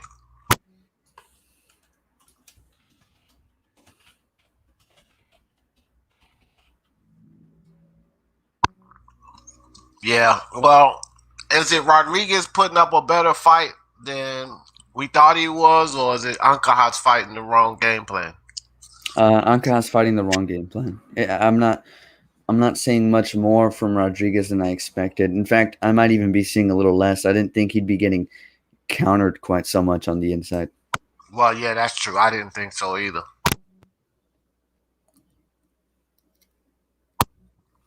All right, guys. So, nice straight by Rodriguez, but Ancahat's rolled it somewhat. Now, it looks like Ancahat's heard IBT, and he's standing on the outside pumping that jab. Maybe his corner told him the same thing you said. A lot of the times, that's what happens, man. You know, if we can see it up here, then those trainers can see it. Yeah. So it's not like they hear us, but their trainers like, hey, man, you need to stay on the outside, use that jab, and you know. Well, no, I just texted his trainer, and he said, "Oh, that he said that's what's good," and I was like, "Cool." Yeah, okay, that's what's up, man. You know, make sure you text Derek James when Spence loses his damn mind in that fight. Make sure you text Derek James and tell him what he need to do. So was Rodriguez complaining about a low blow there? That looked like that was above the belt line to me. Maybe that just hurt him. But Ancahat is doing a much better job now. And seriously, he's doing exactly what Intangible said. I mean, damn it. What IBT said he needs to do. He needs to utilize that jab from the outside. Jab to the midsection by Ancahat. A minute and a half in this fight. Jab through the guard by Ancahat. So he's staying on the outside, working behind that jab. Comes forward with a 1-2. Then he hits Rodriguez with the right hand. Yep, now he's playing that outside perfectly, just like my man IBT said. Jab to the midsection by Ancahat. Parries the jab from Rodriguez, and then he comes forward with a nice 1-2. So Ancahat's working behind that jab now from the outside. Throws an overhand right, throws a hook, and then circles out to the right. Throws another hook and circles out to the right, gets back to the center of the ring, jabs Rodriguez to the body. So Ancahat with a nice counter, and then he steps back outside, comes forward with a 1-2, steps back outside. So IBT called it. Good call, IBT, because he's having much more success fighting this way. He's keeping Rodriguez guessing, and he's winning this round easily and clearly. So it's probably more beneficial to him if he fights from the outside and work behind that jab. Just like IBT said, don't get in the slugfest with Rodriguez. Nice 1-2 by Ancahat. Jab to the body by Ancahat. Throws a straight right, circles out to the left, throws a hook. Rodriguez tries to tie him up. He gets back to the outside, throws another straight right. Rodriguez just misses with a hook of his own. Now Ancahat is leaning forward and starting to give him But maybe he's doing that now because it's like the last 10 seconds. He heard the last 10 seconds. He trying to get something off, which he just got off a hook there and got off another hook before the bell rung. So I think he fought that round beautifully. He needs to do more of that. What you got, IBT? Yeah, it's just kind of like what I was saying. I honestly think he could probably win this fight with like a jab, a left hand, check, right hook, and I don't know, a left hook to the body. You know what I mean? Like this guy, or a right hook to the body, I guess. This Rodriguez is gonna walk into something if he keeps fighting this way. Keep the jab, keep moving, keep the left hand going down the line. Make sure you're doing a right check if he gets past the jab. You know what I mean? It seems like a very flowchart type fight that he could win like that, and it seems to be working. Where Rodriguez starts seeing success is when Ancajas backs up into the ropes, doesn't use his footwork properly, and is fighting on the inside with Rodriguez. That's when he's seeing the most success, taking the most damage. Ancajas needs to just stay on the outside, fight smart. He's better than this guy. Yeah, I agree. All right, so they coming in round 5. Ancajas playing the outside, just like the last round. Worked out pretty good for him, so he's trying to replicate a good straight right by Rodriguez, but Ancajas lets his hands go. Good 1-2-1, faster to flurry. Hits Rodriguez with a couple of punches, circling around on the outside, circling to the right. Ancajas pumping that jab out there, pumping that jab, testing that right, a little feint with it. Nice jab by Ancajas. Steps out to the right, throws a hook. Rodriguez gets his gloves up. Rodriguez with a nice body shot. And Ancajas still playing that outside, working behind that jab. Throws the jab, but Rodriguez gets it, picks it off with his gloves. So, all right, man. I like the way Ancajas is showing some discipline here. Look like he's sticking to the game plan. Like I said, I think he stepped inside that last round because of the 10-second bell run. So Rodriguez jumps in there, tries to get a hook, pays for it with a body shot. Ancajas still pumping that jab, staying on the outside. Nice. Ancajas just hits him with it right. Steps back. And Ancajas again comes forward with a 1-2, hits him with the right. So that's what he needs to do, man. Play from that range and then make this fight go 12 so I can get the decision. Jab to the body by Ancajas. And it looks like that's how he's going to box, man. He's just going to keep him, at distance. He comes in with a straight right, lands that. So he's kind of peppering them from the outside, and Rodriguez can't figure out how to get in on Ancajas. So I think that he wins this fight. Nice hook. He caught Rodriguez with a hook coming in. I think he wins this fight just boxing like this the whole way through. I don't think Rodriguez can beat him because he can't figure out how to get in. He's leaping inside, and he's paying for it when he does. Nice 1-2 by Ancajas. Rodriguez complaining behind the head, but nice 1-2 again by Ancajas.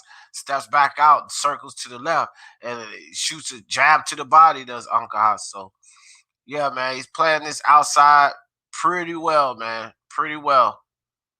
Comes forward with a straight right, misses, then he steps back outside, then he shoots a jab to the body, shoots another jab to the body, does Ancajas. And Rodriguez very low on activity, not getting anything off, just a little paw and jab he's throwing, but he's not landing anything. Ancajas kind of punching him at will, hits him with a straight right and slips a hook. Ancajas again, hits him with another straight, slips the hook, pumps the jab, backs him up. Ancajas hits him with a hook, circles out to the left, jab to the body.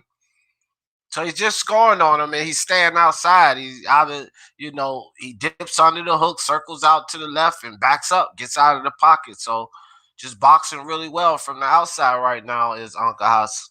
IBT, what you got? I think the fight's like 4-1 in Ancajas' favor. I thought round 3 went to Rodriguez, but yeah, this is what I want to see from Ancajas. He's doing well at this range. He's doing well. At this pace, at this volume, at this distance. Everything's good here. I'm liking the jabs to the body. He's moving his head just in time not to get hooked on his way out, using his reach advantage, using his speed advantage. He's countering Rodriguez when he wants to come in. That was actually a really good round by Ancajas. It's a really good round for my pick, too, because I hope he keeps boxing like this. Well, the thing with boxing like this is I think Rodriguez is going to get frustrated and walk into something. That's what I'm worried about. because I'm not seeing him really cut off the ring intelligently. It's more like Ankos is letting himself get backed up into the ropes, but not much happens even when he does. So I'm not seeing enough resistance from Rodriguez. I'm not quite sure on the distance yet. We're only halfway through. Yeah, that's true. 6th round, guys. And Rodriguez tries to shoot a hook. Ankos picks it off with his glove. Oh, and Ankos with a body shot. Then he comes up with an overhand left. Rodriguez kind of smiles at him, but still, you ate that shot, man. So Ankos using that jab again. Throws a straight right. Throws another jab. Using that jab. And Ankos just staying on the outside again, pumping that jab. Also, he keeping his feet in the right place, too. Okay, Rodriguez foot on the outside there. Oh, Rodriguez comes in with a little flurry. Nice little flurry by Rodriguez. Didn't cause any damage, though. So Ankos is starting to come inside, leaning in front of that front foot like IBT was talking about earlier. Why he's starting to fight like this, I don't know, man. This is getting Rodriguez is actually landing some shots now. Little uppercuts to the body, hooks to the body, short hooks inside. He's allowing Rodriguez to get back into the fight, fighting in the pocket like this. Not sure what Ankos is doing here because it's really an even fight, to tell you guys the truth, in the pocket. But Ankos, it doesn't seem like he's landing the harder shots, but Rodriguez is scoring. He wasn't scoring at all when Ankos was staying on the outside, but yeah, I don't get this, man. Maybe Rodriguez is pillow fisted and Ankos just deciding to go in there and bang with him. But it's still not smart because he wasn't taking any damage from the outside. So right now these guys are just trading on the inside. Body shots, little short hooks upstairs. Nice 1-2 by Ankos. Uppercut. And then a body shot by Rodriguez comes forward with a straight right. Ankos catches him with a hook coming in. Rodriguez responds with a hook. Rodriguez with a straight right. And then he fires off a hook, but Ankos gets out of the way of that. Pumps a double jab. Slips a right. Ankos pumping the jab. Double jab again. Rodriguez gets out of the way. Nice hook from Ankos. Catches Rodriguez coming in. He catches him with a 1-2. Now Ankos look like he's getting ready to start playing the outside again, which is what he should have been doing most of this round. He is now. He's playing the outside, pumping that jab, catches Rodriguez with a right and then a body shot. Jab to the body, hook to the body, leaning in front of that front foot again. 10 seconds left in this round. And, just missed with the overhand right, and Rodriguez pays him with a counter right. Didn't do much damage, though. Body shot by Ankos, left hook by Rodriguez, and then a jab right at the bell by Rodriguez. I didn't like that round. IBT, what you got, bro? What you got? Yeah, you see, it was a classic on Cajas. For every round that he has is really good, he has another round that's complete trash, and this was one of them. Completely abandoned the game plan that was working the rounds previous, opted to fight on the inside, and this time Rodriguez suddenly looks like a live dog in this fight, D, landing a bunch of counter, right uppercuts, landing jabs. Ankos is having to roll a lot of these punches, but a lot of them are also landing flush. You can see this highlight here, lands a good left hook to the body. Ankos is paused for a second. This jab down the middle, too, because they're southpaw, everything just has so much more leverage when he's throwing these right hands and fighting like a complete idiot. I've got this round to Rodriguez, so 4-2 overall. Cajas needs to go back to fighting on the back foot. When he fights on the front foot, you get fights like Alejandro Santiago Barrios, where he gets a very questionable gift draw, and he really doesn't need to be doing that against a guy like Rodriguez. Yeah, in both rounds he won. He won because Ankos trying to play it on the inside. All right, guys, so here we go into the 7th round. And Ankos leaning in front of that lead foot. Maybe he's tired out, I don't know. But Rodriguez, if he can get closer to him, he's having more success. So Ankos needs to continue to utilize that jab and stay on the outside. Straight right by Ankos. Circles out to the left. He comes back to the right. Circles back to the left, back to the right, step back. Oh, and a nice jab by Ankos. Then he circles back out to the left again. So Ankos is looking like he's going to use the game plan in this round here. He's back on the outside now, working that jab, catching Rodriguez coming in, getting in there with that straight right, getting out of the way of Rodriguez punches and circling out to the left. Nice 1-2 by Ancajas. Circles out to the left again. So Ancajas just eats a little body shot from Rodriguez, jabs him to the body, still staying on the outside. Oh, and catches Rodriguez with a hook coming in. Rodriguez shakes his head, and now Ancajas looking like he's about to start that inside movement, but nope, he steps back outside, pumps that jab, circling out to the left. So this is where he takes over the round, and he's win the rounds and he's winning comfortably when he plays this outside game. And right now, I think this is all Ancajas this round, and we're a minute and 20 seconds left. Ancajas using some head feints, staying on the outside, body shot, catches Rodriguez coming in, still keeping him at range. So I like the way he's boxing in this round. Shoots a 1-2, just missing. A nice little combination inside by Ancajas. Shoots a body shot and steps back outside. Hits Rodriguez with a jab. Rodriguez did land a hook, and he just landed a straight right, but Ancajas pays him back with a nice counter over the top, and then a jab to the body, and then he gets back on the outside. So good boxing from Ancajas. It's like IBT said, it's a roller coaster. He gives you one bad round, and he gives you a good round, and this is actually a good round from him. He's using that jab, jabbing downstairs, upstairs, and staying on the outside. Nice hook. Came in for a hook by Ancajas. So 30 seconds left in this round. Ancajas still looking good, man. Still looking good. Still standing on the outside, utilizing that range. Jab to the body. He steps back after the jab to the body and comes forward with a 1-2, gets back out of the pocket. Jab to the body, gets back out of the pocket. So good work by Ancajas in this round, and easily an Ancajas round. When he boxes like this, he absolutely renders Rodriguez ineffective, and a nice overhand right by Ancajas. Hits him to the body, steps back outside of the pocket, and the bell rings. He needs to just fight like that because, he totally controls the fight when he does that. IBT, what you got for us? Sorry, I was muted. Yeah, dude, look at that round. He did very well. You know what I mean? He was boxing well. Rodriguez, his game plan to work his way onto the inside is play the southpaw orthodox, the lead hand control, tap, tap, tap. And when he's doing that, he's not actually doing anything. He's just trying to use his hands, because actually watching what he's doing with that control, absolutely nothing. Ancajas is piecing him up from the outside with the jab to the body, the straight left hand.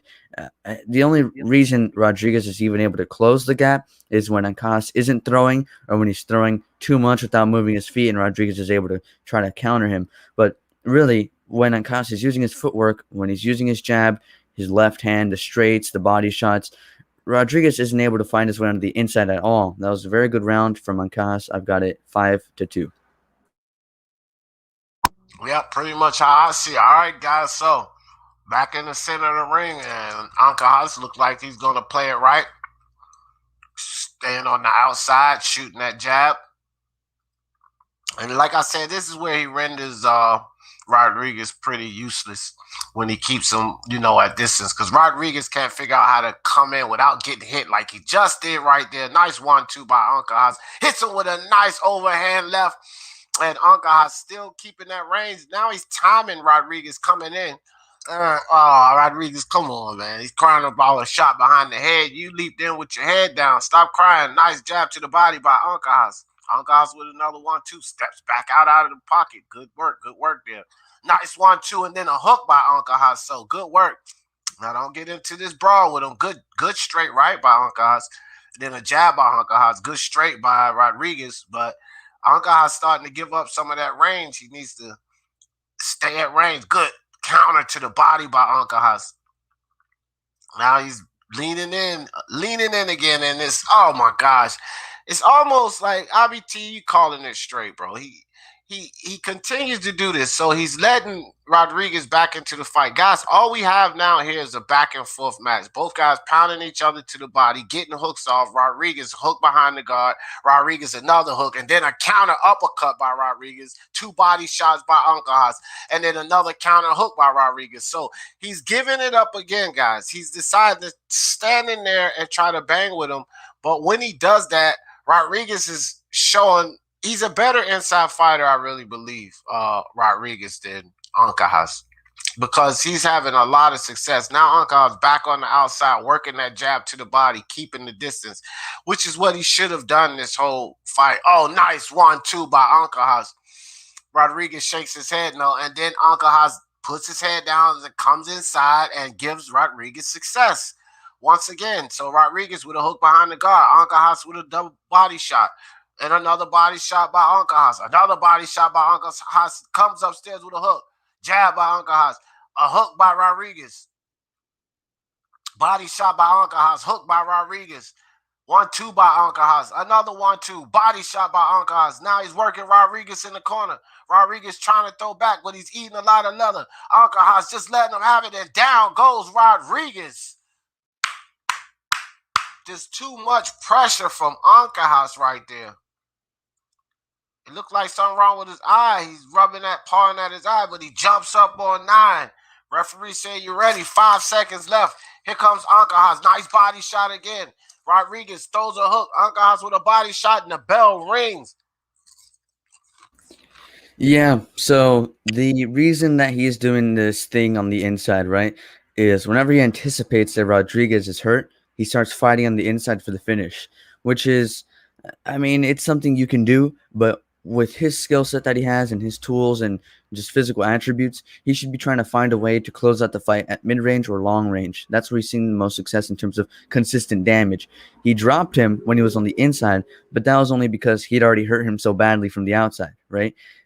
Really, it's him being a southpaw. You don't need to get close and smother your own work like that. So it's a good thing he got the down there with the body shots and the combinations. I liked that portion of the inside fighting. But in the mid-round, Rodriguez wasn't actually hurt, and he was able to put him into the fight a little more. This is what I was kind of worried about when I was saying going the distance is Rodriguez's defense and his ability to slip or parry or roll with the punches. It's not quite there, and he's getting countered too much. That was a clear, obviously, a round to Ancajas, considering he dropped him. All right, so Ancajas is coming out. He's giving up range, but he's inside battling it out now. I think he's trying to put Rodriguez away, but Rodriguez is showing some resilience. Hooks inside by Rodriguez, hooks to the body, uppercut by Rodriguez. And then here comes Ancajas with 2 shots to the body and the uppercut and the hook, and he hurts Rodriguez again. I'm not sure if he knows he has him hurt, but Rodriguez fires off a couple of hooks and a counter hook by Rodriguez, and Rodriguez another double hook. A 1-2 by Ancajas. Rodriguez is hurt. Ancajas knows he got him hurt. He smells blood, but Rodriguez still throwing back. Ancajas coming forward, hook to the body, uppercut, and a nice hook by Rodriguez. Not giving up. Oh, nice 1-2 by Ancajas. Rodriguez still throwing hooks, coming forward. Looking like Rodriguez may have his feet back under him. Good recovery. Good body shot by Rodriguez and a good body shot by Ancajas. Rodriguez comes right back with a body shot of his own. Short uppercut inside and a double uppercut by Rodriguez. So Ancajas giving Rodriguez some success, but he is landing the harder shots inside. But Rodriguez actually starting to fire off some shots. Good uppercut, double jab by Ancajas, and a nice 1-2 by Ancajas. A miss hook by Rodriguez. Rodriguez putting his head down, coming inside, a hook by Rodriguez, a hook by Ancajas.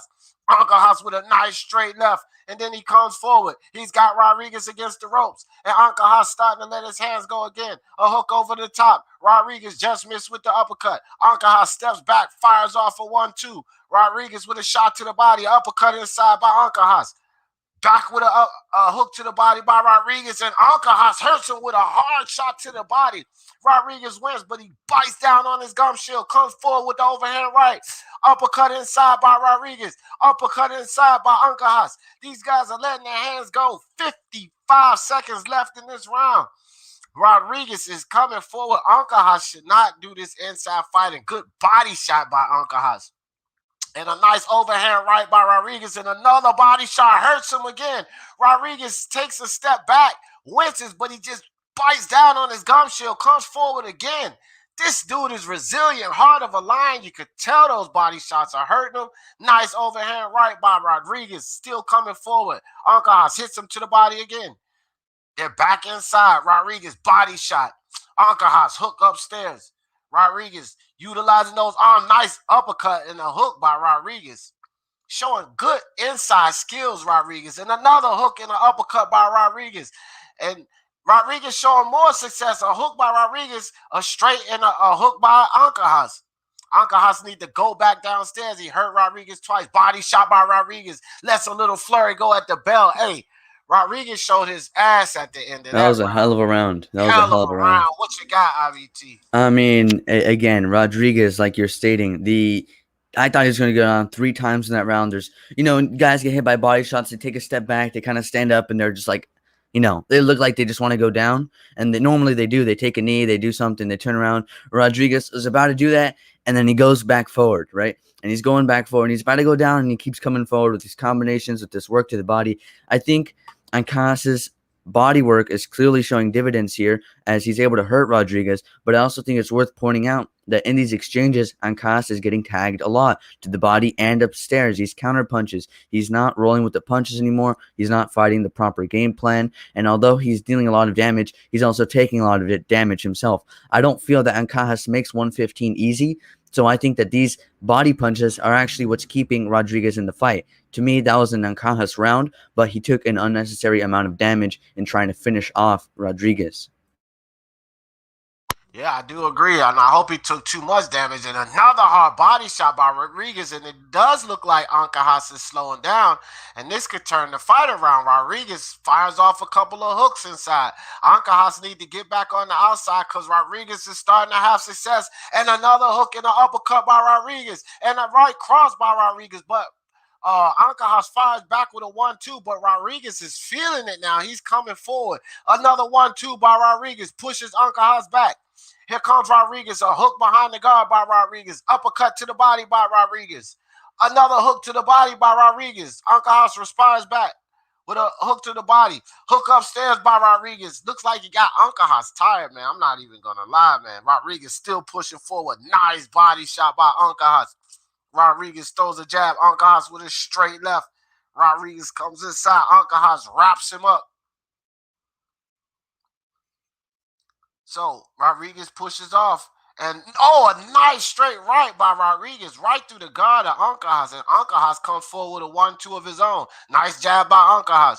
Rodriguez with a hook. Uppercut to the body by Ancajas. Rodriguez comes with a 1-2 and an uppercut.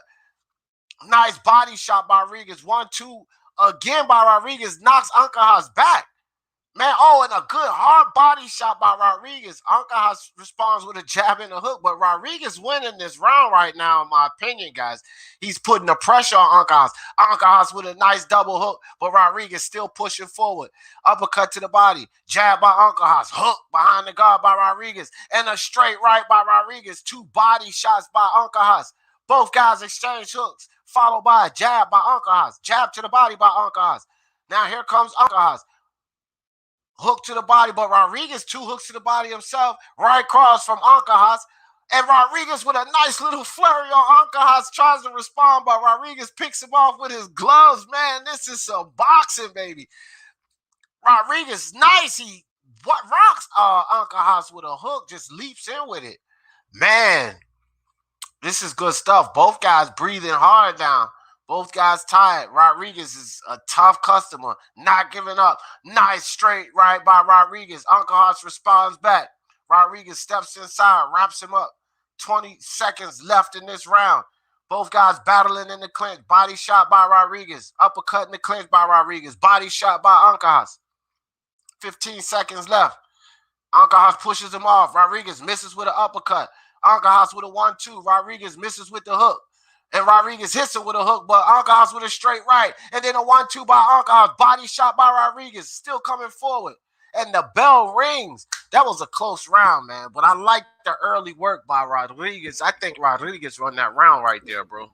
I agree with you. I think that he was the one actually pushing the action. I think the pace was set on his accord. I think he was controlling the ring. Ancajas, in my opinion, punched himself out a little bit in that last round. And like I was saying, I think he let himself take too much damage to the body specifically. There on screen right now, a left hook to the body of Ancajas. He tries to respond, but Rodriguez is already blocking. I think that body work is not It's not sitting well with Ankaz. His defense is getting leaky. Look at that flush combination there. You talked about it. That Ankaz just takes without moving his head at all, doesn't move his arms at all, doesn't move his legs at all. I think he's taken more damage than is necessary, and now it's going to be more difficult to go back to fighting on the back foot. That round was a clear Rodriguez round to me, and this is more the type of fight I thought would go the distance, one where Ankaz does not employ the right game plan. Once he's gone on the inside, he's taken a lot more damage, and I gave that one to Rodriguez.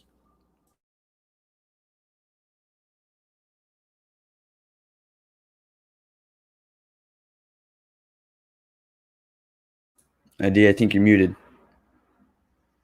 Oh yeah, I will say this before I go back to commentary, which it's still a good fight, guys. I do think that Rodriguez is too far behind though to catch up just merely by boxing, because I got it. I only gave him 3 rounds. I think I've got it 6-4, but Ankaz has a knockdown. You got it 6-4. See, I got it 7-3. So yeah. I don't know. And then 7-3 with the knockdown. That's why I think he's too far. I think he could drop him, or he could stop. It depends. Yeah. If he drops him, I still would have him winning 7-5.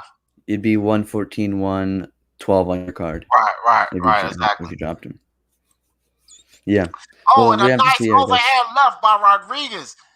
Looks like he got Ankahas's attention, and Ankahas comes forward with a nice 1-2. Rodriguez with a hook to the body, then a hook upstairs, and Ankahas fires off some hooks to the body, comes with an uppercut. Both guys exchange straights. These guys are getting it in now, boy. They're going after each other. Now Ankahas is starting to do what IBT says. He is starting to box him from the outside. But as IBT says, Rodriguez is pushing through that, so it may be a little too late for him to start doing that, man. Good call on that, IBT. Nice hook behind the guard by Rodriguez. Good body shot by Rodriguez. But Ankahas responds with a hard body shot of his own. Now these guys are trading vicious body shots. Both guys trade hooks. Ankahas with a 1-2. Rodriguez with a hook behind the guard. Ankahas with a hook behind the guard. Rodriguez comes forward, slips a hook. Nice little flurry inside by Ankahas. Rodriguez still pushing forward, though, pushing the action. Nice straight right by Rodriguez. Rodriguez got Ankahas moving backwards now. Rodriguez pumping the jab. Rodriguez controlling the pace. I like this straight right by Rodriguez again. And a nice double jab by Ankahas, followed by a 1-2. Good straight to the body. Ankahas now he's starting to play the outside. He's being smart here. Rodriguez catches him with a straight right, leaving the pocket. Ankahas with a straight right, counters Rodriguez with a 1-2. Just misses on the hook. Rodriguez with a straight of his own. These guys are really letting these hands go in these last few rounds here. I like the way Rodriguez is boxing, but Ankahas may be getting the best of him in this round, and he needed this round to pretty much lock this fight down. Nice 1-2 by Ankahas, but he does eat a hook, leaving the pocket. And Rodriguez comes forward with a nice 1-2. And Rodriguez letting his hands go right now. And he's getting the better of Ankahas right now. Oh, nice hook by Rodriguez. Slips a hook by Ankahas. Ankahas comes forward with a 1-2 and a nice double hook by Rodriguez. My God, they was throwing blows. IBT, what you got? Yeah, I mean, that was a good round. I'm thinking Ankahas. I think he took that one, even though there were moments of Rodriguez having success, like we talked about on the inside, because Ankahas doesn't quite have the stamina and the energy to move as much anymore, right? He's not quite boxing as well, but he's still boxing for the majority of the fight. I thought, even though he took a lot of damage, he was also given a lot of damage. Now this is kind of a mix of the two fights that we've seen. We've seen Ankahas boxing from the outside and dominating, and we've seen Rodriguez and Ankahas fighting on the inside, and Rodriguez was getting the better of him overall in that state. Here we saw a little mix. I still think Ankahas probably pulled out this round, but again, he's taking too much damage. He's letting Rodriguez in too much, and Rodriguez is a tough guy. This is a second win for him. We saw him get hurt. We saw him get dropped. He almost got stopped, but then he came back and he looked stronger. So going into the last round, it'll be interesting to see what they can do.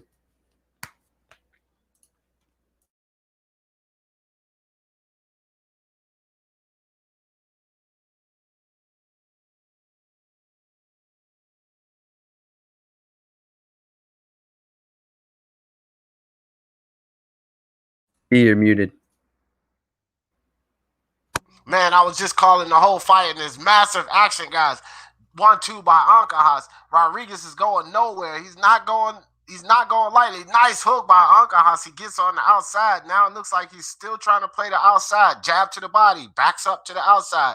Rodriguez tries to leap in, and he eats a jab coming in. So Ancajas playing it smart. Playing it smart here. Playing from the outside. Not getting into a shootout. Nice double hook by Rodriguez, but Ancajas pumping that jab, moving back to the outside, circling out. So he's going to win this fight. This is what he needs to do. I think this is really smart by Ancajas starting to play the outside this last round like that. Work that jab. This is where he rendered. Oh, and a nice straight right by Rodriguez, but Ancajas took it pretty well. And then he hit him with a jab, step back outside. So beautiful, beautiful round, 12th round for Ancajas right now. Really smart to go back to the, what was working for him early in the fight in this round. Now, nice 1-2 by Rodriguez. He just leaps forward with it. And a nice 1-2 in response by Ancajas. Guys wraps up in the middle of the ring. Ancajas gets up under a hook, shoots a body shot by Rodriguez, shoots another hook and lands. Another hook behind the guard by Rodriguez. A double hook by Rodriguez after body shot by Ancajas. Now they're brawling in the middle of the ring again. Both guys letting their hands go. Hooks and uppercuts flying, landing from both guys. This is a fight, guys. I don't think either of these guys are going to go down, but they both trying to take each other out. They slugging it out in the middle of the ring. Too many punches being thrown. Both guys landing. Shots to the body. Hooks upstairs. This is amazing. These guys are putting it all on the line in this last round. Hooks by Ancajas. Hooks by Rodriguez. He's taking hooks. He keeps coming forward. Uppercut to the body. Nice flurry inside by Rodriguez. And then a flurry by Ancajas. Both of these guys are letting them go. Uppercut to the body. Ancajas. Double hook to the body. Ancajas. Uppercut by Rodriguez. Ancajas steps up. Shoots a 1-2. Rodriguez shoots a nice hook to the body and a hook upstairs. Short uppercut inside and a hook by Rodriguez. And then Ancajas comes right back up with a jab. A hook to the body. These guys are letting it go. What a round, bro. Both guys landing both hooks. Both guys trade hooks, trade uppercuts, flurries, and they letting their hands go for the last 3 seconds. Bah, the bell ring, fire round right there. What you got, IBT? What you got? That was a good round. That was a good fight. I like that fight, although, there are some moments of frustration for me, and I don't want to, crap on the fight or anything. It was very entertaining, very back and forth, although I don't think it needed to be as back and forth as it was. You know what I mean? I felt like Rodriguez really had a stronger chance to win that than he should have if Ancajas were employing the proper game plan. It was a great display of heart from both guys warriors. Rodriguez, looking like he was going to get stopped to hurting Ancajas badly. It was a good fight. I think Ancajas is going to get the decision on this one. It was a competitive but clear decision for Ancajas, and I want to see him fight the other guys in the division if he wins this, but I'm not hopeful on it happening. We saw him box well from the outside. We see he's a strong guy. He's a fast guy. He's got good reflexes. Let's get back to that. Brown just laid a nice right hand on F.A. Ajagba. So it's F.A. Ajagba and Brown in the ring. Sorry to cut you off, brother. War Speed, Marshall Jefferson, and IBT, the best do it.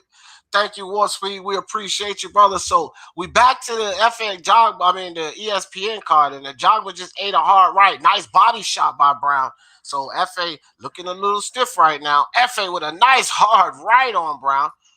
Hits him with a little hook in the clinch. So F.A. Ajagba, he's been known to get hit. Igor Kalaze dropped him. So F.A. could get a little irresponsible defensively there. They wrapped up. The ref steps inside and breaks it up. So Brown on the outside. F.A. not utilizing the jab. And I think that right hand that Brown hit him with got his attention, to tell you the truth. F.A. Ajagba was shooting that jab. Right there. F.A. Ajagba goes for the 1-2. Brown gets out of the way. They wrap up. Body shots thrown in the clinch.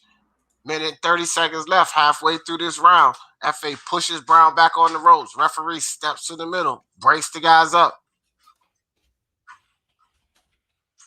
And Brown showing good head movement, not making himself an easy target for F.A. Just had F.A. miss right there. F.A. threw a 1-2, misses again. So Brown not, like I said, he's moving his head well, not letting F.A. just hit him with these stiff jabs. and these 1-2. So not making it easy for FA. I like this. FA Jagger with a jab to the body, which he needs to start doing more often. Jabbing Brown to the body, working him down. FA tries to set him up with an overhand right. I like that. Didn't land though. Brown showing pretty good head movement, but not mounting any kind of offense. And FA hits him and catches him with that right. Brown eats it pretty good, but I think FA hurt him.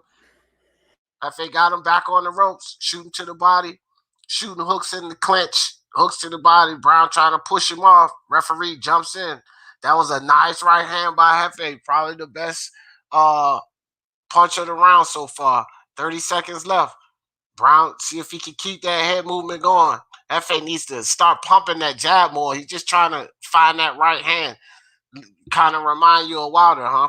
He needs to work that jab to the body, work that jab up top, bro. He's kind of waiting for that right hand. He knows he hurt him, and he lands the right hand again. Comes with a hook, does FA Jagba. Lands another right hand, but Brown fires back. Lands a right over the top of his own on FA. And Brown shoots a 1-2. FA pars the one, gets out of the way of the two. And that's the first round. What you got for us, IBT? Yeah, it seems like FA Jagba is just kind of going and in my opinion, he's in control of the fight so far. I like what he's doing with the 1-2, setting up the right hand, and he seems to be boxing quite well. But there are some moments where he's just a bit upright. When what's the other guy's name? Brian Howard, right? Yeah. When Brian Howard's punching back, I don't necessarily like the defensive reaction, but I thought that was a clear round for Jagba. He just landed more damaging shots and set up his shots better. Yeah, Ankaha's fight, guys, ended in a decision, which we pretty much knew that. Ankaha's 115, 112, 116, 111, 117, 110, UD. Yeah, okay, sweet. So, yeah, man, good fight there. Ankaha's, I mean, you called it perfectly, to tell you the truth. But yeah, this. We back on ESPN, guys. So they got commercials and stuff. All right, off a commercial. FA back in the ring. All right, guys. So Howard with a jab to the body. FA parried the jab up top. FA tries to throw a hook from the outside. Howard gets his gloves up. Howard shoots forward with a 1-2. FA gets out of the way. FA jab hits him with that right hand again, and then he hits him with a stiff jab. But Howard's still there. Jab to the body by FA. So now FA starting to use his jab more and then, work behind that jab, which is what you want to see. That's what I'm telling you guys. Me and IBT call things. They're trained to see that. So they tell these guys, look, utilize your jab more. It's not like they're just saying these things. This is what needs to be done. So FA is doing a better job of pumping that jab more and setting it up. And he almost just hit Howard with another right hand by coming behind that jab. So FA using that jab, good jab by FA right there. FA foot feint right there, jab to the body by FA. So he's doing a good job starting to set him up, feinting with the feet, and then he's hitting him to the body, and then he just came up with that right hand again. I like the lateral movement by FA to keep Brian Howard in front of him. Still working that jab to the body, throwing some foot feints. Now FA looks a lot better, utilizing that jab, working behind that jab. Oh, Ryan Howard with a nice stiff jab, snaps FA head back. Probably his only shot of this fight. Of this round right now. So halfway through, FA Jag was still working behind that jab, pumping a little pawn jab, trying to measure Ryan. Nice jab to the body by FA Jagba. So this is what I want to see by FA Jagba. Set it up. And a nice right hand by FA Jagba. Ryan wiping his eye, but he's throwing back punches. FA Jagba comes back in, pushes Ryan back on the ropes.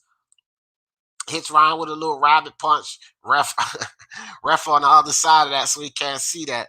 Brian Howard looked like he just hit FA with a little elbow there. Here we go. Back in the center of the ring. Jab to the body by Jagba. So Jagba looking much better in this second round. Utilizing his jab more, changing levels, going downstairs, going upstairs. And trying to set up that right. Oh, a nice uppercut inside by FA Jagba. Didn't land flush. Ryan kind of rolled off of it a little bit. Jab to the body by FA Jagba. And Ryan tries to put a jab out there, come with the 1-2, but FA gets out of the way, and Ryan lands a 1-2. So nice 1-2 by Howard on a Jagba, but didn't really hurt him or anything. With the Jagba in the center of the ring now, trying to time Ryan, but he's abandoning that jab. He needs to pump that jab. Don't Don't get lazy, man. You got to stay disciplined. There you go. Jab to the body by Ajagba. Still stepping forward. Foot feint, then a jab, and then he comes with that 1-2. Howard just gets his glove up. But when Ajagba works behind that jab, he's having success. IBT, what you got for us, brother? It's just as you were saying on commentary. It seems he has the most success when he's working behind the jab. One thing I'd like to see from Ajagba a little more. I like the jabs to the body that he was doing. I think those are going to help him set up that right hand in the later in the fight. The 1-2 is working well, but he needs to mix up the timing a little more, mix up where he's throwing the 1-2, and needs to be a little more wary of what's coming back to him from Brian Howard. Both of them are fighting very linear fights, in my opinion, like walking forward, backing up, walking forward, backing up. There isn't a lot of lateral movement from either unless it's forced because they're up against the ropes. I think it would be smart for Ajagba to maybe throw in some hooks in there as well, just to mix up the types of punches he's throwing so he can better set up the power shots he wants to land.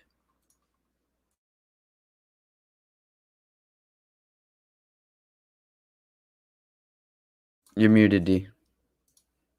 Yeah, I agree, and I like the subtle adjustments that Ajagba made in this. All right, so they back, guys, back off commercial, and Howard coming with he's bouncing around more, but F.A. Ajagba with a nice body shot tries to come with the straight right. Howard just gets out of the way of it. They're tied up right now, and Howard with a nice hook in the clinch. And Howard tries to come forward with a 1-2. F.A. Ajagba hits him to the body. Now these guys are starting to let their hands go. Howard tries to hit him with an overhand right, but F.A. gets out of the way of that. And a nice right hand by F.A. Ajagba. So now these guys are starting to loosen up a little more, let their hands go. And Ajagba with a double jab, okay. Working that jab to the body by Ajagba.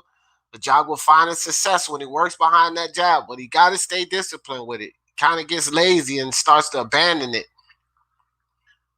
So Ryan Howard clinches and then F.A. pushes him off, steps back, and then shoots the jab. Nice jab by F.A. Ajagba. Ryan Howard comes forward with the 1-2. If he catches F.A. Ajagba, he might hurt him with that 1-2. Nice jab by Howard. Howard showing good head movement, not allowing F.A. to just land useless jabs on him. Jab to the body by Ajagba. So Ajagba, nice jab to the body, just missed. Howard with a overhand right does Ajagba. So Ajagba doing a lot better, staying that distance, working that jab to the body. Howard's and a nice hard right hand, and it's over. Holy shit. My gosh, it's over. He caught him clean with that right hand. Dump City.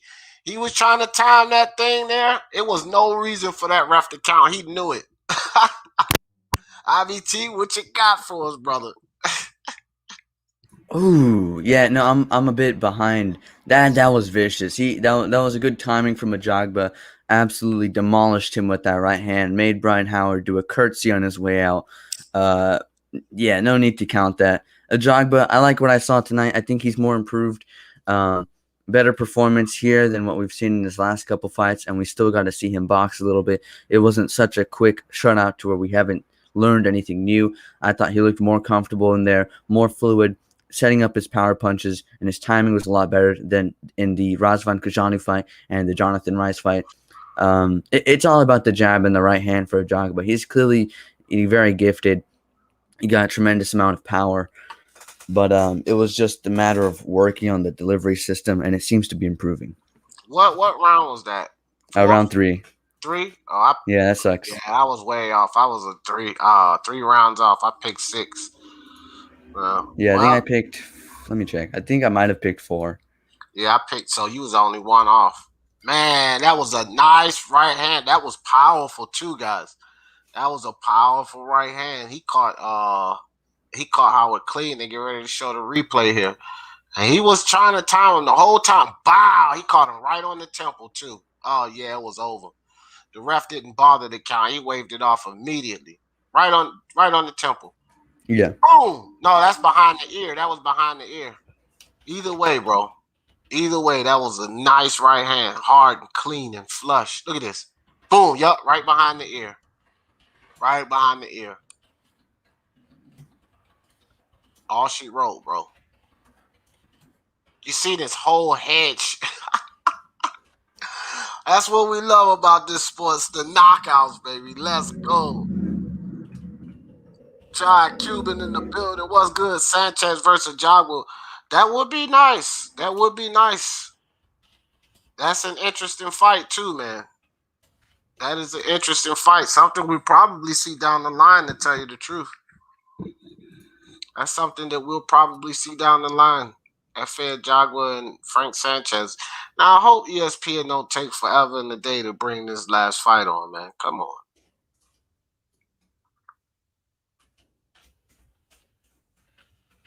I thought that the PBC card started at 9.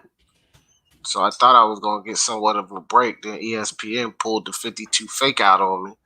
They're going to take an hour intermission.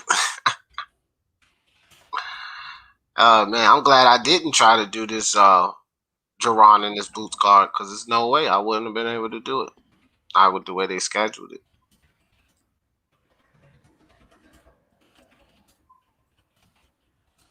So a knockout, guys, for F.A. Ajagba. Nice hard right punch. Timed it very well. He came out a little sloppy, in my opinion, in the first round. Wasn't really working on that jab. He was just trying to catch it with the right hand in the first round. And then he settled down in the second round, started to utilize his jab, go to the body with it, work behind the jab, and eventually found the right timing and put Brian Howard out with a nice, hard, well-timed right hand. Kind of reminds you of how Wilder put Dominic Brazil down. That punch right there. Kind of reminds you of that punch, how Deontay Wilder slept Dominic Brazil. It was over with once that punch landed. Absolutely. At least Dominic Brazil got back up to his feet when Wilder hit him. He was wobbly and done for, but he got back up. Brian Howard was rolling around on the ground.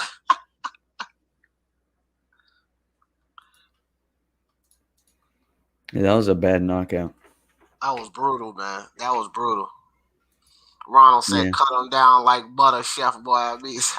Hold on, man. It can only be one Chef Boy Beast, man. You can't give everybody that name. I had F.A. Jogba in the 4th. Yeah, IBT did too. 1 round off. Y'all just missed it by 1. F.A. Jogba hit him with that Wilder right hand. Yeah, that's what I said. That's exactly what it looked like.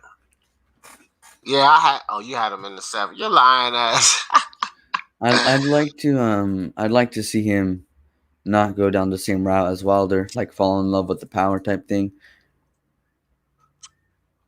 Yeah, I don't think it will, because he settled down. See, Wilder come back out the 2nd, 3rd, 4th, 5th round doing the same dumb shit.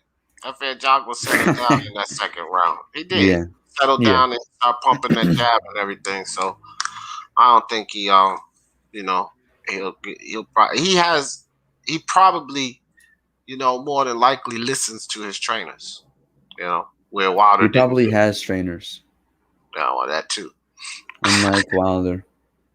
All right, but he damn sure listened to what they had to tell him, because you could see the adjustment from the 1st round to the 2nd round. He started utilizing his jab and working behind it, going to the body, changing levels on him. So, yeah, definitely. Up next is the main event, Smith versus Vlasov. Next, guys, Joe Smith versus Maxim Vlasov. As soon as that fight is over, I got that thing set for 11. Man, I might cancel that live. I probably will. I think I will cancel that live and just do a post-fight. They already put the notification out. That sucks. But I'm going to push it back to midnight, because I'm canceling that. I ain't doing that live. I'm ready to shut it down. I think they're doing some Bellator promotion right now on Showtime. But up next would be Stanionis, I believe. Yeah, I just deleted my post-fight live. I'm not doing that. For what? I was going to do a post-fight live for Boost Ennis and you still might be able to make it. I don't know. I'm looking, because it's weird. They already did the Ancajas fight, right? But I don't want to make it. Oh, okay. I'm just gonna do a post-fight video, man. Fuck that, I'm done. Yeah, I've been on live since 2:00, dog. True. Yeah, I don't want to do it. I thought I was gonna have a break. Like I didn't know that hour freaking delay that ESPN would do that. Just sit back for an hour. So we stayed on and we started doing the ESPN card. So I thought I was gonna have a break, in between. But if I would have a couple of hours in between, then I would have went ahead and did the post fight live. But man, that would be like 14 hours straight on live. I'm not doing that shit, bro. I don't even feel like it. I'll watch the fight, do a post-fight video. Poor old DJ. No editing. I'm not doing any editing. Ain't gonna be no damn music behind it. You gonna do another post-fight where you're in your bed with the camera on your chest? No. Oh, yeah, that was funny. No, this time I'll just do it with the thumbnail up on the screen and just talk about the fight. Just do it like that. Not even show my face on it. All right, that sounds good. Yeah, it is Stanionis next. Yeah. So I don't know. They didn't show the Evan Holyfield fight, and I don't think they're gonna show the Mark Magsayo fight. Oh, why they gonna disrespect Evan like that, son? Look, they showing my man Tyson Fury. Look at him. Bow. He gonna beat Joshua up. I'm telling you. Watch what I tell you. Tyson Fury gonna beat Joshua up, bro. It depends. Nah, bro, it don't depend. It does depend. It don't depend, bro. It does depend on a lot, actually. Depends on quite a bit. It's only one Tyson Fury, IBT. There's only one Tyson Fury. Yeah. I'm on my fanboy right now. Not pathetic. Man, Tyson Fury, man. I just think he gonna beat him up. Not like one-sided beat him up. Not like Wilder too. No, not like that. But I mean, just beat him up, win the fight. He gonna win, bro. He gonna win. Hopefully, there's no dents in his skull from them egg weights, bro. Joshua gonna knock him down though. I think Joshua gonna knock him down. Here come Thomas Delorme, looking like a bootleg Julian Jackson.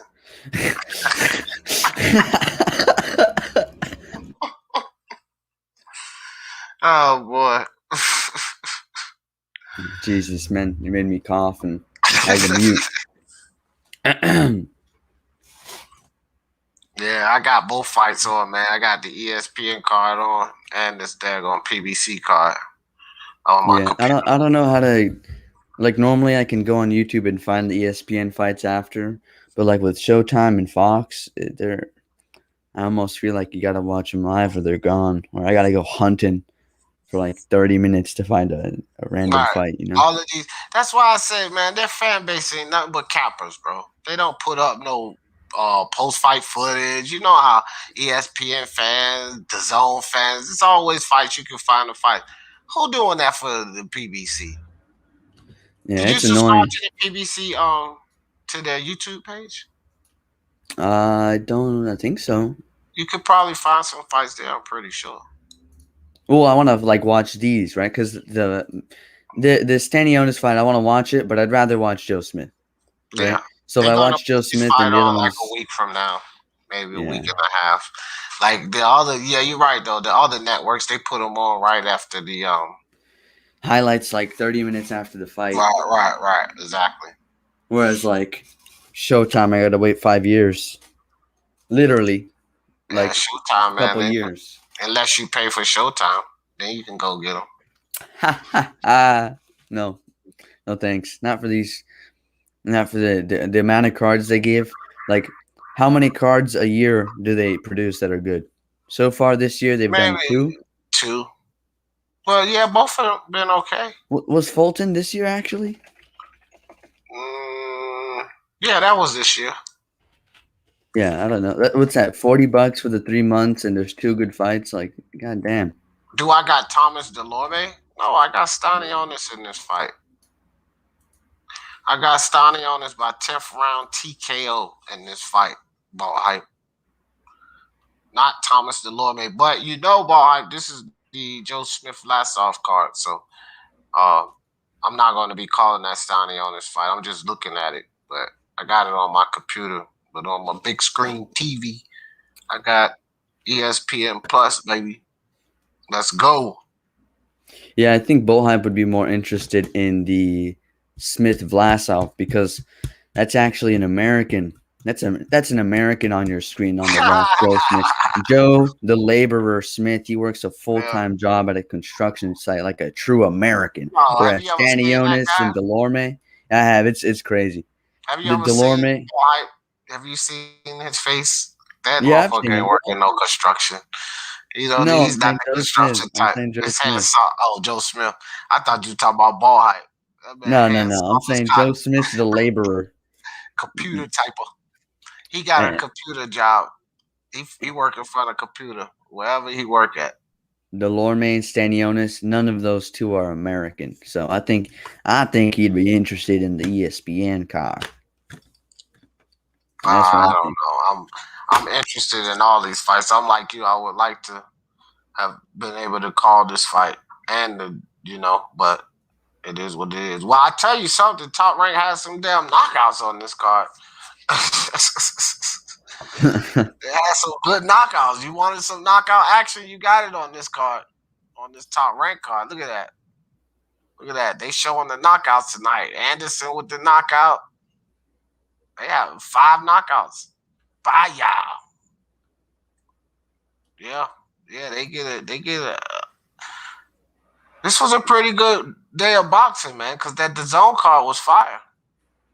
You got a lot of knockouts on this ESPN card. Just going to cap off with Joe Smith and Vlasov.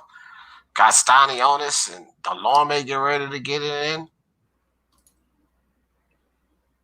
Tehran in his boots. Sergey Lipinets. ESPN's just showing the Jogba knockout. They've invested into him. That's good. Yeah. They showing. No, you way behind. No, I'm 30 seconds. I counted. Warming up.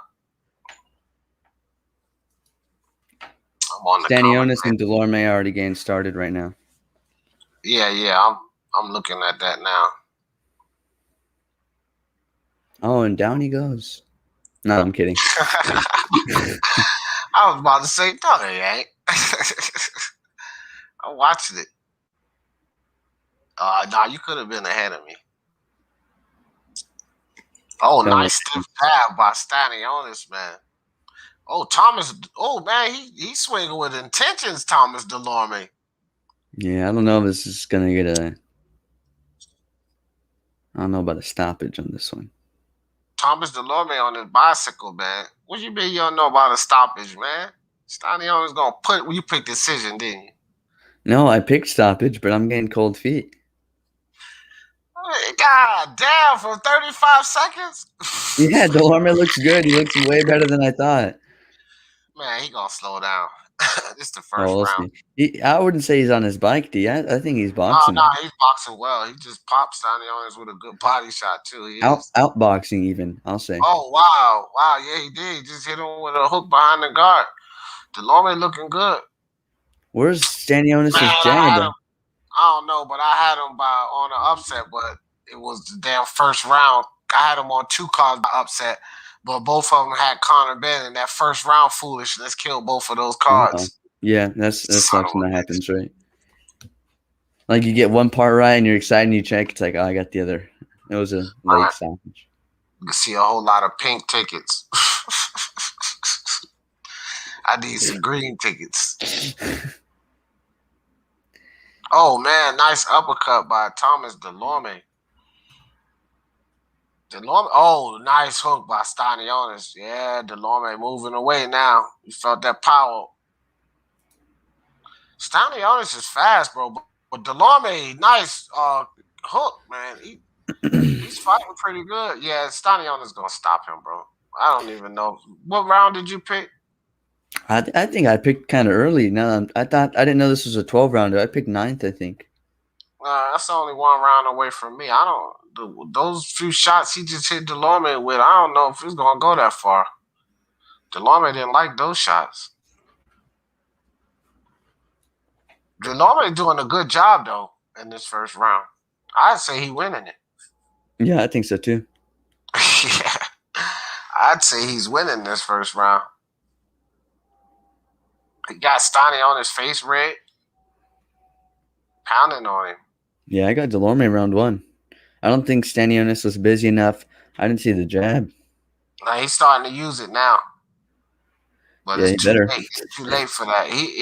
Hopefully he'll just adjust and come out and use it more in the second round. But as far as I say, Delorme got this. Oh, nice, Delorme. Yeah, he just capped it off with that right there. Then came with I'm a ahead body of shot. you on the Showtime. Oh, okay. Keys to victory for Stanionis. Establish the jab. Go downstairs and land the overhand right. Wow. Don't forget pray. Yeah, and pray for the win. Just hope you get a gift decision if it comes to it. Gotta have prayer. Because without prayer, you ain't gonna win, dog. Delorme keys to victory. No wild rights. Work the body and throw the uppercut. These are so vague. Like, I kind of get what they're trying to say, but it's casual. I guess just to, throw the uppercut. What is it? You want to win? Throw the uppercut. Just do it. Yeah. That's the key to victory. Just throw the ups. Just throw it. Who cares? If it lands, who cares where you're at? Just throw it. Maxim Vlasov looked cool, calm, and collective in there. Looked like he got no worries. Shouldn't be so calm. The storm's coming. He back in the locker room having a good time, Joe Smith was meditating.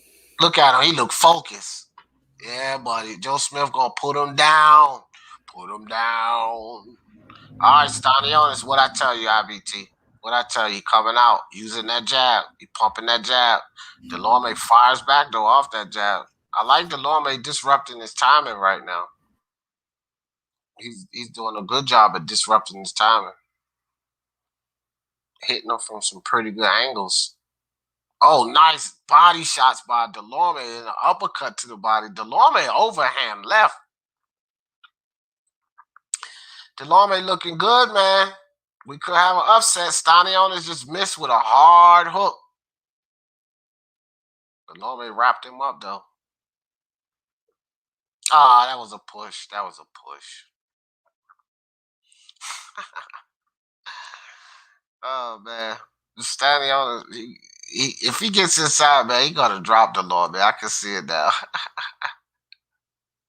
Delorme fired, but Delorme is doing a good job at moving his head, working his jab, and disrupting Stanionis' timing. He's doing a really good job of that, bro. And to tell you the truth, he winning this round 2 right now. Look at that. Hook behind the guard. Delorme winning. He winning the fight. We only a round and a half in, but he winning the fight until he catch that hard blow. It's coming, bro. I can see it. Stanionis need to throw his jab more, though, bro. He letting Delorme get off, man.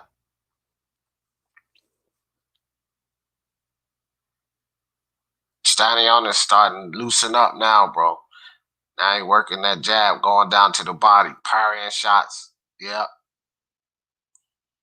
He coming on now.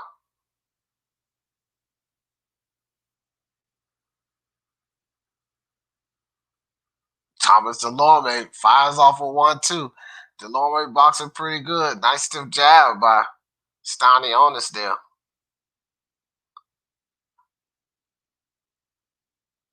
Delorme, nice jab. Delorme boxing well right now, man. I got Delorme winning this round. Nice body shot by Delorme. Stanionis, he had started to loosen up for like 30 seconds then. Delorme just moving well. Nice counter by Delorme and a hook behind the guard by Delorme. Stanionis smiles at him. Don't think it hurt him, but still, he scored. Slips a hook and fires off a 1-2. Then slips a jab. So, hey, man, I got this 2-zip. Delorme. What you say, IBT? It looked like 2-zip to me. Thomas Delorme.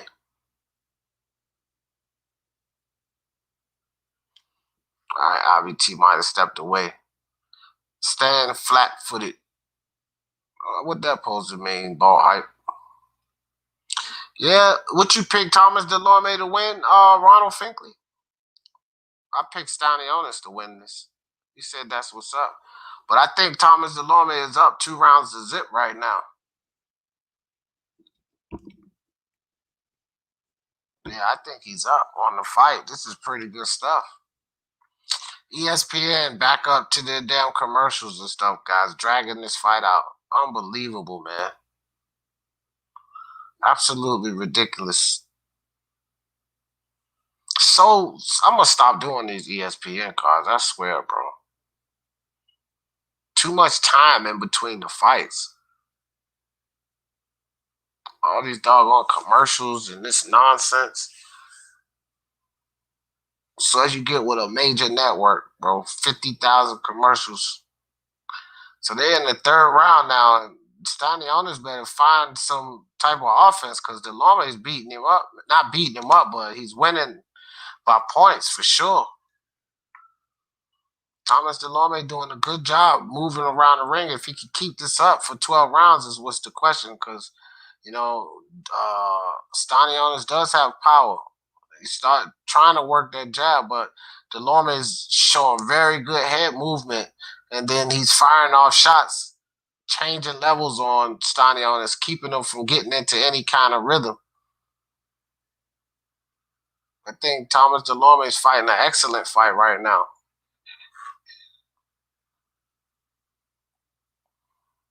Lady Shan in the building was good. She said, not watching this fight. Don't think it's showing here. Well, Joe Smith and Vlasov. Oh, yeah. Are you watching Stanionis and Thomas Delorme, Lady Shan? I'm watching both of them anyway. Ronald said UD Stanionis. Oh, okay. Well, that's a good pick. Good pick, Ronald. That's what I got. Oh, a split decision, I think. But it might not be, man. We might miss on this because Delorme looking really good here. We might miss on that pick, brother.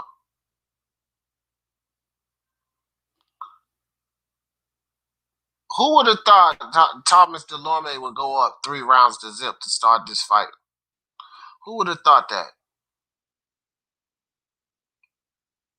Stanionis starting to find him with that jab, though. So that's what I said, man. As soon as Thomas Delorme, if he slows down, I'm not saying as soon as, but if he slows down, that's trouble. All right, finally we're here. So they posted these guys get ready to make the ring walk. Joe Smith, Vlasov. Jeez, this is the longest card ever, bro. This card came on at 5:30. Absolute madness. Absolute madness.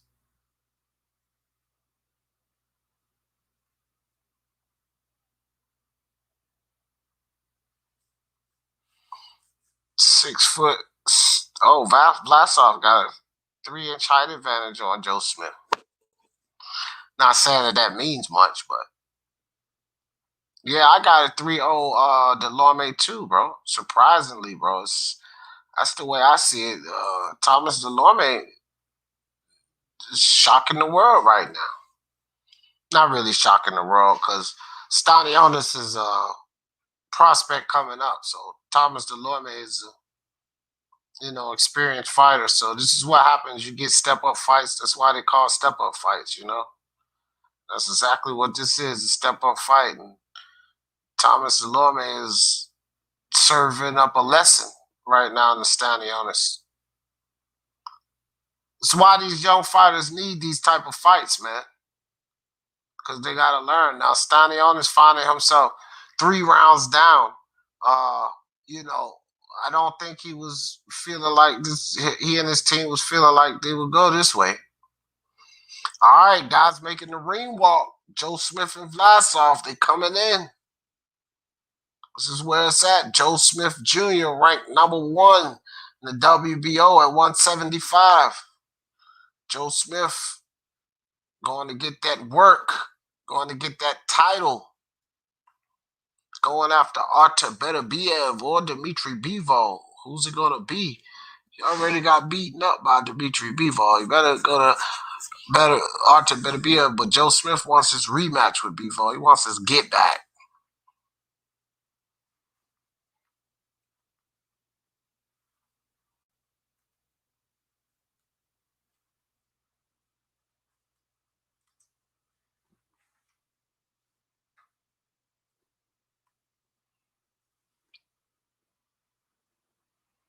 Joe Smith in the ring, ready to put in that work.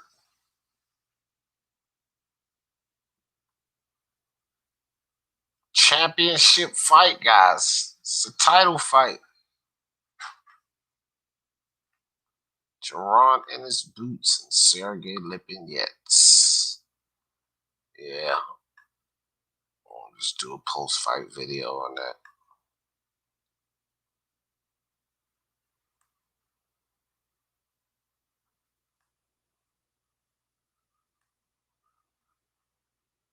Maxim Vlasov in the ring, Joe Smith in the ring. It's going down. It's going down.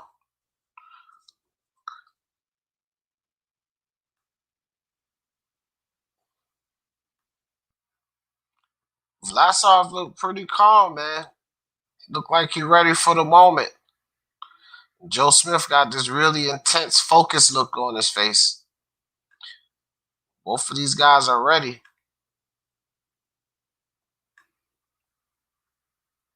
No more questions. It all ends right here tonight.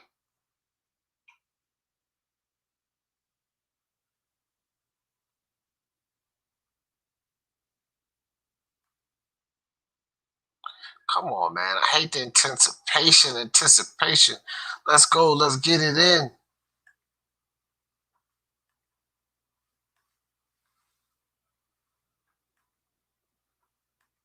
Joe Smith dancing around, ready to roll.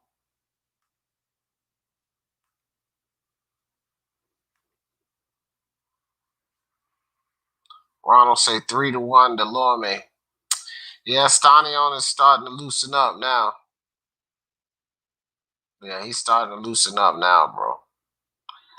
Well, Delorme looked good for those first 3 rounds. I will say that. He looked really good for those first 3 rounds.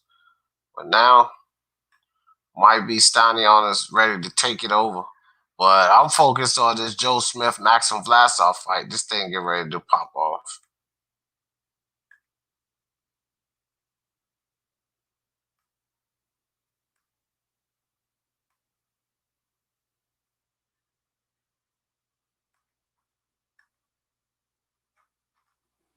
All right, then ref got him in the center of the ring, giving the instructions.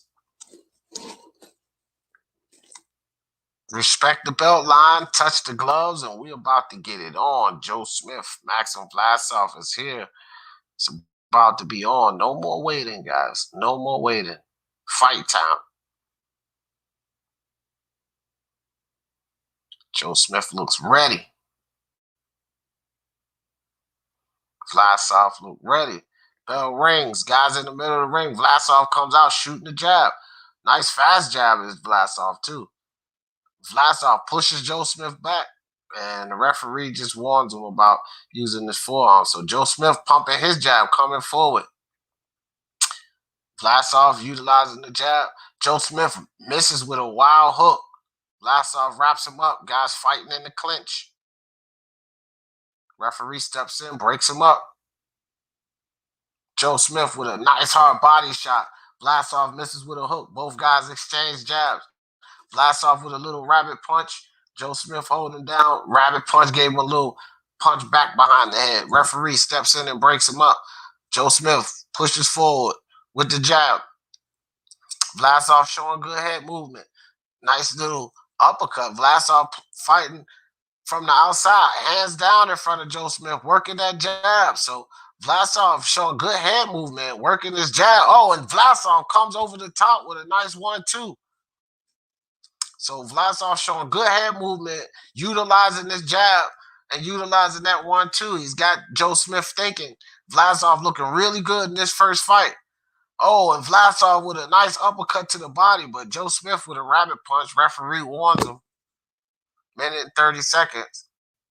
So Vlasov showing good head movement. He got Joe Smith missing, and he's using his jab well, catching Joe Smith with a 1-2. Joe Smith, hard target right here is Vlasov. Vlasov pumping that jab. Vlasov coming with that 1-2, hitting Joe Smith from weird angles. Nice shot to the body by Vlasov. Nice jab upstairs by Vlasov. Double jab upstairs by Vlasov. Vlasov coming forward. Now he's got Joe Smith moving around the ring. Used to seeing Joe Smith come fighting forward. And Joe Smith with a nice hard body shot there. Joe Smith with his own jab. Joe Smith using some head movement himself. Now he's got Vlasov missing a little bit. Joe Smith still pushing forward with the jab. Joe Smith comes with a body shot. Vlasov still moving well. And a nice 1-2 by Vlasov. And another 1-2 by Vlasov. Joe Smith misses with the overhand right. Now Joe Smith lands a hook. Coming inside. Oh, Joe Smith with another hook.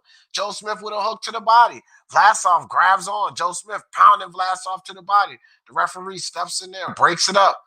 Warns Vlasov. So Joe Smith eats a couple of jabs by Vlasov. Vlasov with a right hand. Joe Smith shoots a jab. Pushing forward.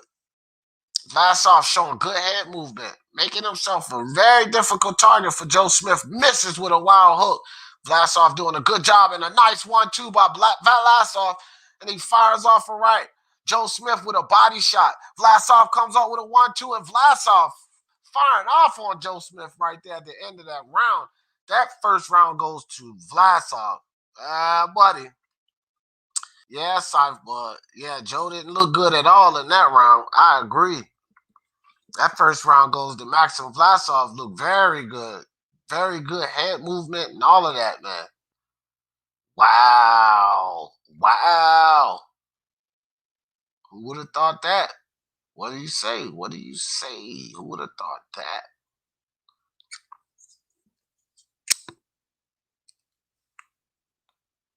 Man, that's IBT, you there? Damn, that's crazy, bro.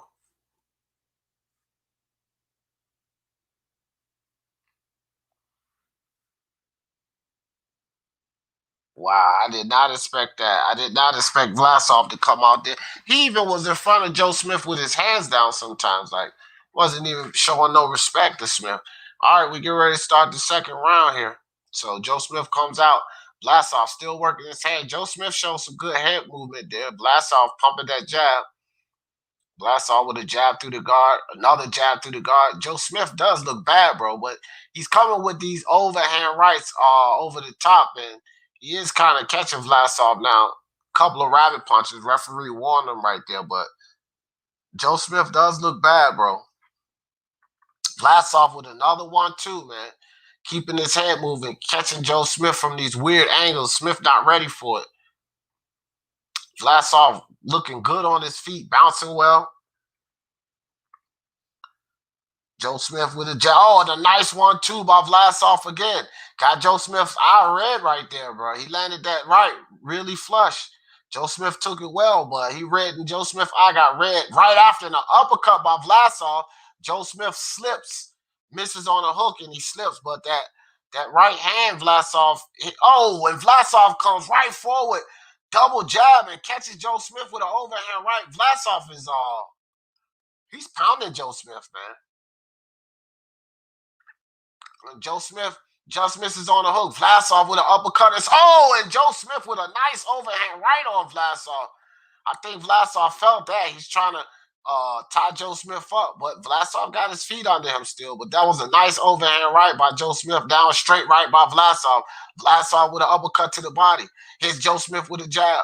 Joe Smith looking real bad right now. Vlasov is winning this fight. And I think Vlasov cut him with that last straight right he hit Joe Smith with.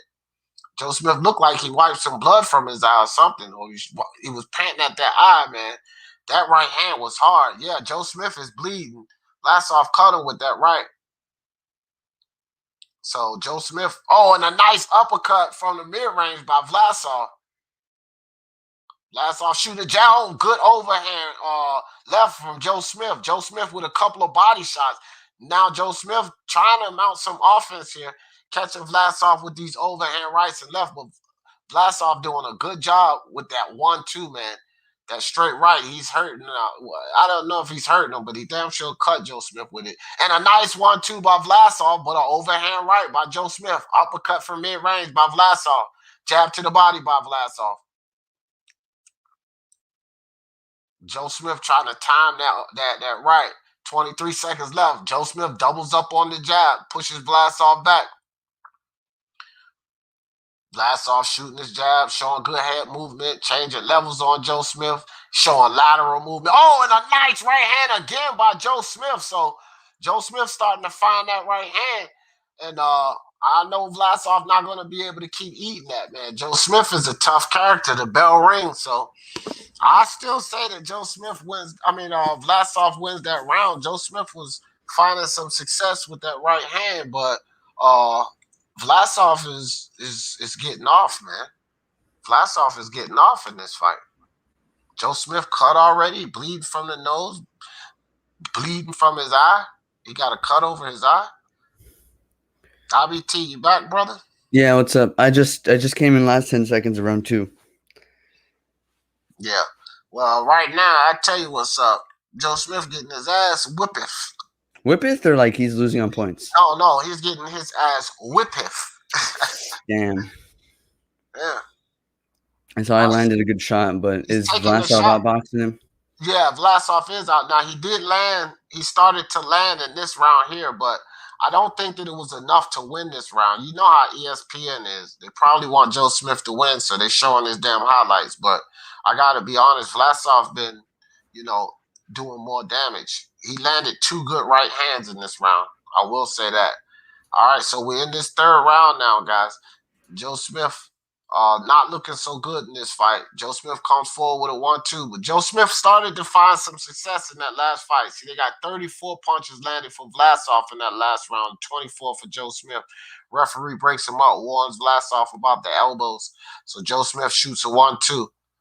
So Joe Smith, nice 1-2 by Joe Smith, snaps Vlasov head back.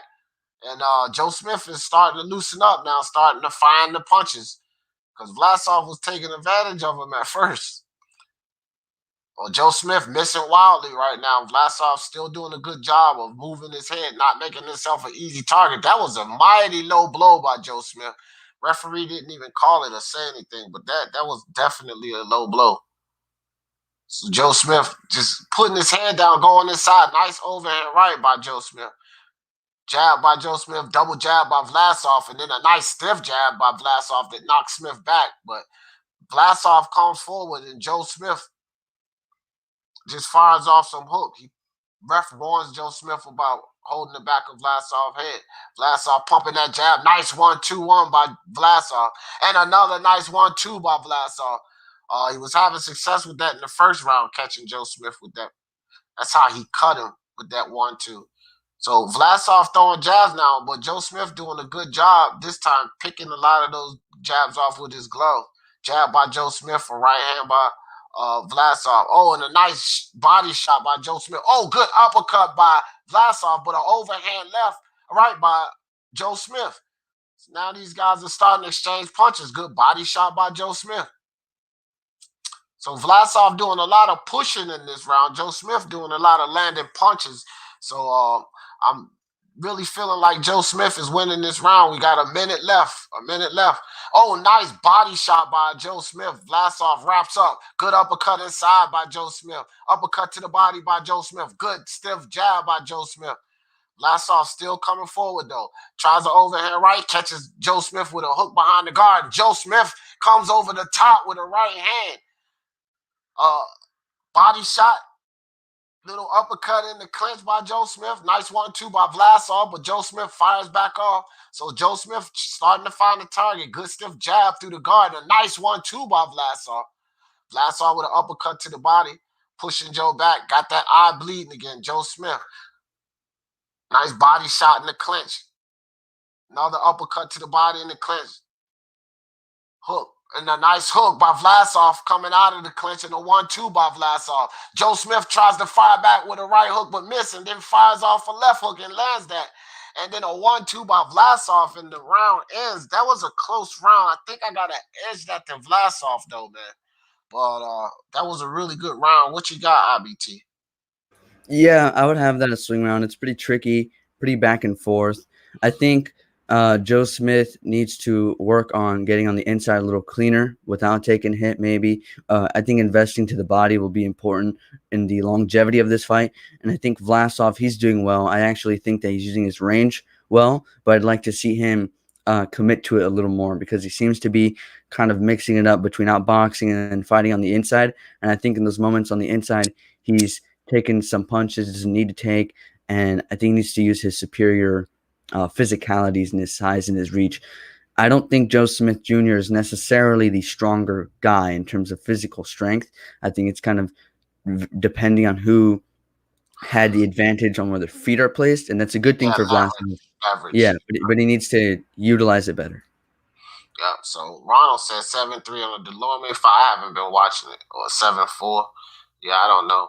All right, so they're back in it. Nice jab by Joe Smith Jr. Joe Smith comes out working this jab. And a nice hook by Joe Smith. They both exchange hooks, actually. And Stanionis working his jab. Nice 1-2 by Stanionis. And Joe Smith with a good body shot. Nice lateral movement by Stanionis to get out of the way and not take any more punishment. Both guys wrapped up in the middle of the ring. Stanionis definitely has better footwork. Joe Smith gets lost sometimes, but he turns right around and fire off shots, keeps Stanionis busy. So Stanionis shooting the jab. Oh, nice overhand right by Stanionis. Joe Smith with a body shot. Vlasov. Oh, Vlasov. Yeah, my bad. Oh, nice double hook by Joe Smith. Looked like he might have hurt Vlasov a little bit there. Vlasov wrapped up now. Pushing Joe Smith back, pushes Joe Smith off. Nice 1-2 by Vlasov. Joe Smith still pushing forward, though. Good jab by Smith, but Vlasov with a jab through the guard. So Vlasov controlling the pace of this round right now. Nice 1-2 by Vlasov. Joe Smith comes up and fires off a hook. Vlasov just gets out of the way. Nice stiff jab by Smith. Snaps Vlasov head back. Both guys exchange jabs, but a right by Vlasov, and Joe Smith leaps in with an uppercut. Just missed. Vlasov pushes him back. Vlasov comes with a straight right, but two hard body shots and a nice right hand by Joe Smith. Lands on Vlasov. Just misses another right. Just misses a wild uppercut.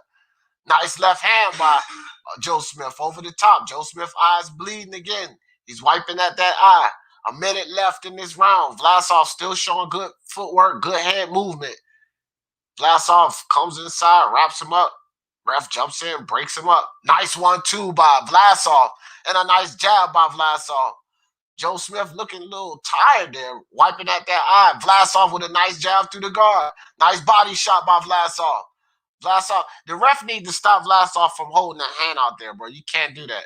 And not only that, he's holding it on that cut. He's just like holding that hand out there stiff. Joe Smith missed with a wild hook, but I tell you something. If he hit Vlasov with one of them, he could have hurt him. So both guys exchange jabs in the middle of the round. Vlasov, and a nice stiff jab by Joe Smith. And another stiff jab by Joe Smith. He comes down to the body, but Vlasov hits him with a short left hook. Joe Smith still pawing out that eye. Pawing at that eye. Vlasov pumping the jab. Nice little hook behind the guard by Vlasov. Joe Smith misses with an uppercut. Joe Smith with nice little combination, but he doesn't land right there. Vlasov coming forward with his own combination. Good right by Vlasov. And the bell rings. So, man, I got to get that round to Vlasov. Joe Smith was working, but he was missing some shots, man. Quite a few shots. What you say, IBT? What you got for us? Yeah, I think the cut's kind of bothering him a little bit in terms of his depth perception because he seems to be throwing some punches at the wrong range. I don't think Joe Smith's used to having someone with such a significant reach advantage over him, and I think Vlasov is capitalizing well. I like the volume from Vlasov, although, he's doing a good job. He's just kind of getting hit sometimes. Some of these wild punches from Smith obviously aren't landing, but I think he's kind of cutting it close, a little too close sometimes. So I agree. I'd give that round to Vlasov. Joe Smith needs to work on getting on the inside, getting some clean work in there, and try not to get tied up so easily. I mean, obviously it's difficult, easier said than done, but it's clearly something playing a major impact in the fight so far. Yeah, agreed.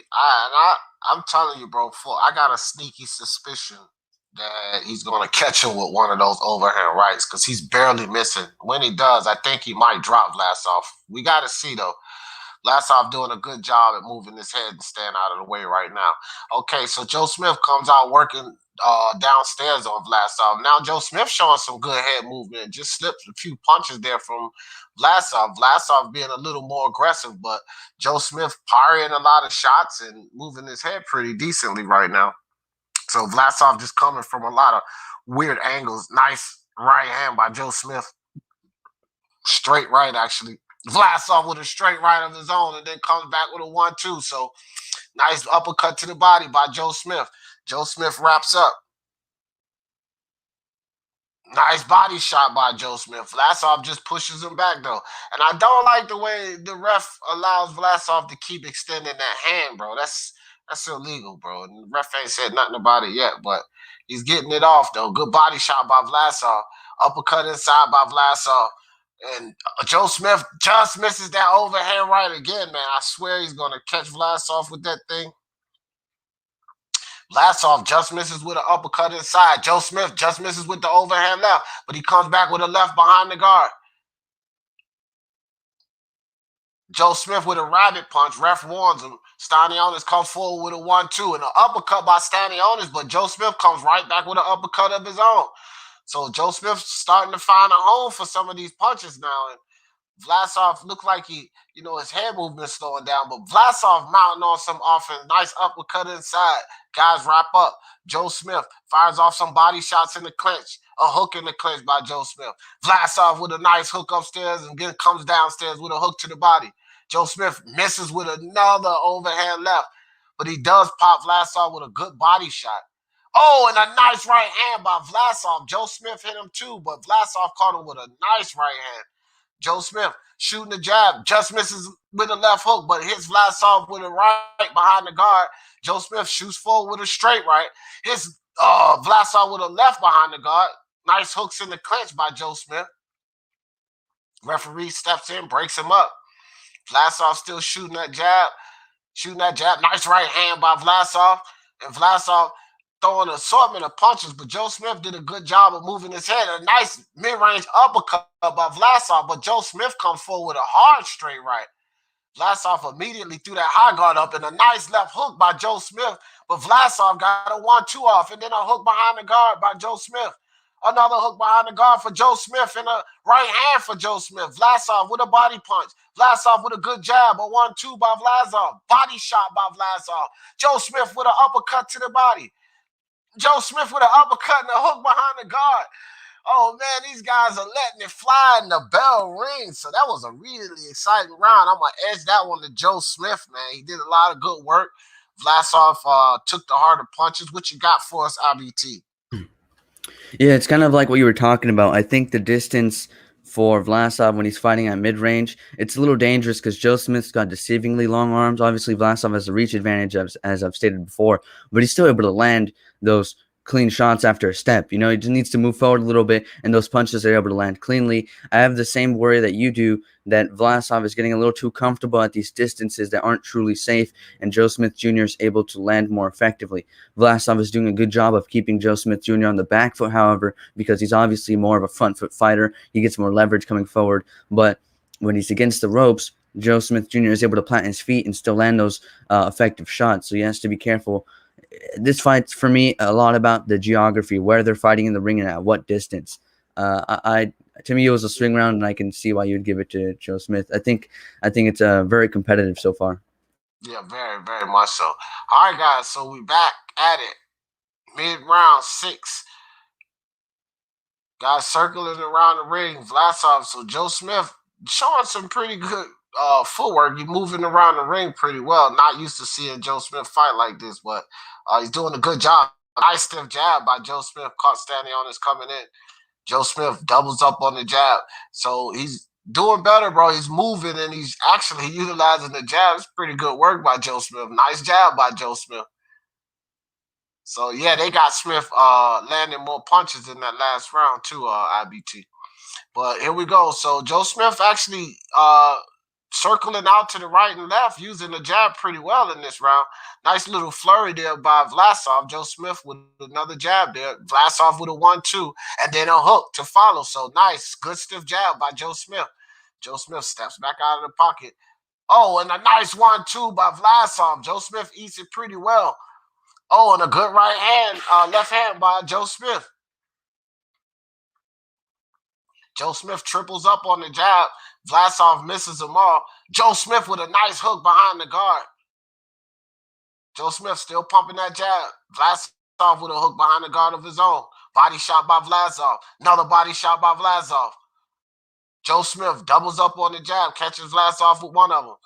Nice parry, pull counter by Joe Smith, but Vlasov comes right back with a hook behind the guard. So these guys are boxing now. Nice 1-2 by Joe Smith, and then he hits it with another jab, but Vlasov comes with a jab to the body and a jab of his own.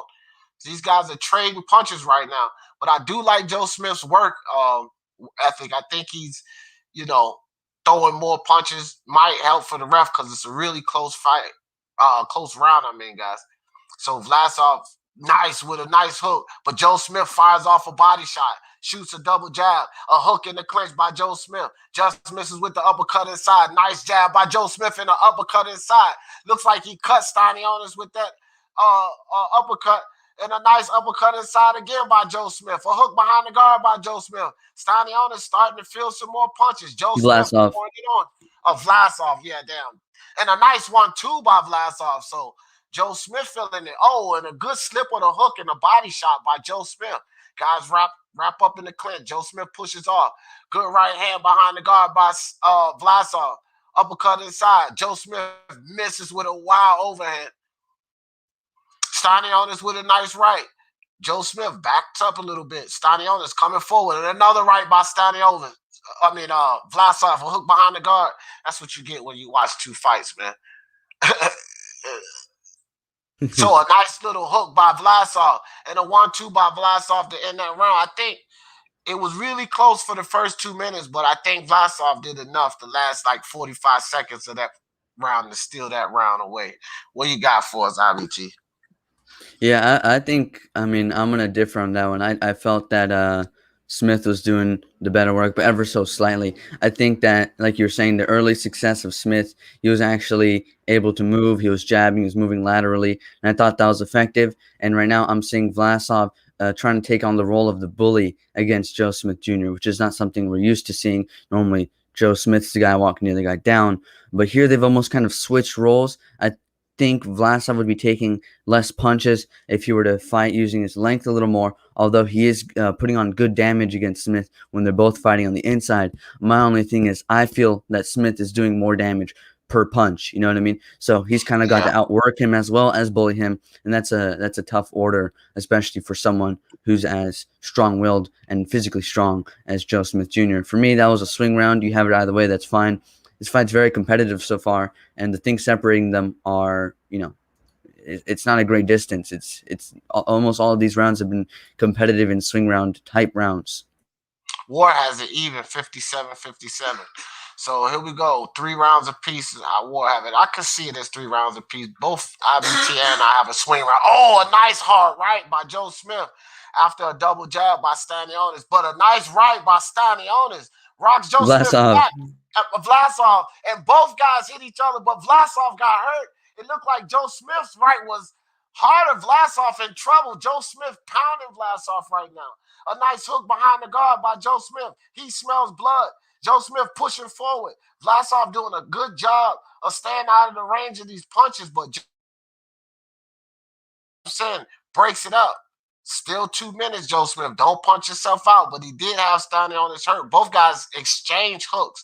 Joe Smith did more damage, just as IBT said. So here we go. Joe Smith pounding to the body in the clinch. Stanionis Vlasov getting a little tired, man. I'm going to just start calling him Maxim. So Maxim using his shoulder to push Joe Smith back. And Joe misses with a wild uppercut. Maxim Vlasov is not throwing too many punches right now. He's just kind of, using head movement and stuff, kind of shoulder rolling. But Joe Smith is the only one that's actually landing punches. Vlasov is not throwing, but nice right hand there by Vlasov, and Joe Smith fires back with a body shot. Vlasov got him wrapped up. Ref steps in, breaks it up.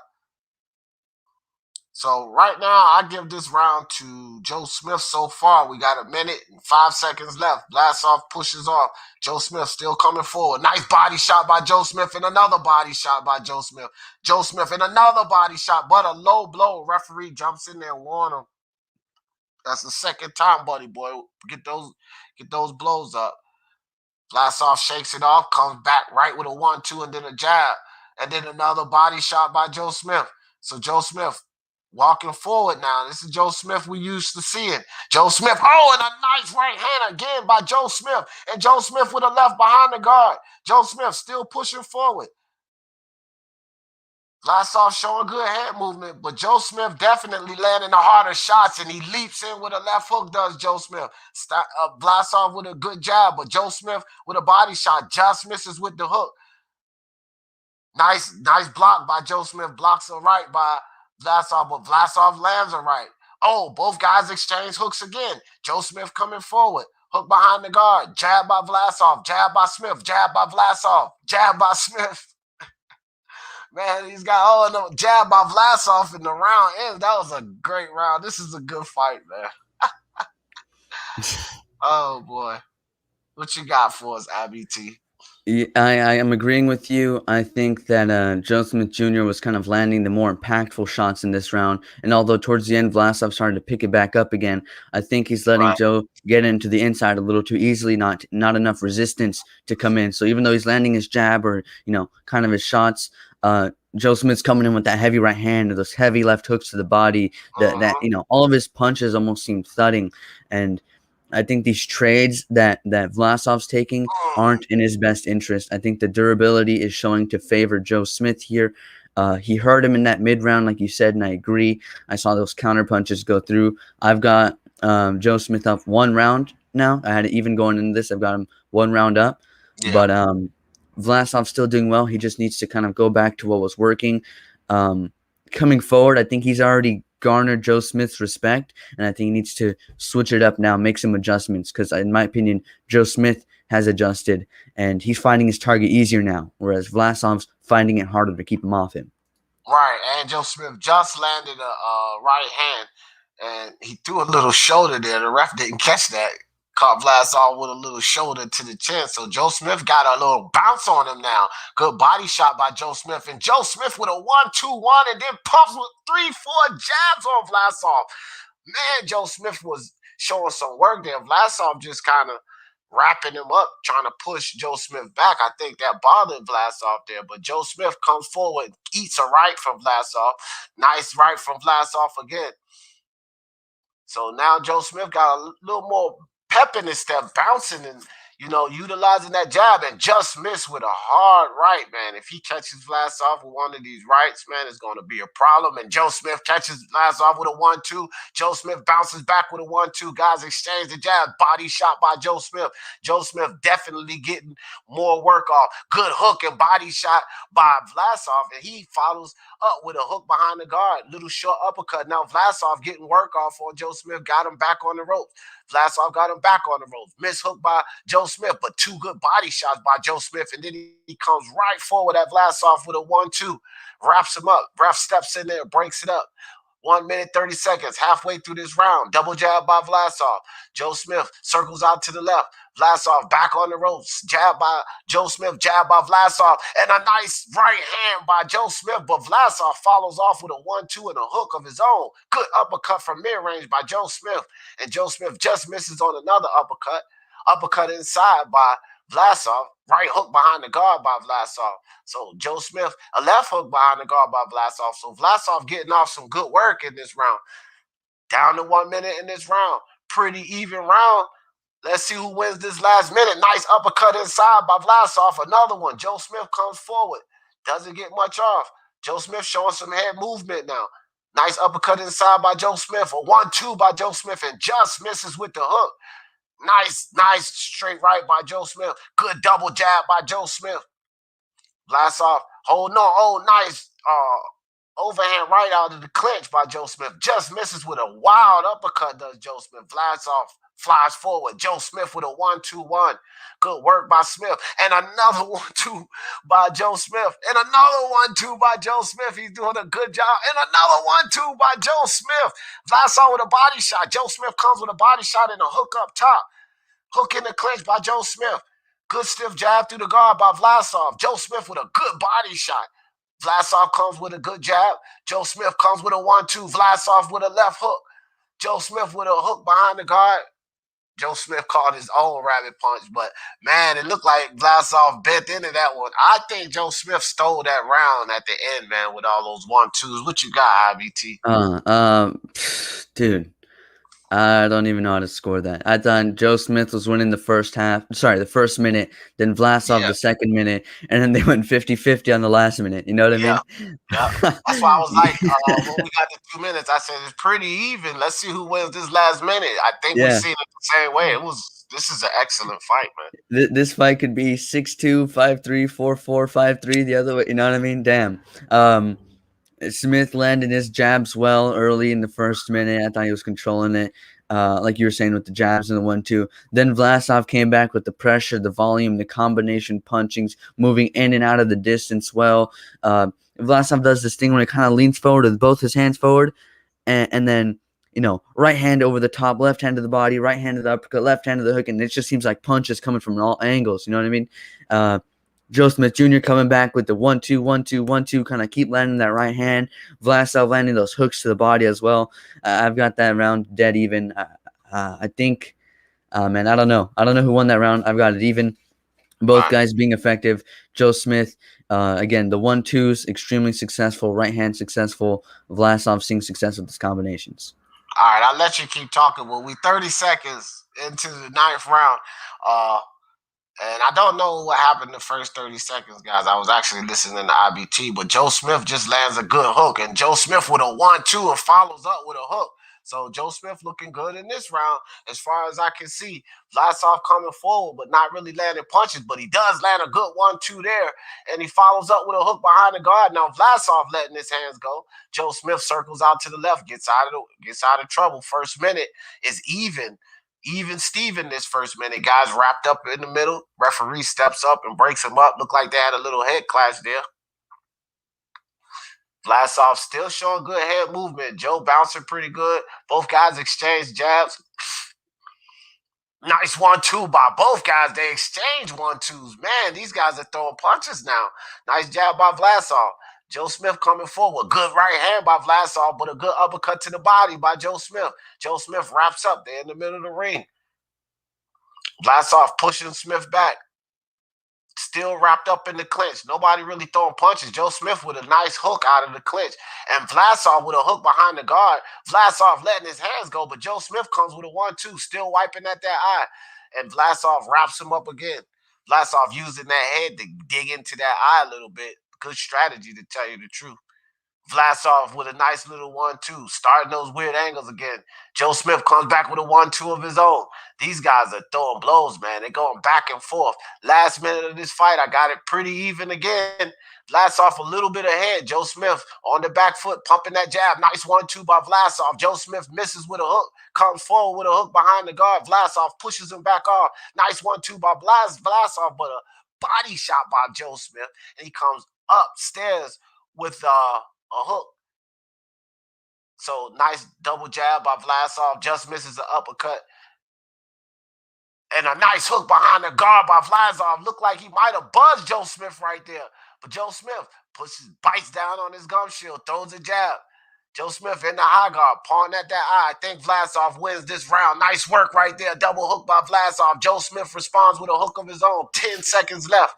Vlasov doing a good job at the end of this round. I'm going to have to give this round to Vlasov already, man. Unless Joe Smith knock him down in these last 5 seconds.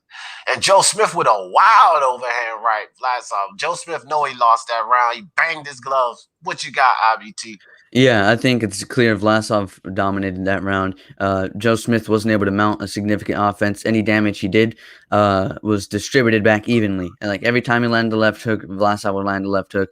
I felt like Vlasov was controlling the pace, controlling the ring, used his size and strength, physically imposed it on Joe Smith, didn't allow him to sit down on his punches. He boxed very well in that round. I think even Smith, like you said, realized he was frustrated by it.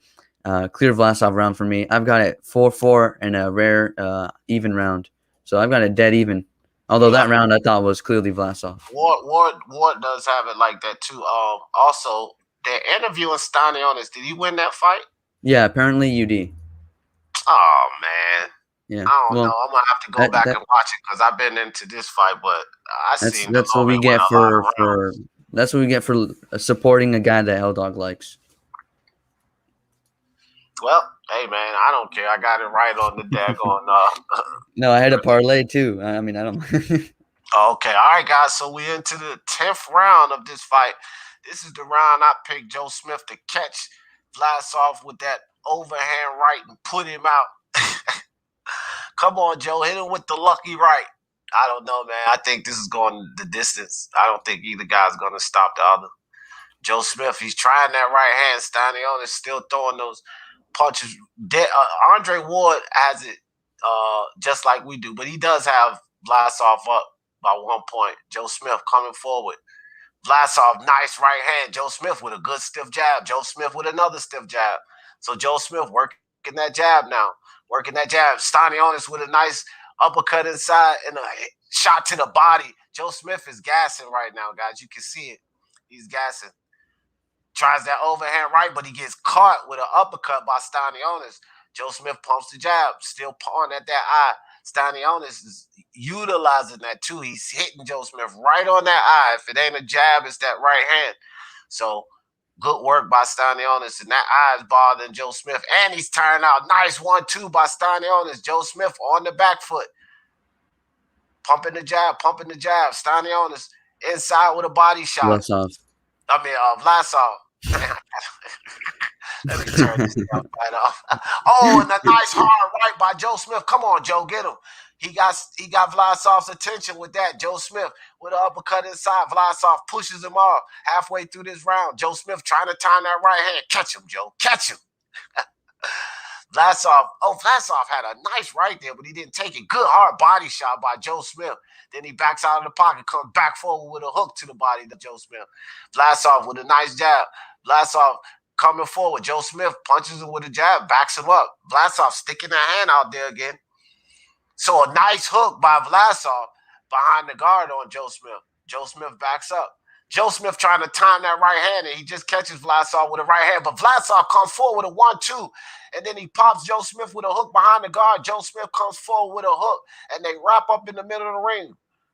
Ref warns Smith about hitting behind the back. Nice uppercut by Vlasov. So Vlasov winning this round. Nice right, hard right by Joe Smith. Vlasov double jab. Joe Smith with a jab of his own. Oh, and a nice 1-2 by Smith, but a 1-2 by Vlasov. Vlasov with a hook behind the guard. Joe Smith is getting tired, man. These hooks are slow and predictable. Joe Smith is definitely gassing out, and Vlasov looks like he got the better take, but Joe Smith catches him with that overhand right. Vlasov felt that. He immediately wrapped up, but Vlasov comes back with a 1-2 of his own. Joe Smith uppercut on the inside, another uppercut, and the bell rings. I still think Vlasov did enough to take that round. IBT, what you got? Yeah, I've got Vlasov winning that round as well. I think he controlled the fight a little more. It's really these attacks that he's throwing out. They're almost like a swarming. You know what I mean? They're coming from all angles. They're coming from pretty good speed, decent power, good volume. And I think it's kind of frustrating Joe. He's not able to quite set his feet. And even though he's timing Vlasov in some of these exchanges, if you noticed, there were points where he turned southpaw and he started throwing the jab. And he goes back to orthodox. He's working the jab. He's trying a lot of things. But I think it's, like I said, I think the volume's kind of making him uncomfortable. And all these angles are making him a little uncomfortable. I gave that round to Vlasov. Joe Smith Jr.'s gotta catch him clean or gotta work the body now because it's kind of getting late into the fight. And although I've only got Vlasov up one round, you could have him up two. and it's getting What up do to you the think final about moments. Joe Smith's gas tank? I think he gassing a little bit here. All right, guys. Well, we into the 11th round. We talk about that in between next round. So both guys exchange their jabs in the middle, and Joe Smith comes forward with a nice 1-2, knocks Vlasov back. Joe Smith coming forward, letting his hands go now. Vlasov grabbing on, pushing off. Nice hook by Joe Smith. Catch Vlasov pushing out. Joe Smith is coming forward now, and he's taking the beginning of this round. The first 30 seconds is all Joe Smith. Ref warns Joe Smith about grabbing behind the head. Good body shot by Joe Smith. So the beginning of this round is all Smith right now. Good body shot by Joe Smith again. Vlasov wraps him up. Ref steps in, breaks him up. So Joe Smith circles to the left and comes forward again. Catches Vlasov with a nice straight right. So Joe Smith with a good body shot. Just catching Vlasov. So the first minute of this round goes to Joe Smith. Good hook inside the clinch by Joe Smith. Referee steps inside, breaks him up, tells Vlasov to stop holding on. Joe Smith is coming forward with the pressure. So Joe Smith trying to take this round. Nice hook coming out of the clinch for Joe Smith.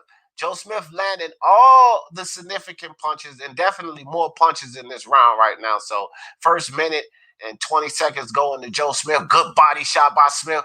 And Vlasov comes with a good jab. Joe Smith with a right. Joe Smith pawing at that eye again. Halfway through this round, can Vlasov bring it back? Right now, this is a Joe Smith round. Let's see what Vlasov got. Good jab through the guard by Vlasov. Got Joe Smith pressed back on the ropes. Vlasov with a couple of body shots in the clinch. Got Joe Smith wrapped up. Referee letting him work in the clinch. Got Vlasov on the ropes. Good body shots outside of the ref vision. He kind of hit him in the back there. Oh, nice body shot by Joe Smith, but a good 1-2 by Vlasov. Down 2 minutes in this round, and I got this a Joe Smith round so far. Vlasov with a jab through the guard. Joe Smith still pressing forward, pressing the action. Good body shot by Joe Smith again. Joe Smith just misses with a 1-2 on Vlasov, but he's pressing the action, pushing forward. Vlasov with a little right outside the clinch, and there's Joe with that overhand right, and then a body shot to follow, and another body shot, a hook in the clinch, banging him in the body, in the clinch, a hook in the clinch. Referee steps in and breaks him up. Definitely a Joe Smith round. Joe Smith still pushing forward, and a nice 1-2 by Joe Smith. Bounces Vlasov head back, and a nice, good, stiff jab by Joe Smith. Another jab by Joe Smith. Uppercut inside by Joe Smith. A right hand by Joe Smith. A left hand, an uppercut inside. Stanionis is hurt. Joe Smith has him hurt, man.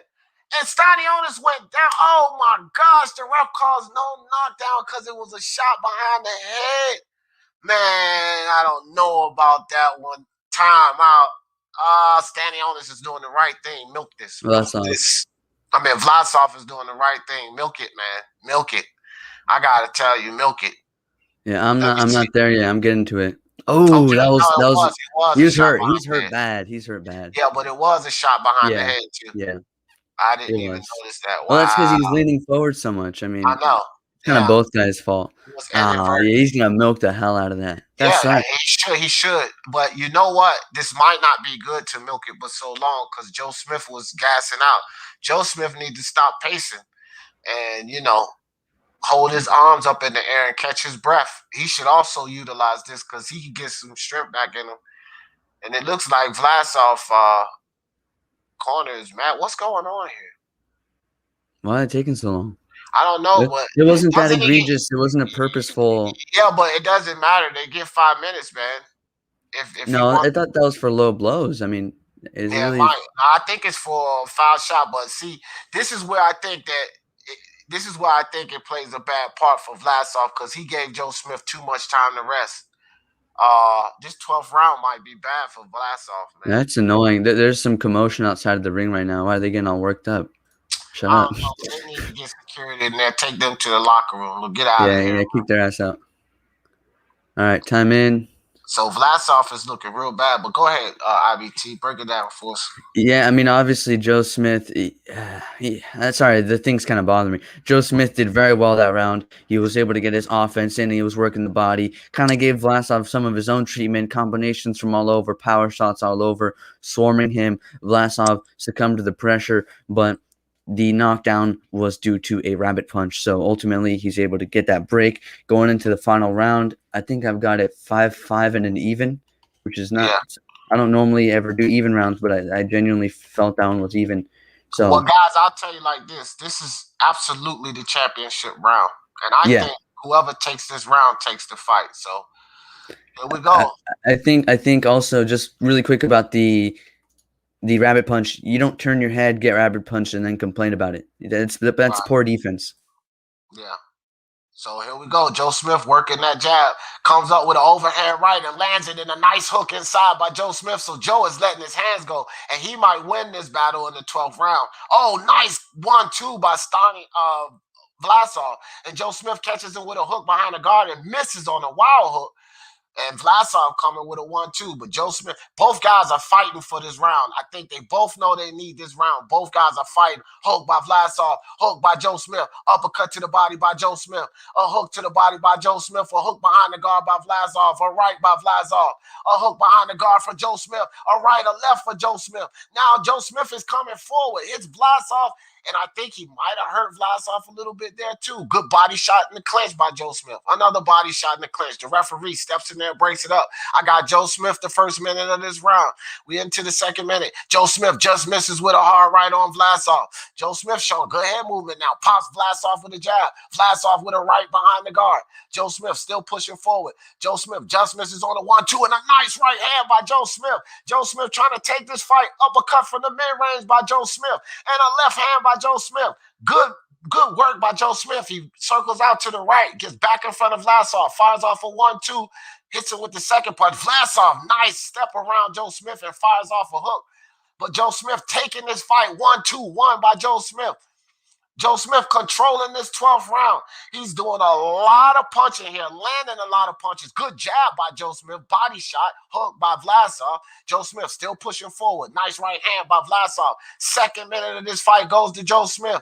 It looks like Joe Smith's controlling this round. A right behind the guard by Joe Smith. A good 1-2 by Smith. Vlasov cannot land punches right now. Joe Smith is winning this championship round for sure, guys. Both guys wrapped up in the middle of the ring. Oh, a nice uppercut in the clinch by Joe Smith. The referee steps in there, breaks it up. 45 seconds left. Vlasov with a right hand. Joe Smith with an uppercut to the body and a nice 1-2 by Joe Smith. Just misses with an overhand right and another 1-2 by Joe Smith. He's definitely taking this championship round. This is a Joe Smith round. Both guys exchange jabs. Vlasov with a 1-2, but Joe follows up with a hook. They wrap up. Both guys are tired as hell, man. 23 seconds left in this fight. And Joe Smith, can he hold on? Good jab by Vlasov. A hook behind the guard by Vlasov. An uppercut by Vlasov. But Joe Smith fires back with a 1-2. And here comes Joe Smith. 10 seconds left. Vlasov coming forward. Joe Smith body shot. Hook by Joe Smith. Straight right by Vlasov. Joe Smith just firing punches, head down, coming forward, and that's how the fight ends. Joe Smith took that round. He might have won the fight by taking that round like that. What you got for us, IBT? Yeah, I agree with you, D. I think that Vlasov was still kind of feeling some of the effects from last round, and with the heat that Smith was bringing this round, just all the punches, all this pressure, all this coming forward. These two guys are obviously very strong, just clashing back and forth. I felt that Smith had the greater quantity of significant heavy punches landed on Vlasov. I feel like this round, I mean, on my scorecard was the definitive round. I had it 6-5 and an even.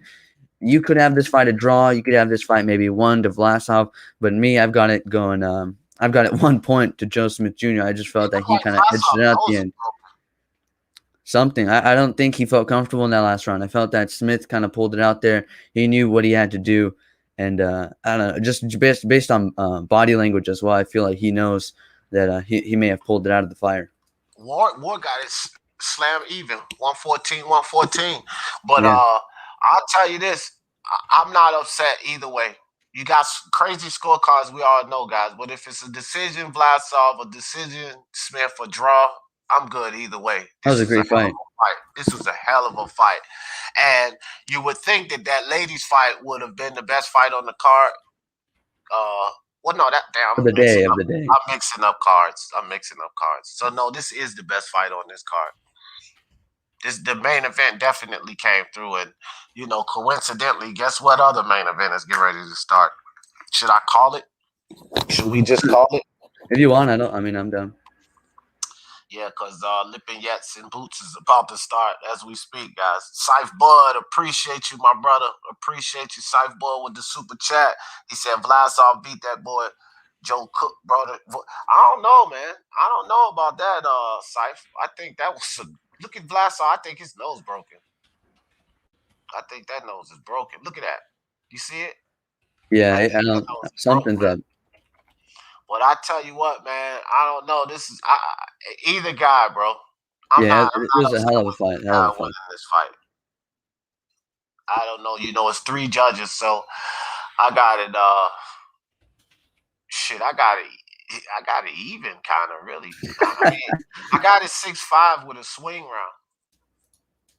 You know what I mean? So, I mean, I think Smith picked up at the second half of that fight. Everyone's on that championship round. Everyone's saying 7-5 or a draw. 7-5. You know what I mean? It's that type of fight. 7-5 period or a draw. Oh, or a draw. Yeah, I agree. Yeah. I agree. Yeah. Totally. I'm gonna turn on the audio on my stream. I mean my TV, so I can hear the result.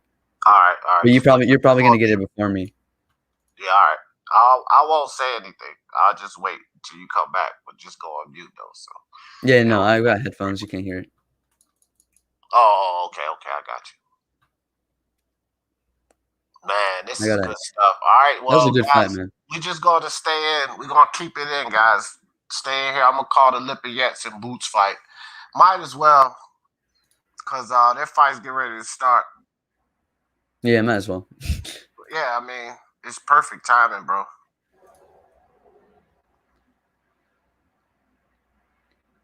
Because it ain't like I wasn't going to watch this shit. I was going to watch it anyway. All right, so the round started. Boots comes out, shoots a jab. Lipinets looking pretty good. Showing good head movement. Boots shooting a jab. Lipinets picking them off. Lipinets just catches Boots with a counter. So Lipinets parrying Boots' jab. Both guys exchange jabs. Boots with a nice stiff jab on Lipinets. Another jab on Lipinets. Parries that one, though. So Boots got faster hands. Of course, Boots doubling up on the jab now. Boots comes with an overhand right. Lipinets gets out of the way of it, and he comes with a right, comes forward with a right of his own. So Lipinets is looking pretty good, bouncing on his feet. And Lipinets is flat-footed, but he knows how to move well, and he transitions his weight well also. So Boots is not, see, this is what I was saying when you get higher level competition. Now, Jaron and his Boots not doing all of that flash that you guys are used to seeing. Good jab to the body by Jaron and his Boots. Trying to switch it up. Jab to the body by Sergey Lipinets. So Lipinets is, and Lipinets said he hurt his hamstring in that fight with Custio Clayton. And the way he's moving right now, it may be some truth to that. Oh, nice jab by Jaron and his Boots. Snap Lipinets' head back. Lipinets just misses with a right. So Lipinets gained opponent right now. Good jab to the body by Lipinets. Jab to the body by Jaron and his Boots. Good round so far, guys. Jaron and his Boots, I would say, is slightly ahead in this round. Lipinets has been landing some punches. Jaron and his Boots misses a wild right. Uppercut, I meant, but he does hit Lipinets with a right behind the guard. Good defense by Jaron and his Boots to get out of the way of that shot. So halfway through this round, and Boots is definitely winning this round, but Lipinets is right in there with Boots.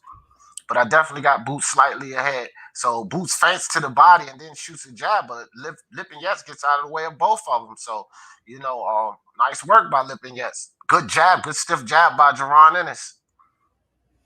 So Lipinets trying to figure out how to get inside. Jaron using that length really well, staying on the outside, doubling up on the jab, but not really hitting Lipinets with a lot. Good jab to the body by Lipinets. But Lipinets is, you know, he's doing pretty well.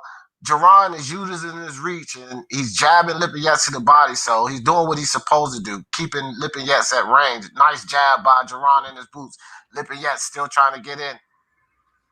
Both guys exchange jabs, so that's good for Lipinets to even catch Jaron with a jab with that reach disadvantage. So Jaron shooting feints, Lipinets shooting feints, and he's getting Jaron to act. And a missed hook by Jaron Ennis, and Lipinets makes him pay with a body shot. So good work by Lipinets, and he's parrying Jaron's jabs good and getting his gloves up. So Jaron Ennis is winning this round, but, you know, he's not, like, washing Lipinets. Nice body shot by Lipinets, and he comes inside. Jaron Ennis Boots tries to capitalized, but nothing doing. So decent round for Lipinets. All these people thinking Jerron was gonna come in and wash him. That was not a wash round, but definitely a boots round. What you got, IBT?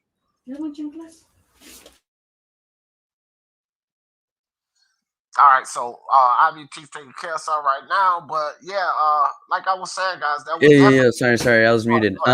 By the way, just so you know, Joe Smith Jr. won 114, 114, 115, 113, 115, 112, majority decision. That was a good. This is good cards. Yeah. I agree with that. That was actually the fairest cards I've heard in a long time. Yeah, super fair, actually. Fairest cards I've heard in a long time. Very accurate of the fight, but for the Innis thing, just real quick, I got Innis winning that round. Although I think Lipinets did well. Yeah, he did do well.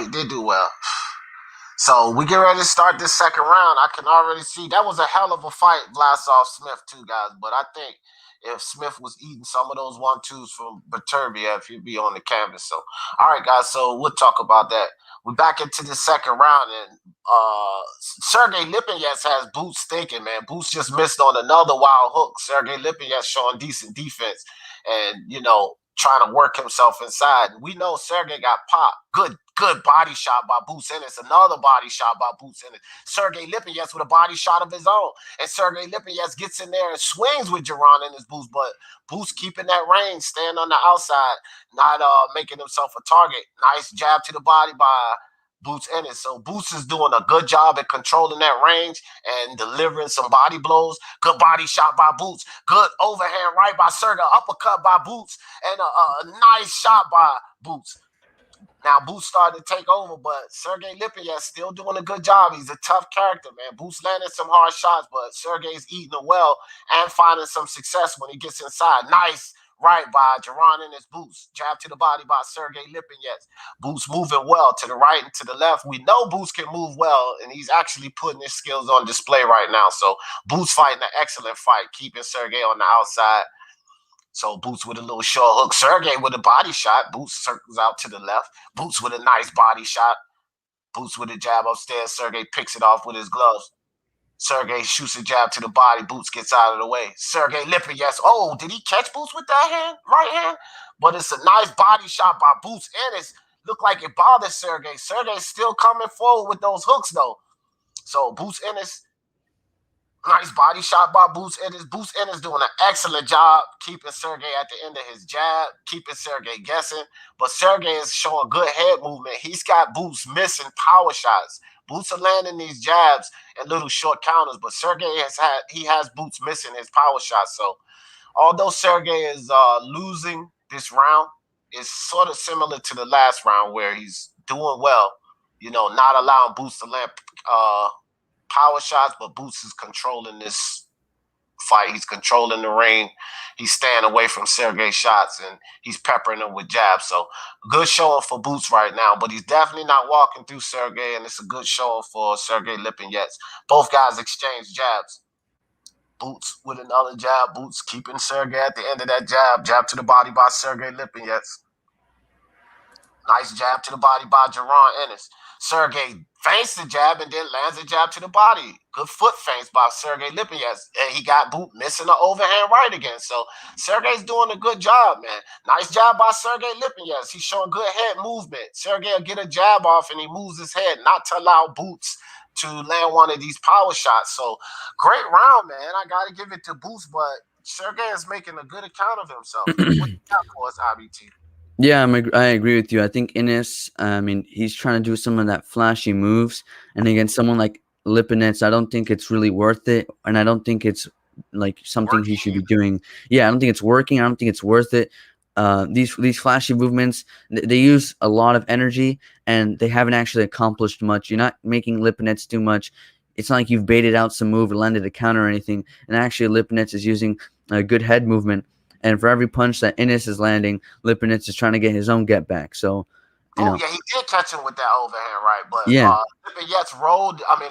Boots Innis rolled with it. He did roll it pretty good, but Sergey did catch him with that overhand right. Boots got to be careful with that because if he didn't get that roll off, that was a nice flush shot. Sergey got some good power with him, so Yeah, I think you got to be a little more active with the jab. All right, guys. So we're going into round 3. Boots comes out, popping that jab. Boots is looking really good in this fight, guys. So I don't want anybody to think that, I'm just surprised that Lipinets is doing as well as he is. But Boots is definitely controlling the pace. He's controlling the distance, the range, everything. So he's doing very, very well. Sergey Lipinets leaps in with a hook, just missed Boots. Boots enters with a jab to the body. Sergey with a feint, and then he catches Boots with a nice stiff jab. So Sergey using feints well. Good body shot by Boots Ennis. Sergey Lipinets comes in. Both guys exchange jabs. Sergey is using his jab very well. He shouldn't be getting jabs. And a nice right by Sergey Lipinets. But Boots Ennis comes in with a body shot. Now, Boots Ennis didn't like that right, so he's starting to get more serious now. Good body shot by Boots. Boots jabbing. Sergey Lipinets still keeping the pressure on Boots, man. Using good foot feints. Sergey is catching Boots because Boots is reactive to these foot feints that Sergey is using. And another right by Sergey Lipinets. Coming off of those foot feints, jab to the body, good 1-2 by Boots. And Sergey Lipinets got Boots on the ropes, and he hits him with that overhand left and a right by Sergey Lipinets. An overhand right by Sergey Lipinets. Body shot by Sergey Lipinets. That's where Ayabov was having success on Boots, but Boots coming forward. Body shot by Jaron in his Boots. Damn it, my thing just buffing. All right, it's back.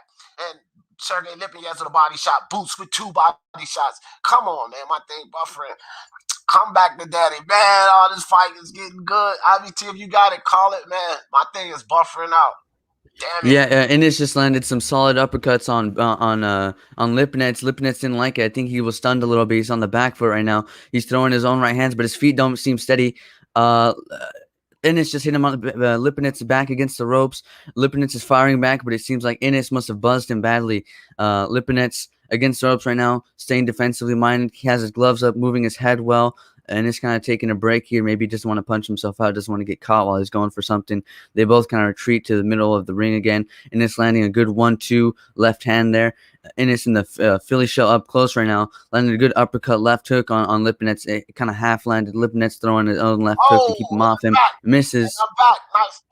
Oh, okay. I'm back. Nice overhand right inside the clinch by Sergey Lipinets, and I see what you're talking about. Good hook behind the guard by Boots Ennis. So Sergey Lipinets looked like he got his feet back under him now. Shoots another foot feint. Sergey Lipinets looks like he's slowed down for sure. I missed the action, but he definitely slowed down. Good body shot by Boots, and then he follows up with a right hand. Sergey Lipinets lands a straight hard jab of his own, and then a body shot overhand right in the clinch by Sergey Lipinets, and then he slips 2 hooks from Boots. Nice straight left by Boots.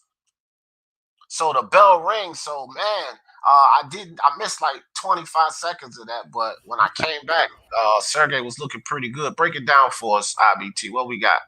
Yeah, so, I mean, Sergey had some early success. He was landing the jab, landing some body shots, but I think he kind of left himself open a bit, maybe got too comfortable with those combinations because Ennis caught him clean with some uppercuts and a left hook on the inside. It seems to me that Lipinets brought his back foot forward, so when I saw the uppercut land, it was almost like he was standing straight up. It caught him very clean. You're going to see the replay right here, he kind of got stunned. His back's against the ropes. Ref's looking to make sure he doesn't go down and get stunned. He rolled some of those punches. He blocked some of those punches, but I think he took some serious damage. You saw him slow down afterwards. That left hook right there was pivotal to that. That's a clear Ennis round for me, based on how he hurt him. Yeah. Sergey has got to stay away from that because Ennis had him in big trouble right there. 4th round, guys. I don't know if it's going to make 10. I got 10. Sergey comes right out with a good jab and a hook on Ennis and another hook on Ennis. So Sergey looked like he might got his feet back under him now. He's showing some foot feints again. Yeah, Sergey's definitely he's a tough customer, bro. He comes from kickboxing. Parries Boots in his jab. Boots with a shot to the body. Sergey back in it. A nice jab by Sergey Lipinets. So he's back in it. Parries a shot from Boots, but Boots does hit him with a hook behind the guard. Boots using his feet now. Boots looking real good. Body shot by Lipinets, straight by Boots. Boots switching up on him. So, see, Boots is starting to show off now. He better be careful with that, man, because Lipinets will catch him with something. Nice hard shot by Boots Ennis, but Lipinets comes right back to the body. Boots with a hook behind the guard. Lipinets with a hard body shot. Boots with another hook behind the guard. And the ref warns Boots about something. I'm not sure, but Boots is settling it back down now, stopping that play. And Sergey must have hit it with something he didn't like. Now Boots comes with a straight right. Sergey eats it pretty well. Sergey standing in front of him, foot feint. Nice 1-2 by Jaron in his boots. Nice body shot by Sergey Lipinets. Comes over the top. Oh, come on, ref. Boots was moving. That was a rabbit punch, but Boots moved into it. I don't even like that. Ref warns Sergey about a rabbit punch, but Boots kind of moved into that punch, man. Anyway, Sergey Lipinets, he's definitely got it. Oh, and Boots with an uppercut. Sergey goes down. I think it was a flash knockdown, but Sergey definitely felt that. You know, Boots is going to come in here putting the pressure on. Sergey's okay. You know, it was kind of a balanced thing there. Boots better be careful, though, because Sergey's a dangerous guy with those overhands, and I don't think he was really that hurt. So Sergey with a body shot. Boots is swinging wildly now, and Sergey has his feet under him. Boots better be careful. Nice body shot by Boots Ennis. Sergey Lipinets still in it. Boots with a nice uppercut again by Boots Ennis. So Boots is mixing up his shots, but Sergey is still in this fight, man. He's not as hurt as Boots might think he is. Nice body shot by Sergey Lipinets. And Boots with a hook, but I think Sergey picked that off with his glove. Nice body shot again by Sergey Lipinets. A left hand by Lipinets. Boots with a left behind the guard, but Sergey Lipinets in this jab by Lipinets. Another jab by Lipinets. So Lipinets is not out of this, man. He got knocked down, but like I said, I really believe that was a flash knockdown. Good foot feints by Lipinets. Boots not falling for it. Nice right behind the guard by Boots. Good jab to the body by Boots Ennis. Sergey Lipinets with a 1-2 to the body. So using those foot feints, Sergey Lipinets is trying to set Boots into a trap. Good body shot by Sergey Lipinets. He's going to come with that overhand right. He's going to utilize a foot feint, and he's going to come with that overhand right on Boots. That's what he's trying to set him up with. IBT, what you got? Obviously, a 10-8 round for Ennis just on the basis that he dropped him with that right uppercut. I honestly think that both of them are pretty vulnerable to that uppercut. We're seeing Ennis moving in ways that are obviously they're working now, but that's just because I think Lipinets isn't the most fleet-footed fighter. I don't think Lipinets is fighting it with the right stance in terms of I don't think he has enough bend in his legs. I think he's a little too upright, which is why when Ennis is coming forward, he kind of straightens up and these uppercuts are landing cleanly. The first time he got hurt, he almost went down. The second time he did go down, even though it wasn't, a devastating uppercut. I didn't think he'd get knocked out there. Knockdown, bro. Yeah, it wasn't devastating. I didn't think he was going to get knocked out. Look, he stepped on. Look, there you go. He stepped on. He kind of tripped, actually. Yeah. That was really a trip. That's why I said he wasn't hurt. I knew he wasn't hurt. You could tell. Boots I think. Shot, but he stepped on his foot. Look, and lost his balance. Look. So yeah, he kind of there, and he's already off balance. So when Boots hit him, he kind of goes down. Because it's southpaw orthodox type thing. It's awkward, right? All right, guys. So we back at it. So we know that Lipinets is not really too hurt, guys. And I didn't think he was hurt when he went down. So I said Boots better watch out swinging no wild shots like that. So Lipinets is in this fight, guys. We're in the 5th round, and a nice combination by Lipinets. Boots fires off a jab and lands. Oh, the nice right hand. Is that a right? Yeah, right hand by Boots Ennis. Oh, man. Sergey Lipinets with a body shot. Jab by Boots Ennis. So Sergey Lipinets finding success. Those foot feints are working for Lipinets. He's getting reaction out of Boots now. And I believe Sergey Lipinets must have hit Boots with something that bothered him. But Boots gets out of the way of a body shot by Lipinets. Fires off a couple of jabs. Lipinets gets out of the way. Boots misses with a wild right hand. Nice jab by Boots Ennis. Boots Ennis backs up. And Sergey Lipinets leaps in with a hook. Boots makes him pay with a body shot. Both guys do land. Sergey is hawking Boots down. Nice body shot by Sergey Lipinets. Boots wraps him up. Sergey Lipinets with hooks. Nice body work by Sergey Lipinets. And he came out with a hook on Boots Ennis. Sergey Lipinets having success here. Now, Sergey Lipinets may be ahead in this round right now, guys. Good work by Sergey. Sergey still pushing forward. Trying to work his way inside. Foot feints are working absolutely fabulous for Sergey Lipinets. Another body shot for Sergey. And Sergey catches Boots with a 1-2, but Boots catches Sergey with a hook. And here come Boots. Sergey with a nice body shot. Oh, no, a nut shot, man. Oh, I thought that was a body shot. I thought he hurt Boots. Come on, ref. It was incidental, bro. This ref, look. I'm telling y'all right now. This it's right, ref's paid, bro. This ref is paid, dog. That was clearly an incidental low blow, and it's not as if Sergey is throwing low blows the whole round, man. This is funny money already, guys. I'm telling you. Let me find out the ref is Enes's uncle. Let me find out. Yeah, really, bro. Sergey is winning this round, though. I don't care, bro. He's winning this round right now. So Sergey Lipinets finding success with those foot feints. And all of these boots lovers, man. Look, Sergey got boots missing on another hook. Sergey pushing the freaking action, pushing forward. Here comes Sergey Lipinets. Who would have believed it? Nice shot by Sergey. Get out of the way, ref. Good body shot by Sergey Lipinets. Boots comes with a hook. And Boots with a body shot of his own. Sergey Lipinets, little paw and jab. Nice straight right by Boots Ennis. Boots Ennis using good head movement. Sergey coming forward. Right hand by Boots Ennis.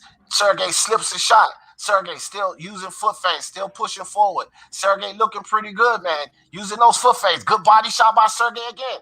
And Sergey with an overhand right. It looked like he might. Did he hurt Boots? Nah, he didn't hurt him, man. But Boots looked like he stumbled forward. Sergey Lipinets round. That's a Sergey Lipinets round. Yeah, I agree completely. I didn't think Enes mounted much offense there, and I thought he, I don't know, his defense, I'm not entirely sold on it. I think he's got, he's a very athletic fighter, but once Lipinets was able to close the gap, I didn't see much defense on the inside. I saw him kind of get tagged up here on the body. Yeah, Ayabov, yeah. Oh, yeah, that was a low blow. But Ronald, you bugging. You bugging. He's not cheating. I don't think that was on purpose. No, not that. He's talking about 4-0 Boots Ennis. That was a Sergey Lipinets round. Oh, well, 4-0. What round are we in now? Round 4? That was the 4th round, but he said it's 4-0 Boots Ennis. No, that was a Lipinets round. Easy, dude. God damn, Lipinets not supposed to get a round, Ronald. You can't be stealing this round. What's wrong with you, man?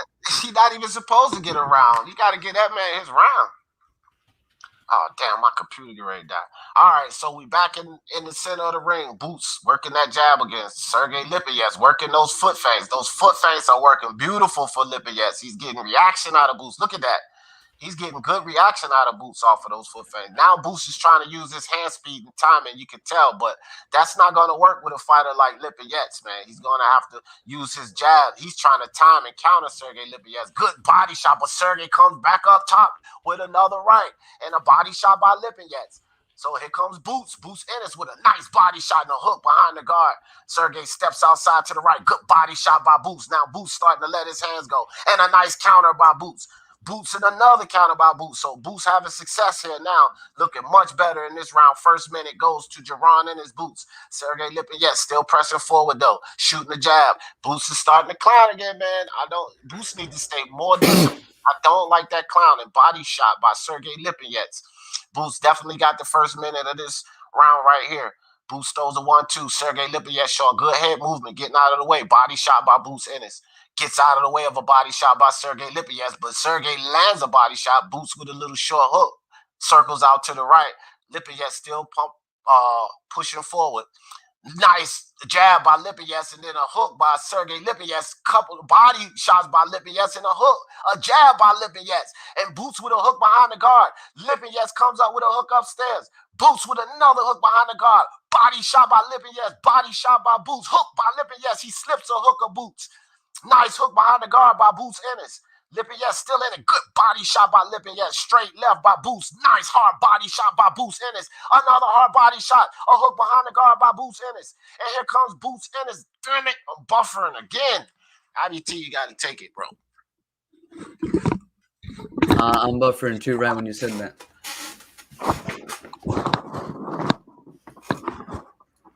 We've lost connection temporarily.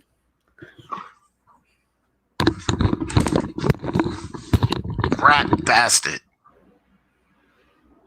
Man, my thing is buffering out. Yeah, mine too. Must be a network thing. Yeah, network. My TV's not working. Yeah, it's network delay here. Yeah.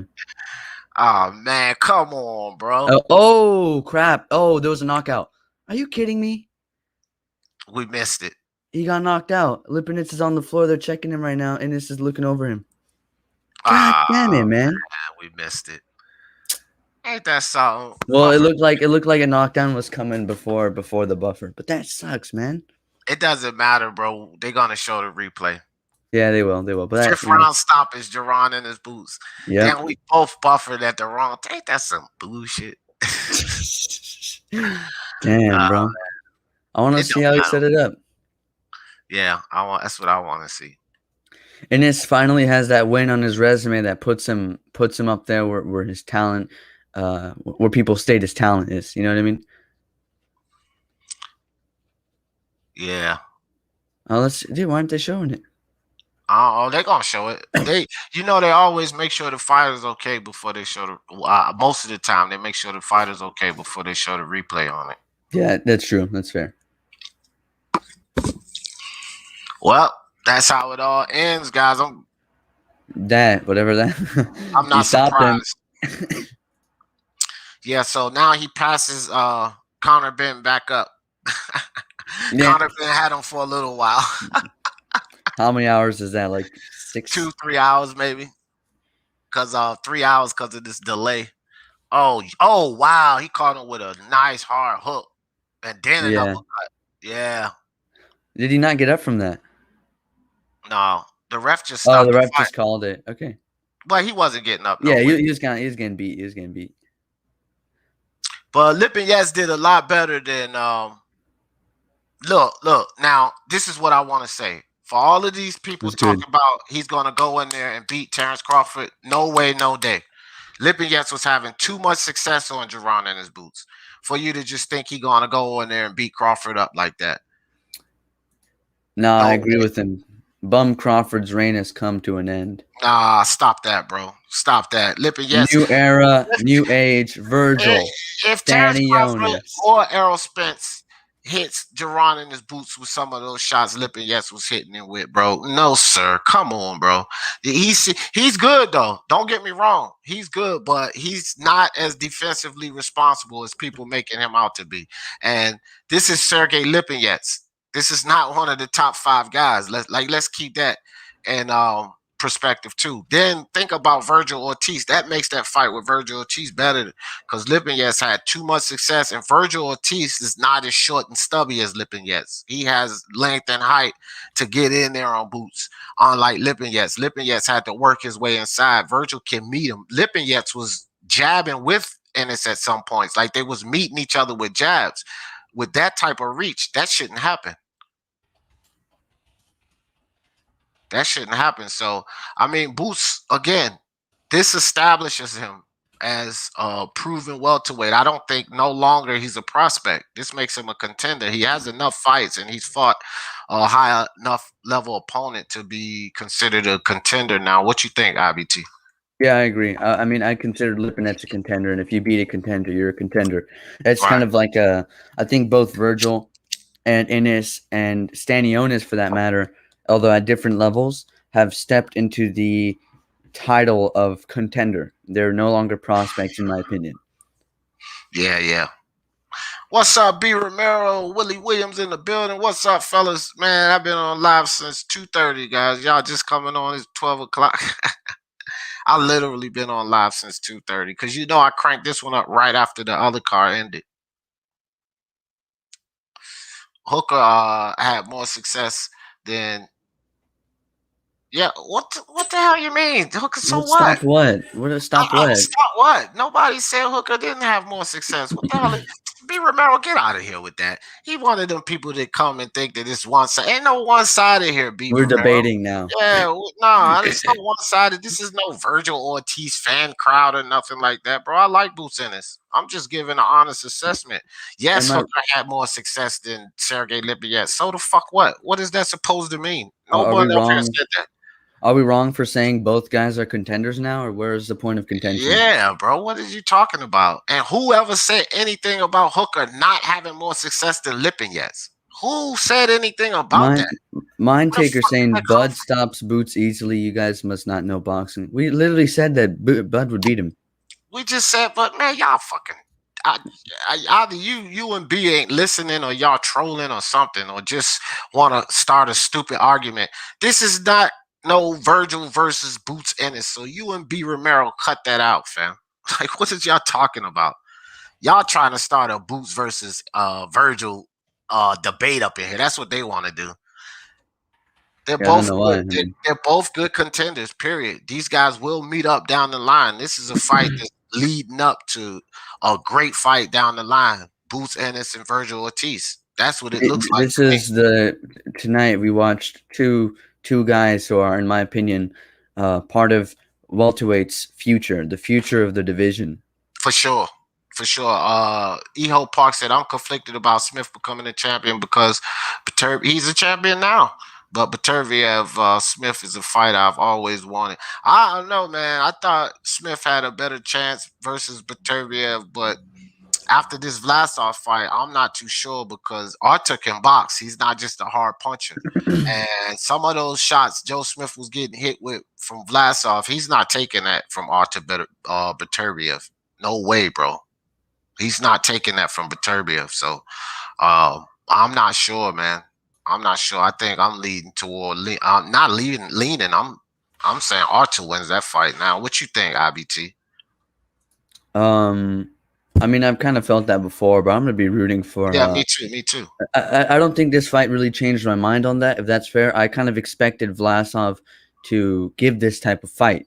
For me, I was wondering why people were writing off Vlasov. I saw people like Lou DiBella come out with some stupid ass tweets saying that they're tired of these mismatches in boxing, right? And even going into this fight, I knew this would be a very difficult fight for Joe Smith. This was by no means a gimme fight. I think the reason people are underwhelmed with Joe Smith are because they were severely underrating Maxim Vlasov. They didn't realize this is a former cruiserweight.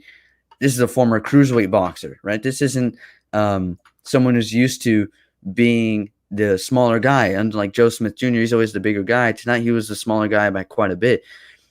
This is a guy who has seen success at cruiserweight. He's not just fighting there and losing.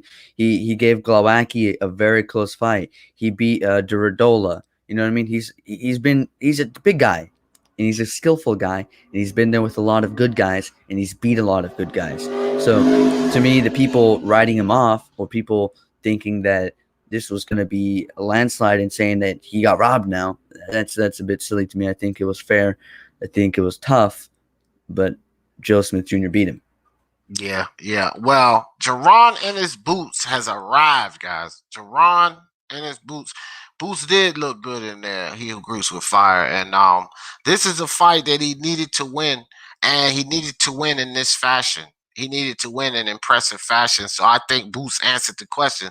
He showed some flaws in there, but he's never in trouble in this fight. He was, outside of that one round, he was definitely controlling the pace, keeping the range. So Boots looked really good in this fight, and then he stops him in impressive fashion. So Boots has arrived. No longer a prospect. This dude is a legitimate contender. I don't think personally he beats Spence or Crawford. I don't think so. But I think that he is definitely a welterweight or boxer of the future, because I'm not too sure how long Boots and Virgil has at 147, to be honest. Those guys will be moving up not too long. You could actually see Spence and Ennis at 154, which I think that's a good fight, man. At 154. I just feel like Boots, few more fights, man. Two more fights or so before sticking them in there with one of those two guys, in my opinion, man. That's all. I don't know, but he looked very good. Just because he looked good against Lipinets, I still can't give him a win over Crawford or Spence. But I do say that he looked extremely well in this fight. Very good performance. This is what Devin Haney needs to do to Linares. He needs a performance like that. That's what he needs to do. He needs to come out with a performance like Boots just had over Sergey Lipinets. I don't think he would Boots easily. He's too fast. He has everything Crawford has, but sharper. Crawford defense ain't all that either. Neither is Boots. I mean, Boots has good foot movement, but he was getting hit by a shorter, stubbier guy, Willie. Let's not look. Sergey Lipinets was landing on Boots. He won a round. He did win a round in this fight. So, I mean, I think that, again, Boots did this against Sergey Lipinets. Every time Boots tried to do that flashy play and stuff, Sergey Lipinets was making him pay for it. So think about that. He couldn't get that flashy playing shit off with Sergey Lipinets. This is not a Terrence Crawford. So I say, as you move up in level of competition, you're not just going to do this silly stuff. He tried to do that playing around, and Sergey Lipinets came and made him pay to the body and up top, right? So, again, these are higher level guys. I don't have Lipinets beating freaking Spencer Crawford either. Hell, Pacquiao neither. Ugas probably, I don't know. Ugas Lipinets might be interesting, but even still, though, I'm not putting him on Crawford. I don't know. I said it'd be interesting. I think he could be. Sure. But I'm personally confident. That's just me, though. Lipinets. Yeah. I mean, I can see that. Kevin, what's good with you? Boots versus Danny, Virgil versus Thurman. Book it. Nice. That's nice. That's nice right there, Kevin. But Thurman ain't gonna fight Virgil. Danny ain't gonna fight Boots. He talking about moving up to them two dudes, man. Thurman and Danny Garcia. They're not trying to take on fights like that. They know those fights are too dangerous. Smith Jr. Dirty, bro. Vlasov deserves a like, what the hell? One Pappy, please. H Money back in the building. What's good, H? Yo, man, Jaron Ennis. This kid is special. That was nice, special, man. This kid right here. I think Jaron Ennis is the next Sugar Ray Leonard, man. I think we found the next Sugar Ray Leonard tonight, man. This kid is special. I mean, the flash, the speed, the power. He got everything it takes. Yeah, man. But look, H Money, we were just talking about because we was doing this, calling this fight. When he tried that flash, Lipinets made him pay for it, and Lipinets stole around in that fight. So, he was. Boots looked great in this fight. Don't get me wrong, but a lot of that flash and stuff that he was doing against those lower level fighters, no sir. Both times, like he did that a few times, and Lipinets was planting on him, and Boots knuckled back down and then started working the jab, but he couldn't pull that off, and that's why I say doing that flash with higher level opponents will get him in trouble. Plus, Lipinets was catching him just like Ayabov was catching him with some hellacious body shots and some overhand rights. Guys with more power, they're gonna hurt Boots. I'm telling you. I don't think so. I think he's better than Earl Spence. To be honest with you, he's stronger. He's faster. You know what I mean? He's in better shape. He can switch to southpaw. You know what I mean? This kid right here is amazing. And Earl Spence will duck this kid. Remember, I told you, Earl Spence don't want no smoke with Jaron Boots Ennis. Wait, ducking where? Wait. Ducking where? 147? Of course. Of course. No, look, H Money. He just called out Earl Spence. No, wait. H Money, you all Earl over. Spence won't even say his hold name. On, H Money, hold on for a second. First, you wrong about one thing. We just had Jaron in his boots on Punches fucking live. He even said it. He ain't with the PBC. So that's first and foremost. He just came out and said it himself. He just brought them out though, D. That's what I'm saying. Hold on, H. He wants to fight him. H, can I talk, fam? Can I talk? He's not with the H. Let's because narratives and videos are gonna come out, so we have to establish some things. You know how I do over here. Let's dispel the rumor that the dude is with the PBC. He said the PBC does fights for him with Showtime, but he has no signing, no dealing. He just fights on Showtime. So first and foremost, he's not a PBC fighter. So people he's a contender now. Can I say this? Can I just say this? I just want to say he's a contender. He wants to fight Earl Spence. H money. Come on, fam. You know we don't do that over here. Come on. I'm just saying. Down. I know H. He's gonna duck him, bro. H money, bro. Let me talk, dude. Let me talk. He's gonna duck him. We heard you. The duck scenario doesn't work here. First, it's no same side of the street. Boots is not signed with them. Number two, 147. Forget about it. It's not even a situation where we could say he's going to duck him at 147 because Spence will be moving up. If it's not Crawford after Ugas, it's no duck. Dog. So why not Spence? Well, that's all that I'm saying. Listen, I mean, let's make the fight. That's all. H money. It's a fight.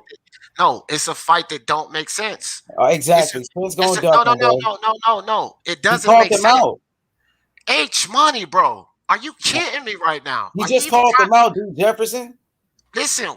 Why you keep making a point about this dude? He been calling Spence and Bud out. He been doing He says, this. and we talking about Spence right now. He said Okay, Spence after okay, listen. Ugas. He H said Money, Spence after the Ugas fight. H Money, H fucking Money, bro. You got to calm down because this is I don't understand why you cannot see that this fight don't make sense. I'm not talking about you keep going on why you don't want Spence to fight. He called him out. It's not about Duck. I'm trying to put business. You around Bill Haney, so you got to understand the business of You this breaking fucking. up, dude.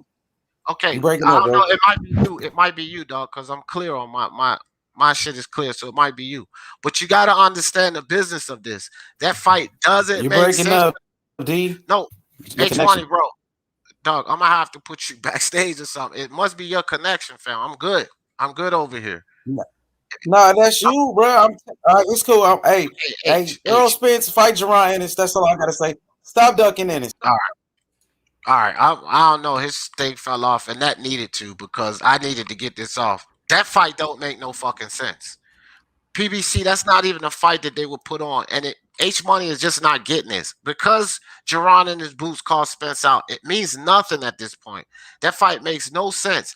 If Spence fights Crawford and then takes on Jerron in his boots after the Spence fight you guys and takes on Jerron in his boots after Ugas. What about Crawford? He talking about he ducks freaking Jerron in his boots if he doesn't fight him after Ugas. That makes no sense. The fight after Ugas is Crawford. That's what I'm saying. What is H Money talking about, bro? And then what if he goes in there and fights Crawford? Don't nobody give a shit about no damn Jerron in his boots. Either that or Spence will probably move up to 154 if they don't make the Crawford fight. And then the thing with 154 is Spence should have been moved to 154. So I mean, this like people just want to put out these duck narratives. We had to listen to Crawford duck Spence, Spence duck Crawford for all this time. We don't need to start hearing that shit about Virgil Ortiz and Boots Ennis. That's why I said Crawford should just go ahead and fight Virgil if he doesn't get Pacquiao or Porter. But I never said he ducking Virgil. You know what I mean? Like, come on, bro. Let's just be reasonable about this. Boots had a good fight against Sergey Lipinets, and now you're going to see people running wild, and that's an example of it right there. They're going to run wild with Jerron in his boots, which is fine. It's fine because you got people running wild with Ryan, running wild with Devin, running wild with Tio. So this is what happens, guys. The hype comes. You got people running wild with Edgar Berlanga, for Christ's sake. So you know what I mean? So I can deal with the boots stuff, you know what I mean? But hey man, all of you guys, man, this was a great day of fights. And I don't know, man. I think I might have what is this, 10 hours now? I started at 2:30, so I've been on live for 10 hours straight. I'm getting ready to get the hell out of here, bro. Hey, IBT, appreciate you, bro. Always a pleasure, man. The in between round analysis is excellent. H Money, I don't know. I guess some people just want to call. Yeah, I guess some people just want to call Spence. It's a lot of people that's pissed off with Errol Spence right now, but I don't see how a duck on Boost. That makes no sense. Mark, here come Mark. What's up, Mark? Yeah. Why are you still up? Or did you just wake up? Huh? I said, why are you still up, or did you just wake up? Because I just got done doing all of my notes. Oh wow, that's crazy. Did you see the fight? That knockout by Boots Ennis? Yeah, it was good. Yeah. Vlasov and Joe Smith was excellent too, bro. I just decided to go ahead and call the Boots Ennis fight because it started up right after Vlasov and Joe Smith ended. So I just called that fight. It was good, man. Good fight. What did you score, Joe Smith and Vlasov? 7-5. To who? Smith. Okay. Yeah, but IBT and I was talking about it. If it came draw 7-5 Smith, 7-5 Vlasov, we was cool with it. that was an excellent fight. We was cool with it either way. I scored it 7-5 for Smith, but I was cool with a draw or 7-5 for Vlasov. I think the scorecards were extremely fair. Uh, Kind of the best scorecards we've seen in a while, if you ask me. Okay. How'd you see it? I thought Vlasov. If anyone won it, I thought Vlasov did. I didn't see Vlasov lose the fight. I scored it 6-6, and I thought I was being overly generous to Joe, as in everything that I gave a swing round, I gave to Joe, and I thought Vlasov won 7 clear rounds, kind of similar, like 6 clear rounds, maybe 1 extra swing, kind of similarly to John Ryder and Callum Smith. Yeah.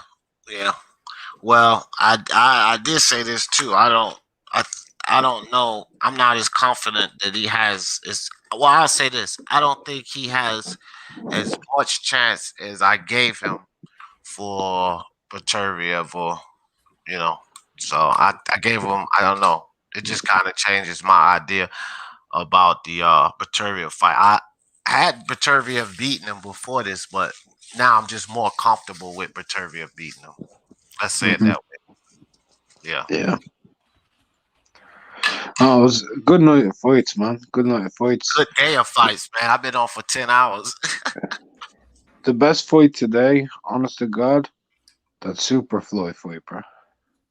Thanks. Jonan Ancajas, the king of Ancajas versus Rodriguez was the best fight today. It was a great fight. Great fight. I didn't think it was the best fight. Did you see it, IBT? Yeah, I watched it live. We seen all of the damn fights down there. Y'all agree with that fight today? No, I think this fight was the best fight. Yeah. Smith Vlasov? Yeah. I don't know, man. I felt like there was a bit too much clenching and a bit too much disruption for it to be better. To me, the Ancajas one was like good, but I didn't feel like it should have been as close as it was. And I didn't think it was. It was competitive, but it wasn't close. At no point did I think Rodriguez was going to win. Me either. And then here go another thing about it. Ancajas was giving Rodriguez what he got. Like Ancajas was giving Rodriguez. He was allowing Rodriguez to get his success. If he would have played the outside and kept boxing the way he was, he would have it would have been a one-sided fight. The success that Rodriguez had, to me, was due to the lack of Ancajas playing that jab on the outside. Because every time he would play him and jab him from the outside, catch him coming in, he won the rounds cleanly. It was not, it was clean rounds. But then when he started leaning in front of that lead foot and trying to fight him on the inside, that's when Rodriguez would have his success. And Ancajas was the reason that Rodriguez was having the success. So that's why I think Joe Smith and Vlasov was a better fight, because they were going back and forth, but it wasn't the lack of what one guy was doing. It wasn't giving it to him. I just felt like Ancajas was giving Rodriguez his success. Like if Vlasov or Smith had given even a quarter of as much success as Ancajas did, the fight would have been a clear victory, right? I feel like Ancajas could have won 118, 110, 119, 110, but it wasn't until he started trying to fight on the inside unnecessarily, where he started taking too much damage, started getting hit to the body, started, getting tagged up a bunch. And it was really the leaky defense of Ancajas and the fact that he switched game plan. Like I was saying during the in-between round analysis, that Ancajas doesn't stick to the intelligent game plan. He does what's working, and then he switches to something else that makes the fight a lot closer than it needs to be. And he kept doing that. And all the rounds that Rodriguez won, I felt, were due to that. Yeah, it was. Ancajas is world level. Yeah, to me, Ancajas is a world level super flyweight, and Rodriguez gave him a good fight, but he's not a world level super flyweight. Yeah. I think he's just below. Agreed. I believe Jaron Ennis had the best performance of the night. I mean, obviously, the man won by knockout. He looked strong. He looked fast, powerful. Only 23 years old. He wants Earl Spence. And I think, to be honest with you, I think Jaron Ennis is bigger, stronger, and faster than Earl Spence. You know what I mean? Can I finish, bro? Can I just finish? Go ahead, you like Earl Spence, bro. No. I wasn't even. I honestly think Jaron Ennis beats him. Okay, H, that's cool. That's cool. I wasn't gonna say nothing about Spence at all. I promise you. I wasn't. No, you think it's a He's Spence? the next Sugar Ray Leonard. Okay, that's Jerron Ennis is the all right. next Sugar Ray Leonard to the H-Money. world. H-Money, calm down, fam. What I Bro, was going after that performance, it's hard to Oh calm my down. God, dude. You It's got hard to. after that performance. Okay, you got to, because we talking about all of the boxing today, not just one I fight. got you, but I just wanted to All right. express my thoughts on Jerron Ennis and his But- performance to the panel. That's all, man. I think everybody should be excited about that kid. We gave him mad praise, bro, but it was not the best performance. The best performance was Robeson Sociedo. How you say his name, Mark? Conceição. That's it. Conceição. That was the best performance, bro. That dude had a spectacular performance today. Much better than Boots, bro. Much better. Go watch the fight if you can see it. That's your opinion. I respect your opinion, but I feel like Jerron Ennis, looked the best tonight, and I think he's better than Earl Spence, and I think Mark agrees with me. What? I don't know, Mark. Who you think had the better performance, Ennis, Boots, or Robeson Conceição? Robson. Yeah, what about Earl Spence? All day long. Earl Spence, Mark, and Jerron. I think Earl Spence had the best performance tonight. Who do I think? What do I think about Earl Spence versus Ennis? Yeah. I think the kid's defense has too many holes right now. Yep. Respect. It's respect for sure. He looks very good athletically and he's strong, but Lipinets is a lot smaller than Errol. Way smaller, bro. Like those flaws. So against Sean Porter, I think Sean Porter exposed Earl Spence in that fight. I mean, but if Ennis can shrink himself down 5 inches and he can jump in under knee hooks the same way and he can do that type of stuff, I'm yet to see that because that's a very different style. Well, Earl Spence, he's used to being the biggest guy in the division, but Jerron Ennis is actually bigger than him, and I want to see how Earl Spence deal with that. Man, Errol Spence you got some. This is the thing that you missing here, H Money. The important fights and dude, bro, like you gotta understand these things, especially running with Bill Haney. The important 2 fights for Errol Spence right now, H Money, is what I'm trying to get over to you. Is Ugas and Crawford. It's not Ugas and Ennis. Like Ennis is not in the cards right now. If Errol Spence was to fight Ugas and then Jerron and his Boots, like you're clamoring on about, do you know how many people will be killing them for ducking Crawford? So what you're saying, that's why I keep saying what you're saying makes no sense. He has to. Bro, listen, bro. Bill Haney had that. H-Money, chill. Why would you mention Bill Haney's name? Let me get this off, fam. Bill Haney ain't got nothing to do with this. Oh my gosh, dog. Don't turn back into the old H. Bro, I just told you, why would you mention Bill Haney's name, bro? You must not have listened. Must not have listened to what I said. I said Bill is about the business of boxing, and he's showing you this stuff. So you have to know these things. And all I'm telling you is that Jerron and his Boots is not in the cards right now. Boots would beat Spence, bro. That's all that I'm saying, bro. You can get upset about it. Can I say something? Yeah, I don't know, but Ace is getting into this thing where he don't want to. I just think Spence. I gotta go, so I just wanted to say. All right, go ahead, right quick, IBT. Yeah, I just want to say thanks for having me on. I appreciate, us doing the live analysis. I do the thing in between. You commentate the rounds. I think it suits us.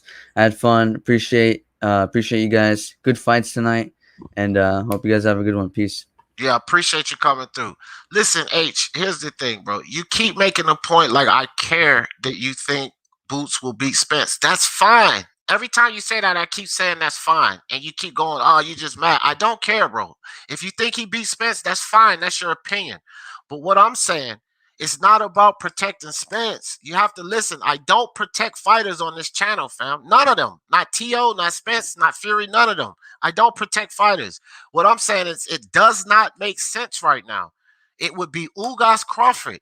If Spence went Ugas Boots, especially if he beats Boots and he wins Ugas Boots, people are going to flame the shit out of him. It has to be Spence fights Ugas and he pursues Crawford. Boots is not in the cards. That's all I'm telling you. It's not that I don't want Spence to fight him. I think I'm scared Boots will beat him and all of that. I'm just trying to tell you boxing right now, fam. That's not in the cards. That dude has to pursue Terrence Crawford after Ugas. He can't be worried about no freaking Boots Ennis. He can't. I'm just saying business-wise, H. That's all I'm trying to explain to you, fam. It has to be Crawford. Who do you think people believe is a bigger threat to Errol Spence? Boots Ennis or Terrence Crawford? People that's hype. Hold on, H. Hold on, H. Ennis, though. Okay, but that's not the majority. That's not the majority of the boxing fans. I can guarantee you that. Let's take a poll on it. Matter of fact, I'm gonna put a poll up on my channel tonight. Who do you think is the biggest problem for Spence? Jerron in his boots or Crawford? And I guarantee you Crawford is going to kill that poll. Well, put it up. We'll find out. Put it up. Mark, you put one up too if you don't mind. Hey, D, you know what? I feel like Jerron. Go ahead.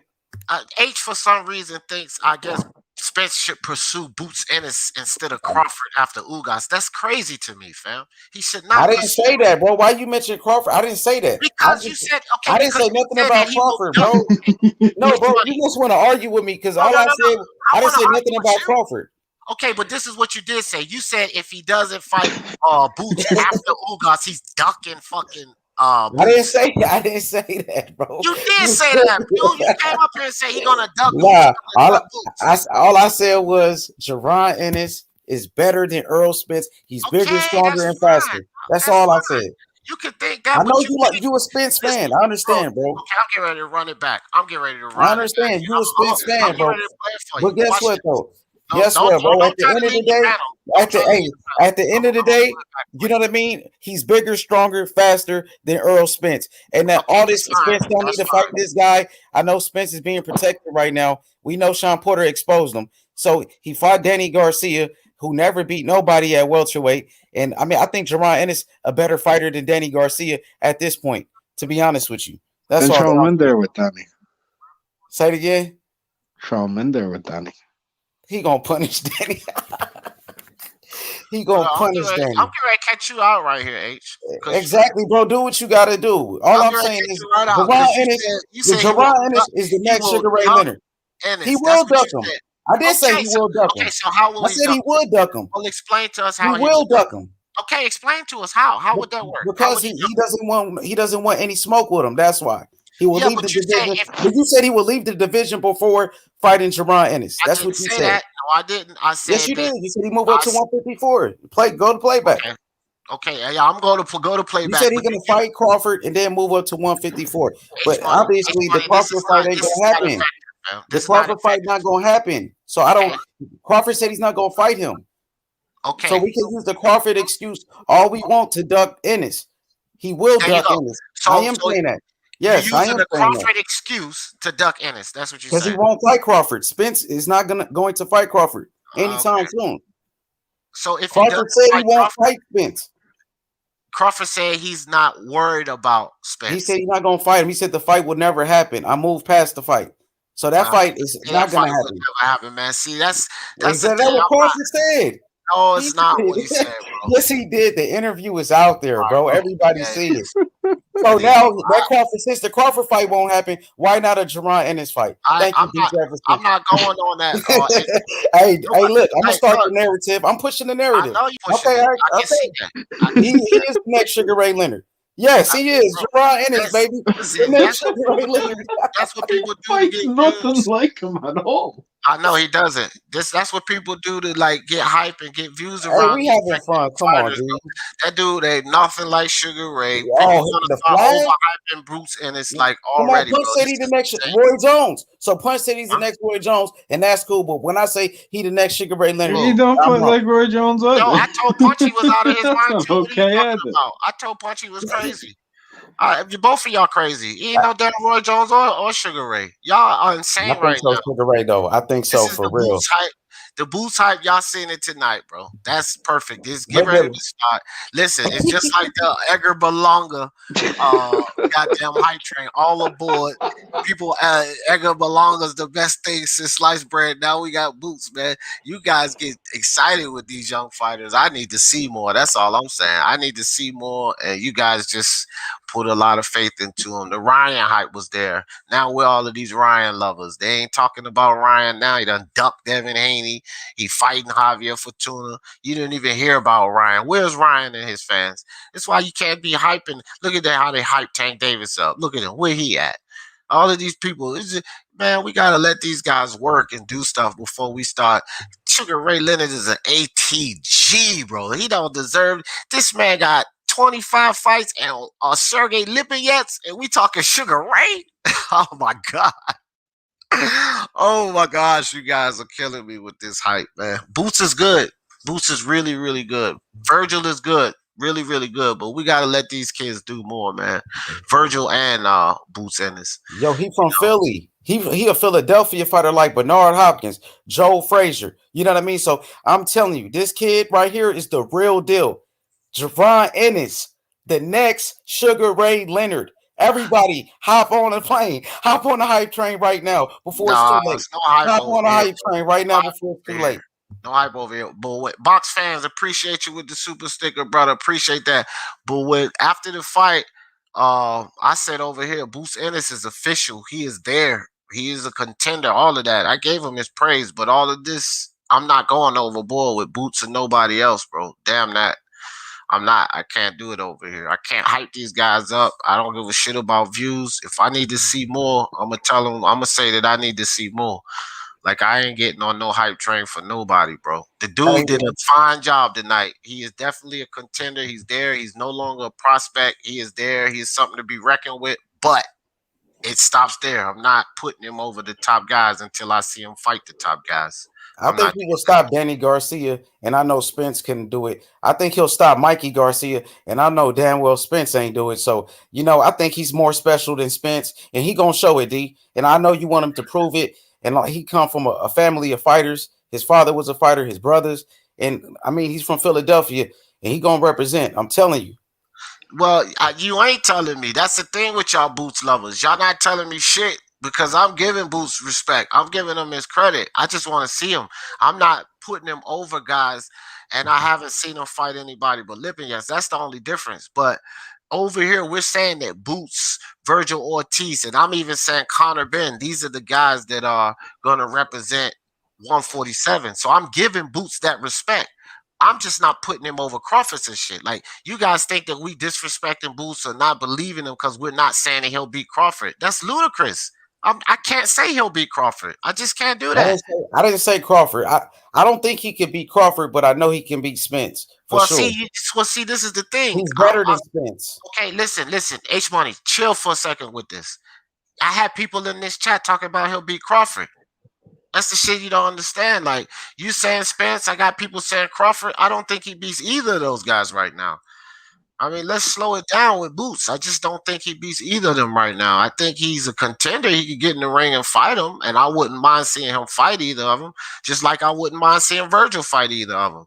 I wouldn't say that it's unfair or anything because I don't look at them as prospects anymore. However, I'm going to be picking Spence and Crawford against either of those kids at this point. That's all I'm saying. Hey, yo. You straight ham, bro. You know this man's the next Ezra Charles, bro. You just need to show oh my gosh. Did Sugar Ray Leonard, can you believe that shit? I can, bro, but that's not fair enough. Like, he's the next Ezra Charles, fan. Yeah, man. Whatever. Even better. Even greater. Right. With Lipinets teeing off on you, I'm not so sure about that. That's Lipinets would have teed off on Ezra Charles, too, bro. Yeah, I'm sure, man. You know, tell me anybody that Lipinets hasn't teed off on. Name one fighter he never teed off. I don't even give a fuck. I'm not arguing that shit. I'm not even entertaining none of that dumb shit with these Boots fans. I'm not going in at it. People come in here with this Boots loving shit. I'm gonna just let them talk. I'm not even doing this shit because I see it coming. That's why I'm not doing it with Belonga neither. I'm not doing it with these people, man. I'm not. I already did it with Ryan. Then these idiots called me a hater, and now they're not even around no more when they see that Ryan is a damn flop, or at least not what they said he was. I'm not going through all of this. At least Ryan and Boots have beat somebody in like Berlanga. At least they've beaten people. Right. That's true. Belonga ain't even beat anyone yet, but I'm just not going through with it, man. They put all of this hype into these guys with one win of not top level. Luke Campbell ain't top level. Freaking Sergey Lipin, yes, is not the top level fighters. So yeah, they got a good win. They were still It's about not a ranked step up win. consensus top 10. Man, yeah, I said top level. I ain't say nothing about top 10. I said top level. They can rank them wherever the hell they want to rank them. They ranked Dominic Brazil up one time. Was he top level? Fuck no. I don't care about no ranking. I'm talking about top level by the way I see these guys. And they're just not, bro. Neither of them. So they're very great wins for these prospects to come up and show that they belong in this division. But that's where it stops, man. I'm not even going on this. Is it a possibility that Boots beat Crawford? Yes. Is it a possibility that Boots beat Spence? Yes. This is boxing. Yes. It's not impossible that kid beats them. Virgil Ortiz just the same. Is it a possibility that he beats Spence and Crawford? Of course it is. That's not what we're saying Do you over know here. what? Do you know what would be great though? Boots, if he's gonna fight either Crawford or Spence, right? I feel he should fight against a good southpaw. So let's throw him in there with Ray Robinson and see just how good he is. Yeah. That's actually a good step up fight. Because that is a fight that people will be very surprised by. Very surprised by. Yep. I can see it in my head. Not saying who wins, but I see all the problems. Yep. Ray Robinson's got height. He's got reach. He's elusive. Damn right. That's an excellent. And he's a southpaw. Awkward. Yeah. Damn right. Damn right. That's an excellent matchup. Let's see how he does against that. I think Ray Robinson even would cause a headache for. No, he wouldn't. See, that's what I'm saying. Like, I can't even say that he'll cause a headache for Spence or Crawford because Spence is a natural southpaw, and Crawford can switch it so well. Like, I gotta see more. Real Ray Robinson, bro. But you know what, man? I'm gonna go and get myself some sleep. That makes two of us. That makes. I just want to give a big shout out to the real problem for Jerome Boots Ennis. The real problem. Yeah, he is. Shout out to Connor Ben, bro. Yeah, for real. Connor's a problem too. All of these kids, man. No, I'm not trolling. I think Connor's an issue. I think Virgil and Boots are issues. I think all of these dudes are coming up, man, coming into their own. Of all those prospects, I know who I'd pick to win in all of those fights if they all fought each other. Yeah. I don't put Connor on the level of Boots and Virgil, but he's coming up. I don't put him up there with them. Not yet, but he's coming up. Right. Sure. I'm heading off, and you have a good one. Peace out to the chat. God bless. All right, Mark. Peace out to you. H, you got some closing thoughts, fam? Because I'm getting ready to shut it down, dog. Yeah, man. Hey, D, great show once again. You putting in work, man. You know me, I do the same thing. You know, I put in 10 hours, you know what I'm saying? So yeah, for sure. You got that same grind. So I gotta, show respect to that. But yeah, D Jefferson, man, I think Jerron Ennis, he looked sharp tonight. Like I said, I think right now he has potential. I think he is the next Sugar Ray Leonard, and he got the speed and the power. To be honest with you, I'm just giving you my honest opinion. You know what I mean? And I think, I think he can beat Earl Spence. You know what I mean? I think he's bigger, stronger, and faster than him. And hopefully he can get the big fights. Definitely, bro. Yeah, that's what me and Mark just said. Is it possible that both of them, Virgil and Boots, is it possible that they beat Spencer and Crawford? Sure, it's a possibility they beat Spencer and Crawford. This is boxing. They're contenders now. So when you're a contender, that's why you're labeled a contender. That means you can contend for the title. You have a chance to win. So yeah, I think he has a chance to beat Spence and Crawford. I'm just saying I wouldn't pick him to beat Spencer Crawford. Would I be super surprised if he upsets either of those guys? No, not at all. This is boxing, and these kids are coming up. These are the guys, the Shakur Stevensons, the Devin Haney's, the Teofimo Lopez's. These kids that are coming up that's at the top of the game, we expect them to be the champions, Devin is the champion. Tio's the champion. Shakur's the champion. We expected those guys to be champions. We expect Boots Ennis and Virgil Ortiz to be champions. So to be champions, one day you're going to have to do what? Beat the champions. And these are the contenders to do it. So, all respect to Boots Ennis. And and Shakur and Virgil and Devin Haney. I think that they could beat these guys, man. But I just want to see them get in there and do it. You know what I mean? I want to see them get in there and fight these upper echelon guys and see if they can handle that music. Teofimo and Devin Haney and Lomachenko. I wanted to see that fight, bro.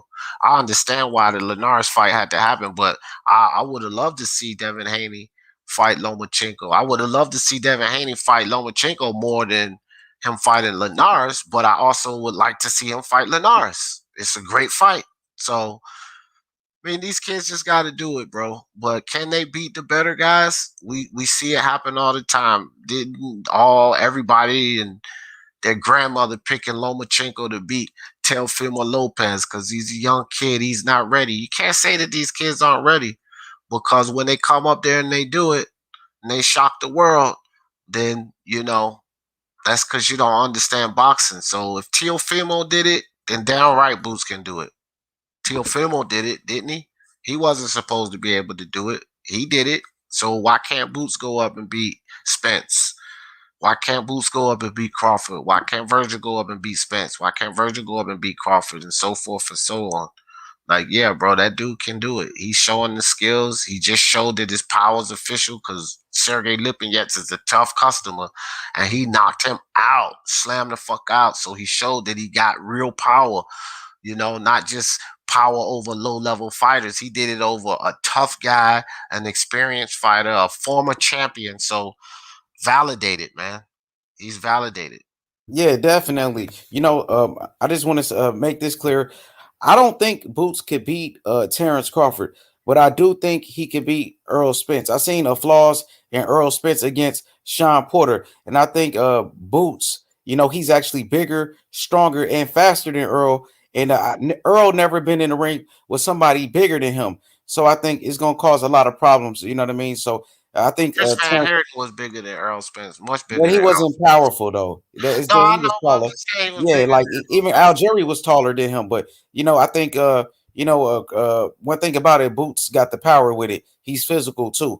Yeah. So I just think it's gonna be a tough fight. Cal Brook had power, and he was bigger than Spence. That's another dude. Even Spence was like, damn, that he was already big. broken. He already got destroyed by Triple G. He wasn't broken. Triple G already destroyed him and broke his face. Yeah. Triple G did destroy him, but Brook was. I never lean on that, bro. Because then we fast forward to 2022, and people try to give Crawford credit for him. If he was fucking broken with Spence, how the hell wasn't he broken with Crawford? So I don't even go on all of that shit. Yeah, you're right about that. But what I can say is this, though. I just think Terrence Crawford got more dimensions to his game, and Crawford will be able to outbox Boots Ennis. But I don't think Earl Spence could do that. You know what I mean? I think Spence is more flat-footed, and Sean Porter really showed a lot of flaws in his game. So, hey, D, thanks for having me, bro, and I'll talk to you tomorrow, my brother. Thank you, bro. All right, dog. I appreciate you sliding through, H. All right, everybody. We out of here, man. I'll catch you guys Monday morning for the morning show. Planets, what's up? Planets, new guy in the building. He said Vlasov got robbed bad. I hate Top Rank with a passion. Corruption. It was a close fight, man. I could see Vlasov winning, though, Planets. I will say that, bro. I could see him winning. We said that at the end of the fight. I was comfortable with either guy winning, but I feel you. If you're a Vlasov fan, you felt like it went his way, I understand, my brother. But y'all know how I always in this thing. For the love of sports, let's talk about it. Peace.